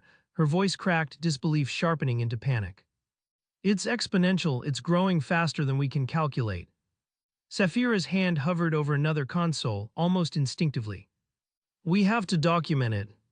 "Even now, while it's," she faltered, eyes wide as the crystal sheet swept over a nearby workstation, folding around it and absorbing the energy of the instruments still operating. "It's taking everything." Theo grabbed her by the shoulders, shaking her. "We have to go, Sapphira. Containment is over. Nothing can stop it." The team's remaining vehicles were half swallowed in the advancing crystal tide, their engines still running but unresponsive. The lights flickered as the shard absorbed the electromagnetic emissions, plunging sections of the survey zone into shadow. Even portable lab habitats, built to withstand pressure extremes and environmental hazards, toppled and vanished under the crystalline sheets. Look at it," Kieran gasped, pointing at a pile of core samples perfectly stacked, now completely encased in transparent planes. "It's frozen them mid-motion, but it's still alive." Jax's voice trembled as he tried to rally the team. "We need a plan. Every exit is gone, every corridor is blocked. What do we do?" Theo swallowed hard, scanning the rapidly changing landscape. "There is no plan. We need to keep moving, stay together, and hope we find a way out before it absorbs us too." Outside the lab's immediate area, Vitrum K's expansion continued unchecked. The sheet slid into survey zones previously thought stable, draping over lithium canyons, curling over neodymium cliffs, and partially obscuring platinum veins. Sunlight gleamed along the edges of the plains, but the shards absorbed the light immediately, dimming the surroundings as though night had fallen in an instant. Wind shifted unnaturally as the shard integrated ambient heat and energy currents, bending the atmosphere around its expansion. Saphira's voice was barely audible over the hum and crackle of energy. It's taking everything, it's moving faster than we thought. Theo grasped her arm again, urging her forward. Keep moving. Don't look back. The team stumbled across uneven terrain as the crystal consumed the survey zones, swallowing vehicles mid-operation and folding around equipment as if aware of its value. Instruments sent readings that jumped impossibly high, then fell silent as the shard absorbed the energy. It's everywhere, Leora shouted, voice cracking. Even the comms, everything is being absorbed. Kieran pointed to the horizon, where massive sheets crested a ridge, sunlight reflecting off their jagged edges. It's planetary in scale, it's not just a shard anymore. It's a force. Theo's face paled. It's taken Ophrgamma, it's taking everything. All our work, all of it gone. Saphira's hand shook as she pointed to a vehicle half submerged in a crystalline sheet. Our cores, the mapping equipment, everything we collected for months, it's lost. Jax groaned, slamming his fist against a rock that the shard had enveloped mid-fall. We can't even reach anything. It's controlling the energy around it. Nothing can stop it. The team ran, dodging curling sheets that flowed like water but were impossibly hard, each pulse of Vitrum K's lattice reacting to their presence. Sparks arced from nearby drones struggling to maintain balance, and microcurrents of heat and electromagnetic emissions were drawn instantly into the advancing crystal. Saphira glanced at Theo, her voice trembling. Do we even have a chance? Theo shook his head, grim. No chance. We can't stop it. All we can do is survive, maybe get out alive. Sheets of Vitrum K now crested cliffs, curling over ridges, cascading down valleys, folding into the landscape like a transparent ocean of crystal. Vehicles, instruments, and habitats were frozen mid-operation, energy drained, perfectly preserved but irretrievably lost. The once pristine survey zones became alien, a labyrinthine expanse of rigid reflective planes. The team's panic was immediate and unrelenting. Voices echoed, shouts collided with the hum and crackle of the shard, and the weight of helplessness settled over everyone. They shouted instructions, trying to regroup, trying to find any route that wasn't blocked. Move left. No right. Watch the ridge, Theo barked, dragging Kieran and Saphira behind him. Jax's voice was near hysteria. It's moving around us. Every time we think we've found a path, it blocks it. Sparks flew from consoles half buried in crystal as the shard absorbed every stray emission of energy, leaving only faint trails of ozone drifting across the barren survey terrain. Even the wind seemed pulled into its expansion, stirring dust, fragments, and the faint heat of the atmosphere toward the advancing planes. Saphira cried out, Theo. Look, vehicles. They're stopped. Completely frozen. I see it, Theo shouted, gripping her arm, pushing her forward. We can't touch them, they're part of it now. Just move. Keep moving. Every step brought new horrors. A sheet cascaded over a neodymium cliff, folding with impossible precision, swallowing a surveying drone mid-hover. The hum of its thrusters died instantly, energy absorbed by the crystalline lattice. Another plane crept along a lithium canyon, enveloping a portable lab, instruments still sending flickering readings until the shard drained every last watt. Leora screamed, clutching her tablet as her readings spiraled off the charts. Sparks of static crackled along the edges of the device, and a faint hum of overloaded circuits filled the air. Her eyes darted frantically between the screen and the advancing sheets of Vitrum K, the transparent crystal stretching over the canyon edge like liquid glass. It's absorbing sunlight, heat, the electromagnetic fields from the planet. Nothing is safe, her voice cracked, panic sharp in every word. A stray flare of light from a half-buried solar drone flickered and vanished as the shard absorbed it, leaving her trembling hands useless against the tide. Theo glanced over his shoulder, heart hammering, trying to take in the scale of what they were facing. The once pristine cliffs of Ophrgamma now glittered with the cold reflection of the crystal's lattice, each sheet moving with deliberate, fluid intent. It's taking Ophrgamma. Every bit of energy, every object, every surface, it's all part of it now. We can't stop it, we can't fight it, and we can't outrun it if it keeps responding to everything we do. He shoved a half-buried instrument aside, stumbling as a pulse of energy flared along the jagged edges of the crystal. The ground beneath them seemed almost to vibrate with the shard's expansion, subtle yet relentless, forcing each step to be carefully measured against the shifting terrain. Saphira's eyes filled with tears as she stumbled over a jagged outcrop partially concealed by crystalline sheets. The glow of the shard reflected across her face, casting fractured light across the canyon floor. "All our work, it's gone forever," she whispered, voice cracking, each word swallowed almost instantly by the soft hum of Vitramke's lattice. Around her, instruments and drones that had been so carefully arranged for months were now frozen mid-motion, caught in the shard's silent grasp. Theo grabbed her by the shoulders, pulling her upright as a nearby sheet slid past them, scraping along the rocks with a chilling scrape of energy against stone. "We survive. That's all we do. Forget the data, forget the cores, survive." His grip was firm, shaking her into motion, but even as he spoke, he could feel the oppressive presence of the expanding crystal pressing against their minds, a suffocating reminder that their years of study had no longer any bearing. As the team scrambled, the horizon itself seemed to melt into the crystalline tide. Massive sheets moved over cliffs, valleys, and canyons, pulsing with light and absorbing every trace of heat and energy in their path. Dust in small fragments swirled in the forced currents, caught in the crystal's silent consumption. The planet Ophragama, which had once felt vast and full of secrets to uncover, now lay partly obscured under this alien, energy-consuming shell. The sun overhead dimmed in patches as its rays were drawn inexorably into the growing lattice, leaving the team in an eerie, uneven twilight. "Everywhere we look," Kieran whispered, voice trembling as he stumbled over a rock that had been part of a survey line. It's completely gone. Everything we cataloged, everything we planned, it's gone." He could barely breathe, each step precarious as the crystal spread, curling around any object it touched with unnerving precision. His eyes, wide with disbelief, tracked the movement of the sheets as they cascaded over distant plateaus, incorporating energy from even the faintest breezes. Saphira's sob was almost inaudible, carried away by the wind and the hum of Vitramke's relentless expansion. "We wanted to understand it, but it's taken everything, all of it." Her knees shook, catching against jagged crystal edges as she tried to pull herself forward, her hands trembling, brushing against sheets that absorbed her touch and reflected it back in distorted angles of light. Theo's jaw was set, every muscle taut as he forced himself to scan the advancing horizon for a path. The shard's lattice moved with a precision that mocked human reaction time. "And now we understand one thing, it's no longer a shard.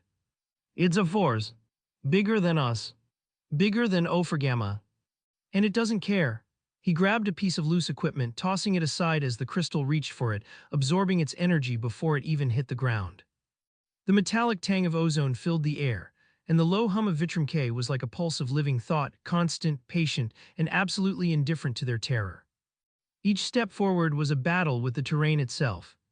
Jagged planes of crystal shimmered and shifted in real time, expanding to block paths as if the shard anticipated every movement. Theo shouted directions over the roar of panic, but the sound was drowned by the whine of overloaded electronics and the soft, relentless hum that seemed to emanate from every surface. Kieran grabbed Saphira's arm, steadying her as a crystalline sheet slid between them and the only plausible exit. "Move!" Now he barked, voice cracking with fear. The sun's light fractured across the growing lattice, each pulse of Vitramke pulling energy with subtle insistence from the atmosphere itself. Shadows stretched unnaturally as the sheets curved over cliffs and canyons, swallowing any trace of life or activity in their path. Leora clutched her tablet to her chest, reading spikes that made no sense, numbers flickering impossibly as the shard absorbed data, light, and heat alike. It's everywhere," she whispered, voice lost amid the chaotic pulse of the crystal. Jax's shout cut through the cacophony. "Keep moving. Don't stop. Don't even look back." He stumbled over a jagged slope, narrowly avoiding a sheet that draped over the edge and slid past with a soundless sweep, consuming the tiny survey drone perched there. Panic threatened to fracture the group, each person consumed by their own terror, but Theo kept them together, dragging Kieran and Saphira onward, forcing them across rocks and uneven terrain now littered with fragments of frozen equipment. Sheets of Vitramke continued to absorb every stray trace of energy, and every pulse seemed to respond to the humans' presence, curling around them, reacting to heat, light, and even the vibrations of their frantic steps. The canyon floor, once a landscape for careful measurement, had become a living, evolving trap, forcing the team into narrower passages as the transparent planes twisted and coalesced with purposeful, deliberate motion. Sapphira gasped, stumbling again, her face streaked with sweat and tears. "Theo, do you think we'll survive?" Theo didn't answer immediately. He scanned the horizon where the crystal surged over plateaus, consumed sunlight, and integrated the faint heat radiating from distant cliffs. "We survive," he said finally, voice steady but grim. "That's all we do. We survive." Kieran's hands trembled as he brushed against a sheet that had overtaken the last remaining survey marker. "It's unstoppable. I've never seen anything like it." Even in the panic, they felt the eerie patience of Vitramke's expansion. It did not rush, yet it moved faster than human thought, faster than any reaction the team could muster. Every pulse drew energy from the air, the light, the residual heat in the rocks.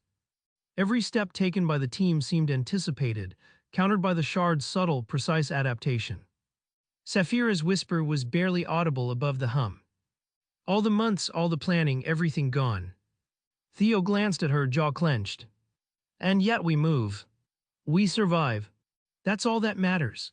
He led them along a precarious ridge, crystalline sheets curling on either side, consuming their former work, their instruments, and even fragments of the lab that had been transported to the survey zone. The sun dipped toward the horizon, but its rays offered no comfort. Each pulse of Vitramke drew energy from its light, dimming the landscape in patches, leaving long, eerie shadows across frozen vehicles and labs now incorporated into the lattice. "We're trapped," Kieran muttered, eyes wide, voice trembling as he surveyed the scale of the expansion. The landscape itself had become an alien construct of light, energy, and rigid glass-like planes. Sapphira's sobs mingled with the low, relentless hum of the crystal. We wanted to understand it." Theo pressed on, ignoring the feeling of despair pressing down, dragging them over jagged rock and uneven ground. "Forget that," he said. "Forget what we thought we knew. This isn't about understanding anymore. It's about surviving, only surviving." The last rays of sunlight reflected off the top edges of the sheets, a cruel, fractured brilliance that revealed the immense scale of the lattice. The shard's expansion now covered valleys, cliffs, and canyons, integrating sunlight, atmospheric heat, and stray electromagnetic energy as it grew beyond any comprehension. Ophragama, once a field for research and discovery, now lay beneath a living, energy-consuming shell, a planet partially encased in a force the team could not contain. The first hint that the planet itself had become a trap came, as Sapphira Kale stumbled across the uneven surface of the lithium canyon. Her boots skidded on the fine, glimmering dust, but beneath her feet the ground was beginning to shift, translucent sheets spreading outward like water lapping across a shore. It's moving faster than we thought," she whispered, voice trembling as she grabbed a nearby outcrop for balance. The crystalline waves reflected the harsh light of Ophragama's sun, bending it into kaleidoscopic patterns that made the edges of cliffs vanish into blinding brilliance. Theo Rylan, his face pale and drawn, sprinted toward her, arms spread as though to physically restrain the encroaching sheets. "Sapphira, you need to keep moving." "The ground, look at it, it's absorbing everything." His voice cracked, urgency cutting through the drone of atmospheric hum and the faint electrical sizzle emanating from the crystalline surface. Sparks flickered along the edges of the sheets, crackling faintly as heat and minor vibrations were pulled into the growing lattice. Theo's eyes darted to the horizon. The canyon that had seemed so vast and navigable moments ago was now a distorted labyrinth of glowing, impossible angles. "Everywhere we go, it's ahead of us." Sapphira swallowed hard, pressing her hand to her chest as if she could hold back the tide by sheer will. "Theo, I can see it. It's covering the cliffs, the canyons, even the valleys," she stammered. Her voice was small, barely audible over the eerie hum that now resonated in the air itself, vibrating along with the pulses of the expanding Vitramke. "It's like the planet itself is flowing under it." Kieran Solis ran alongside them, clutching a portable sensor array that flickered wildly with impossible readings. "It's absorbing everything, light, heat, fields," he shouted, nearly losing his balance as a sudden ripple swept beneath him, raising the surface underfoot like a wave. "We can't stop it. Nothing we do, it just keeps going." Jax Harrow, who had been surveying the advancing crystal from a slightly higher ridge, pointed toward the partially obscured ship at the far edge of the canyon. "There. The evac module. We can make it if we run now." His voice carried a mix of hope and fear. But as their eyes followed the path, it was immediately apparent that the corridor was no longer clear. Sheets of Vitrum K had begun to bridge the gaps between outcrops, forming a continuous, impenetrable barrier. Light bent and shifted as it passed through, creating the illusion of openings that weren't there. It's blocking us, Theo muttered, desperation rising in his throat. Every root, it's anticipating our movements. Saphira's breath came in ragged gasps as she tried to calculate a new path. Then we climb, she said, pointing toward a ridge not yet touched by the crystal. But before they could move, Kieran grabbed her arm, pulling her back. Don't. The ridge is collapsing beneath the sheets. Look at the way it flows. He gestured to a patch of neodymium cliffs where a thin, ribbon-like sheet unfurled upward, curling around the rock and drawing energy from the very metal itself. Sparks jumped, and the faint hiss of energy being absorbed seemed almost audible. It's alive in a way, Kieran whispered, voice trembling with disbelief. It knows where we'll go. Theo spun toward the ridge, scanning frantically. Then we don't climb, we run along the canyon floor. There's a flatter path. He gestured toward a stretch of terrain that might still hold open space. Saphira, eyes wide, nodded, and together they sprinted, boots pounding against partially crystallized soil. The sound of crunching rock beneath their feet mixed with the soft hum of Vitrum K's lattice, a constant, vibrating reminder that the shard had become a planetary-scale predator. Keep moving, Theo barked, glancing over his shoulder. A thin sheet had unfurled behind them, sliding over the canyon rim with fluid speed. It's gaining on us.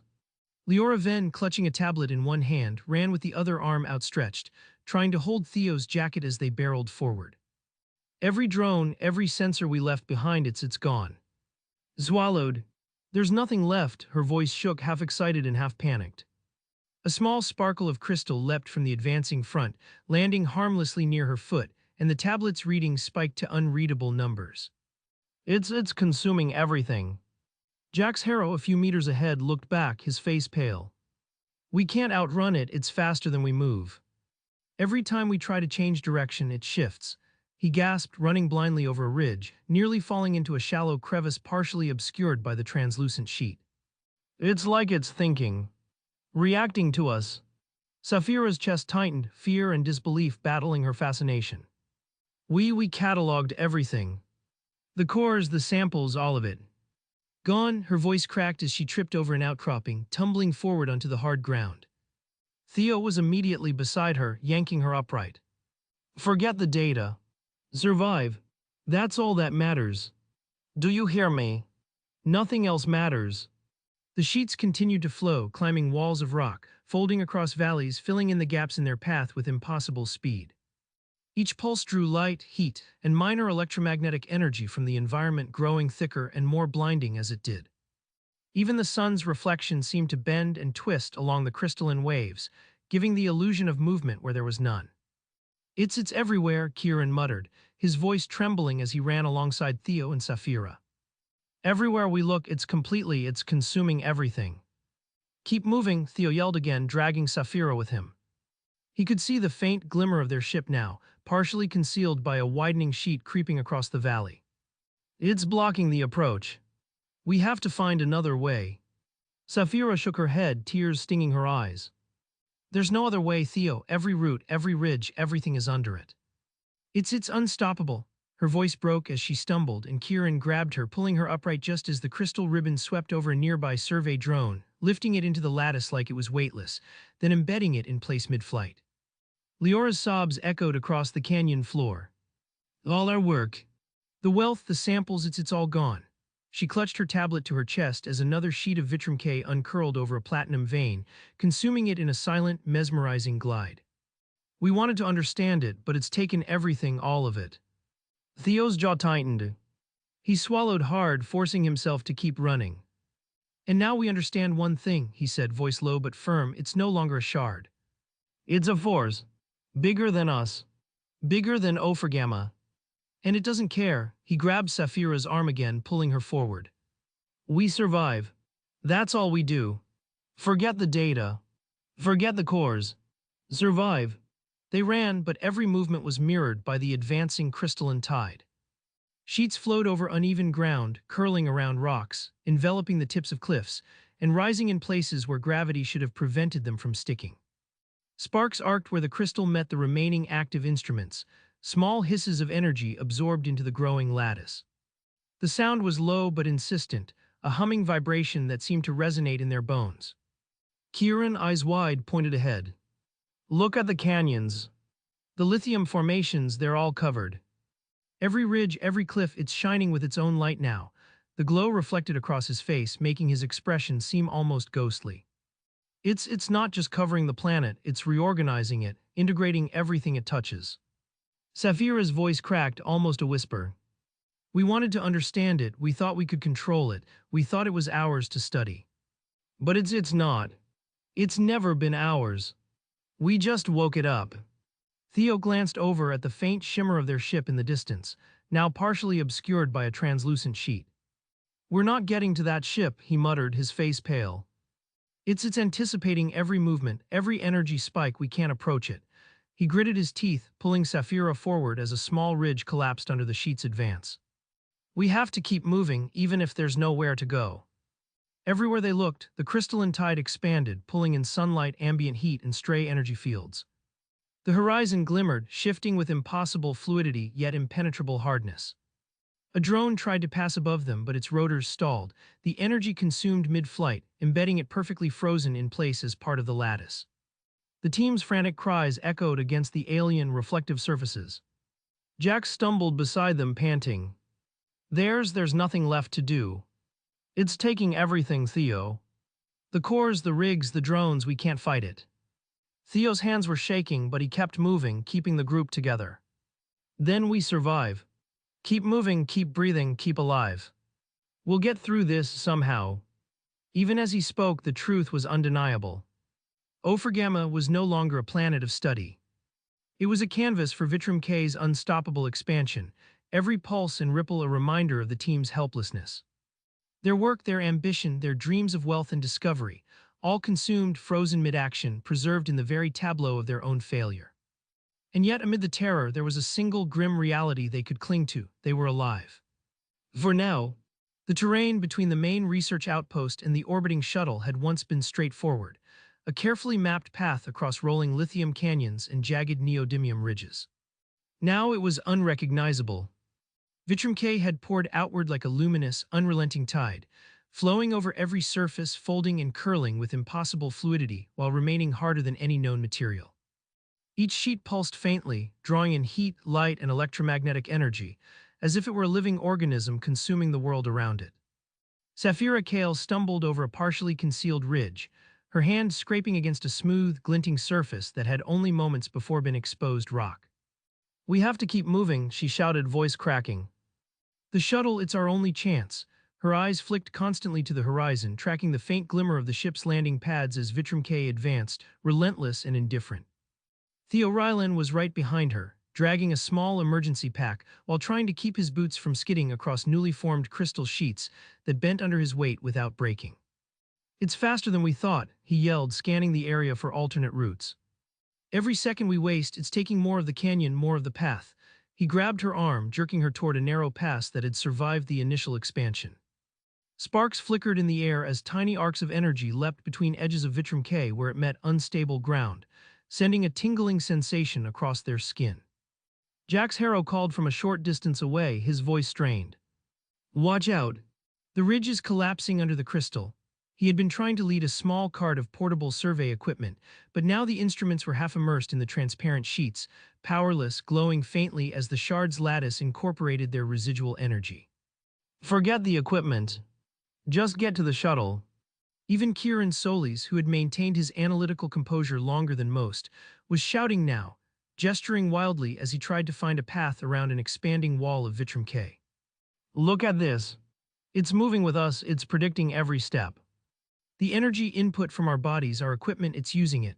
His voice was edged with panic, though his eyes were fixed on patterns forming across the crystalline tide, noting minute pulses and subtle flows.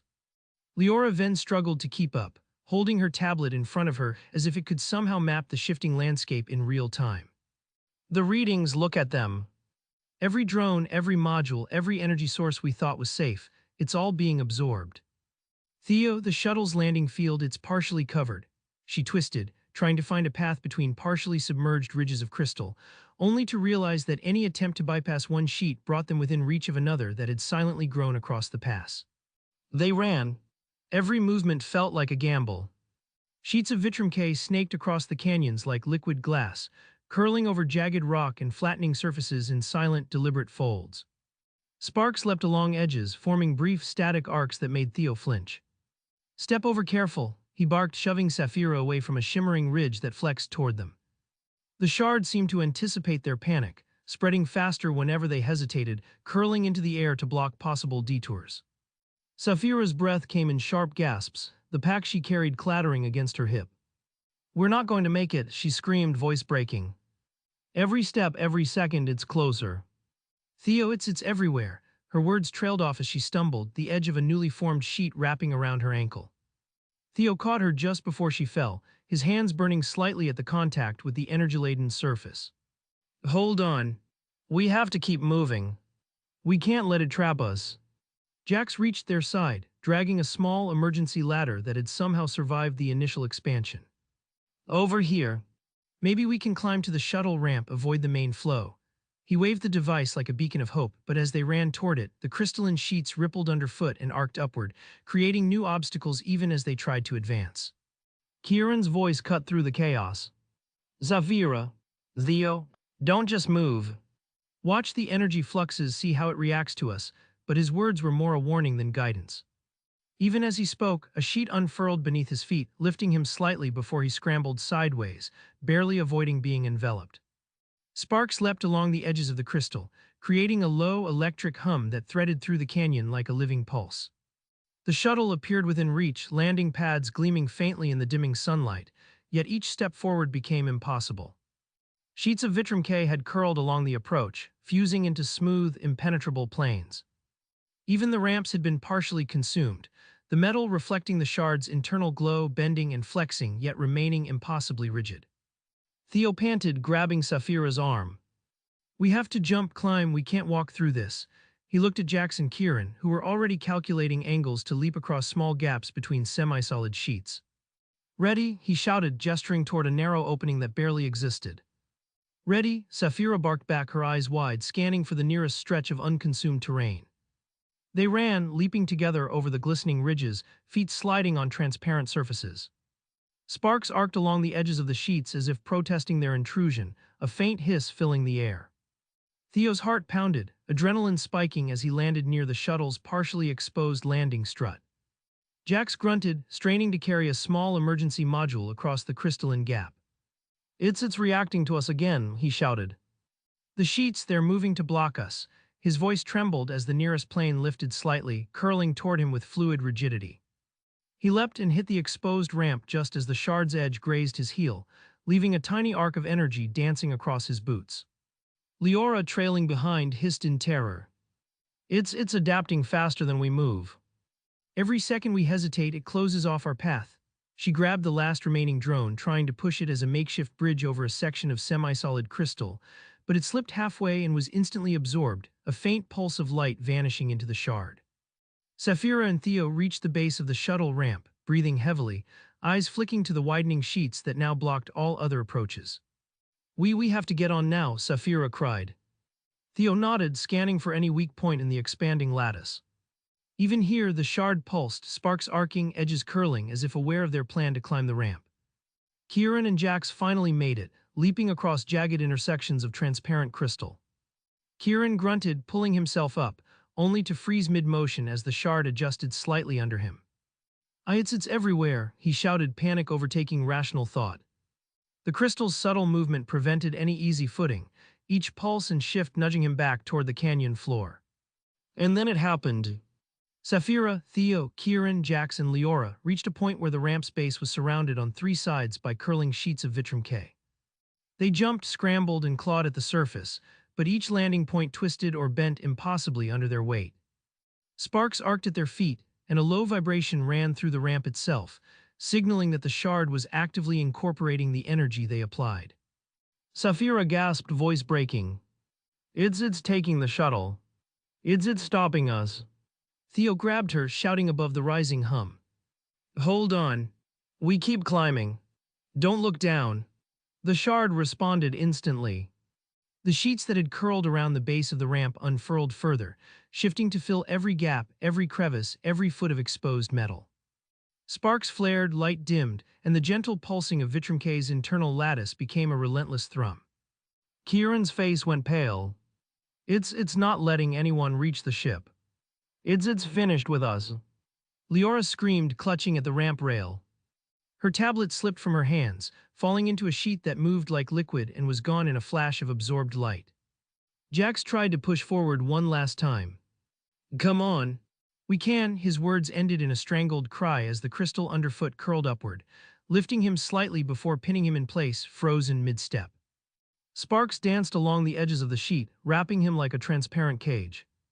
Theo, Saphira, Kieran, and Leora scrambled desperately, but every motion they made seemed calculated against them. Vitram K reacted, absorbing energy from their movements, incorporating their exertion into the lattice, folding them into the crystalline tableau. Even the shuttle's ramp, once a symbol of escape, was partially engulfed, shimmering impossibly and bending subtly under the shard's influence. Saphira's voice was barely audible. We ka. Theo gritted his teeth, holding her hand.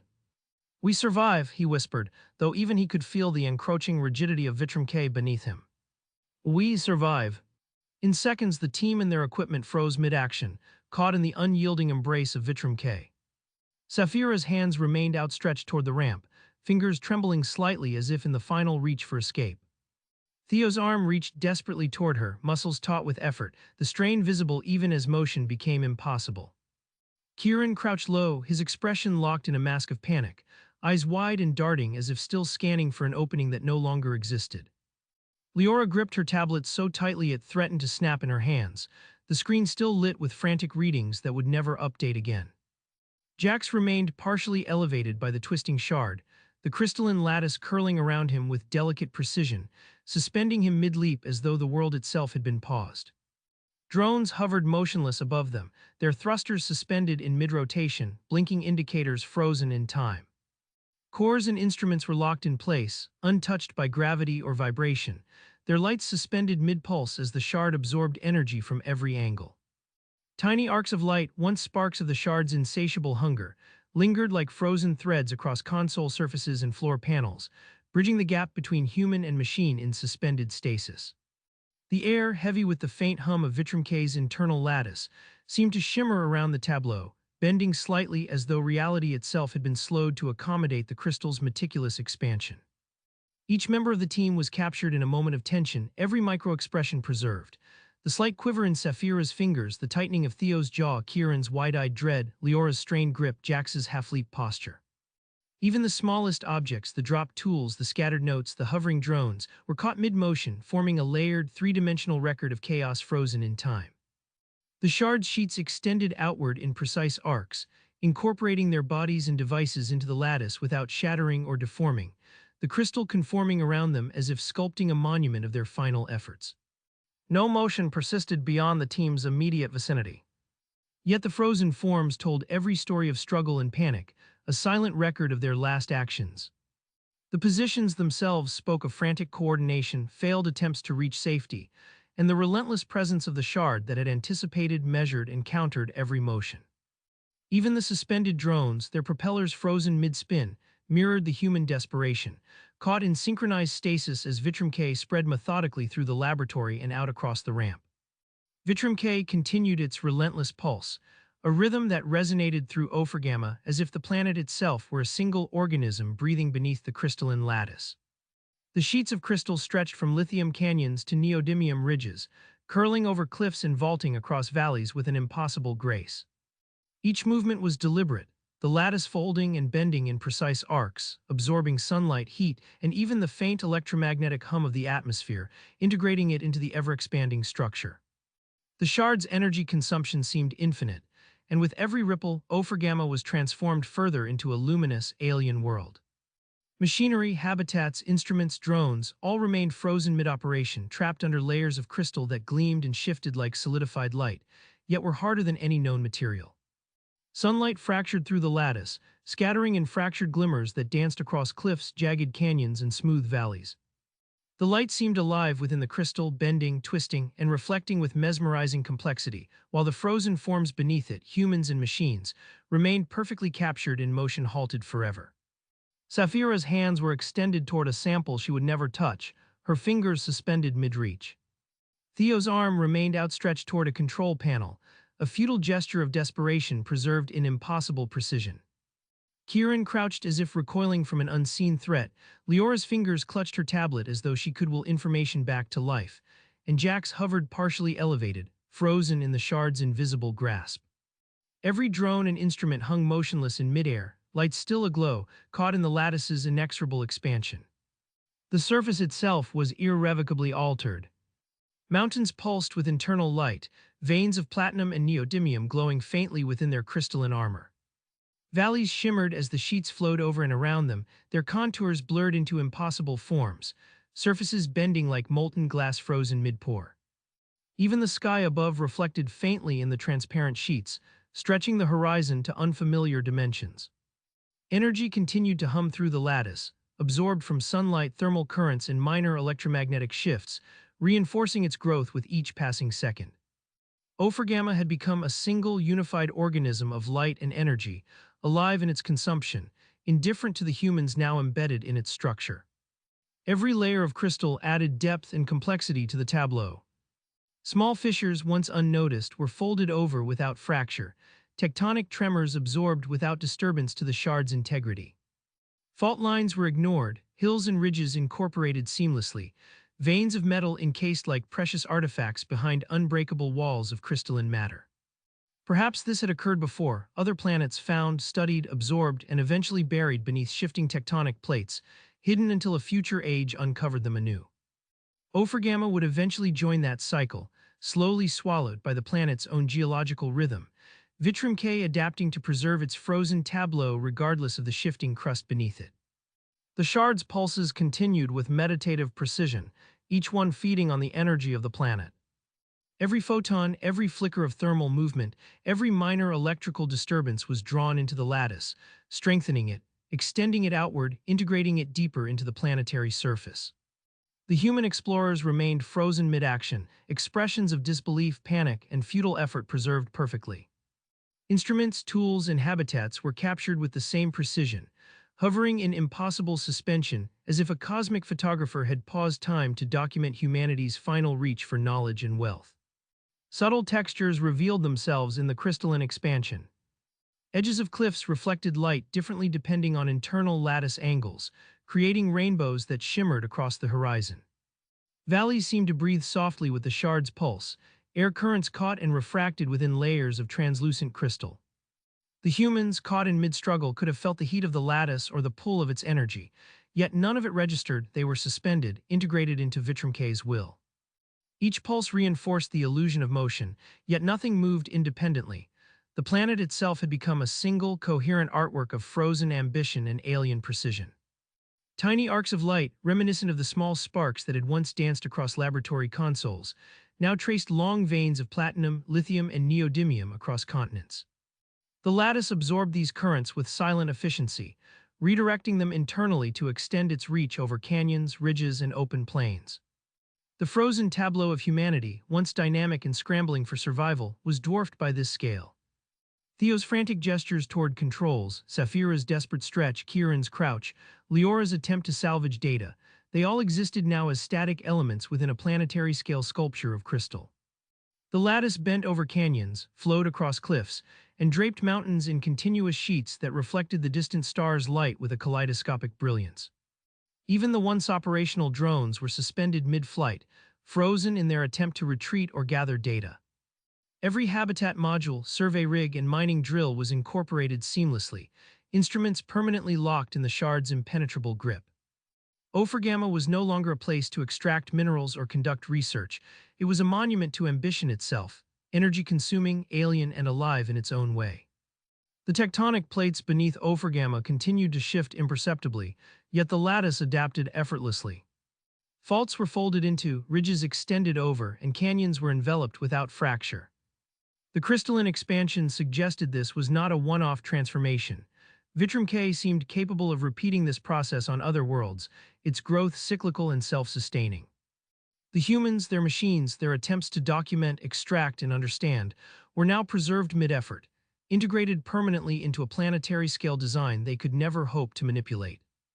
Vitrum K's glow shifted subtly with each pulse, highlighting veins of precious metals and mineral deposits, each shimmer evidence of the planet's immense wealth forever beyond reach. The frozen explorers lay scattered across Ophrgamma like characters in a grotesque tableau, perfectly preserved in mid-motion. Instruments, some sparking faintly with trapped energy, were locked in suspension.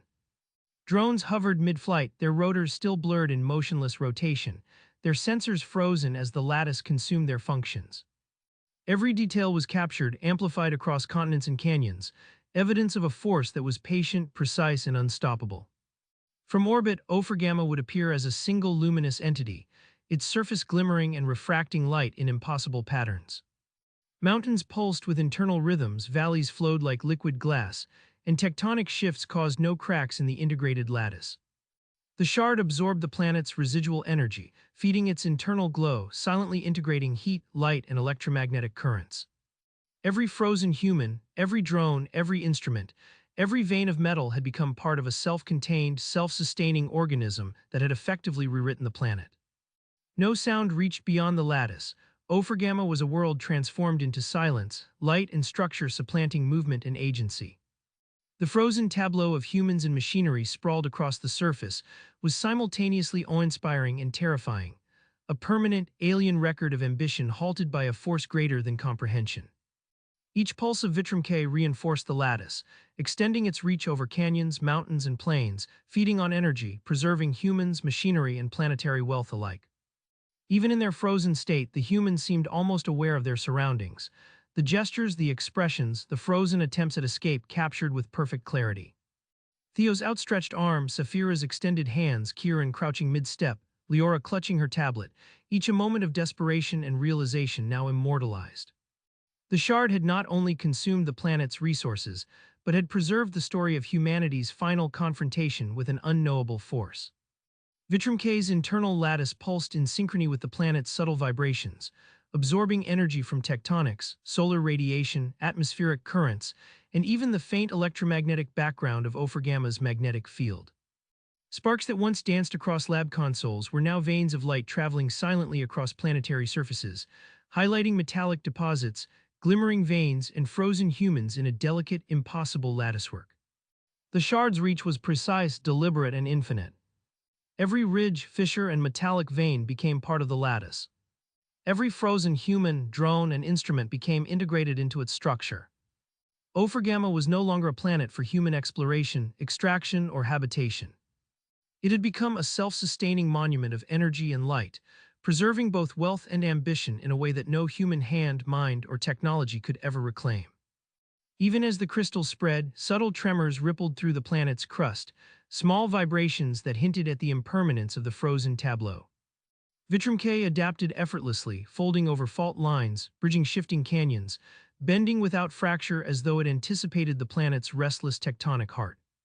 The shard's lattice consumed everything above ground, yet the very bones of Ophrgamma, the shifting plates, the deep magma flows, continued their slow, inevitable dance. In a million years, perhaps, the very crystal that now shone like a jewel would be buried, folded beneath mountain roots and canyons that had once been open to human curiosity. A new surface would rise untouched, pristine, and waiting. As the planet rotated beneath distant stars, Vitrum K's glow maintained its pulse, rhythmic and meditative, silently consuming energy and extending the lattice over unclaimed and unreachable terrain. The tableau of frozen humans, drones, and machinery remained intact across continents and canyons, every detail captured in the shard's unyielding lattice. Saphira's outstretched hand, Theo's desperate reach, Kieran crouched mid-step, Leora clutching her tablet, all were eternal snapshots suspended in the shard's cold embrace. But beneath this seemingly final moment, Ophrgamma's tectonic plates whispered of impermanence. The lattice might preserve, but the world itself would continue to move, shift, and recycle. Fault lines would fracture, mountains would rise and fall, canyons would close and reopen. Vitrum K's tableau, magnificent and terrifying, would eventually be swallowed by the planet's own motion. What had been a monument to human ambition might one day be buried, obscured from view, waiting silently for the next explorers, human or alien, to uncover it and perhaps repeat the same fatal curiosity. Ophragama glimmered against the void, a crystalline world, alien, beautiful, perfectly preserved, and utterly unstoppable. Yet in the slow pulse of the tectonic heart beneath, there lay the promise of renewal, a whisper that no crystal, no matter how precise or all-consuming, could ever truly conquer the restless, grinding eternity of a living planet. The shard had won the day, had frozen ambition in time, had consumed energy and preserved the impossible. But the planet itself, patient and enduring, would one day bury this chapter, leaving the stage set for whoever or whatever might come next.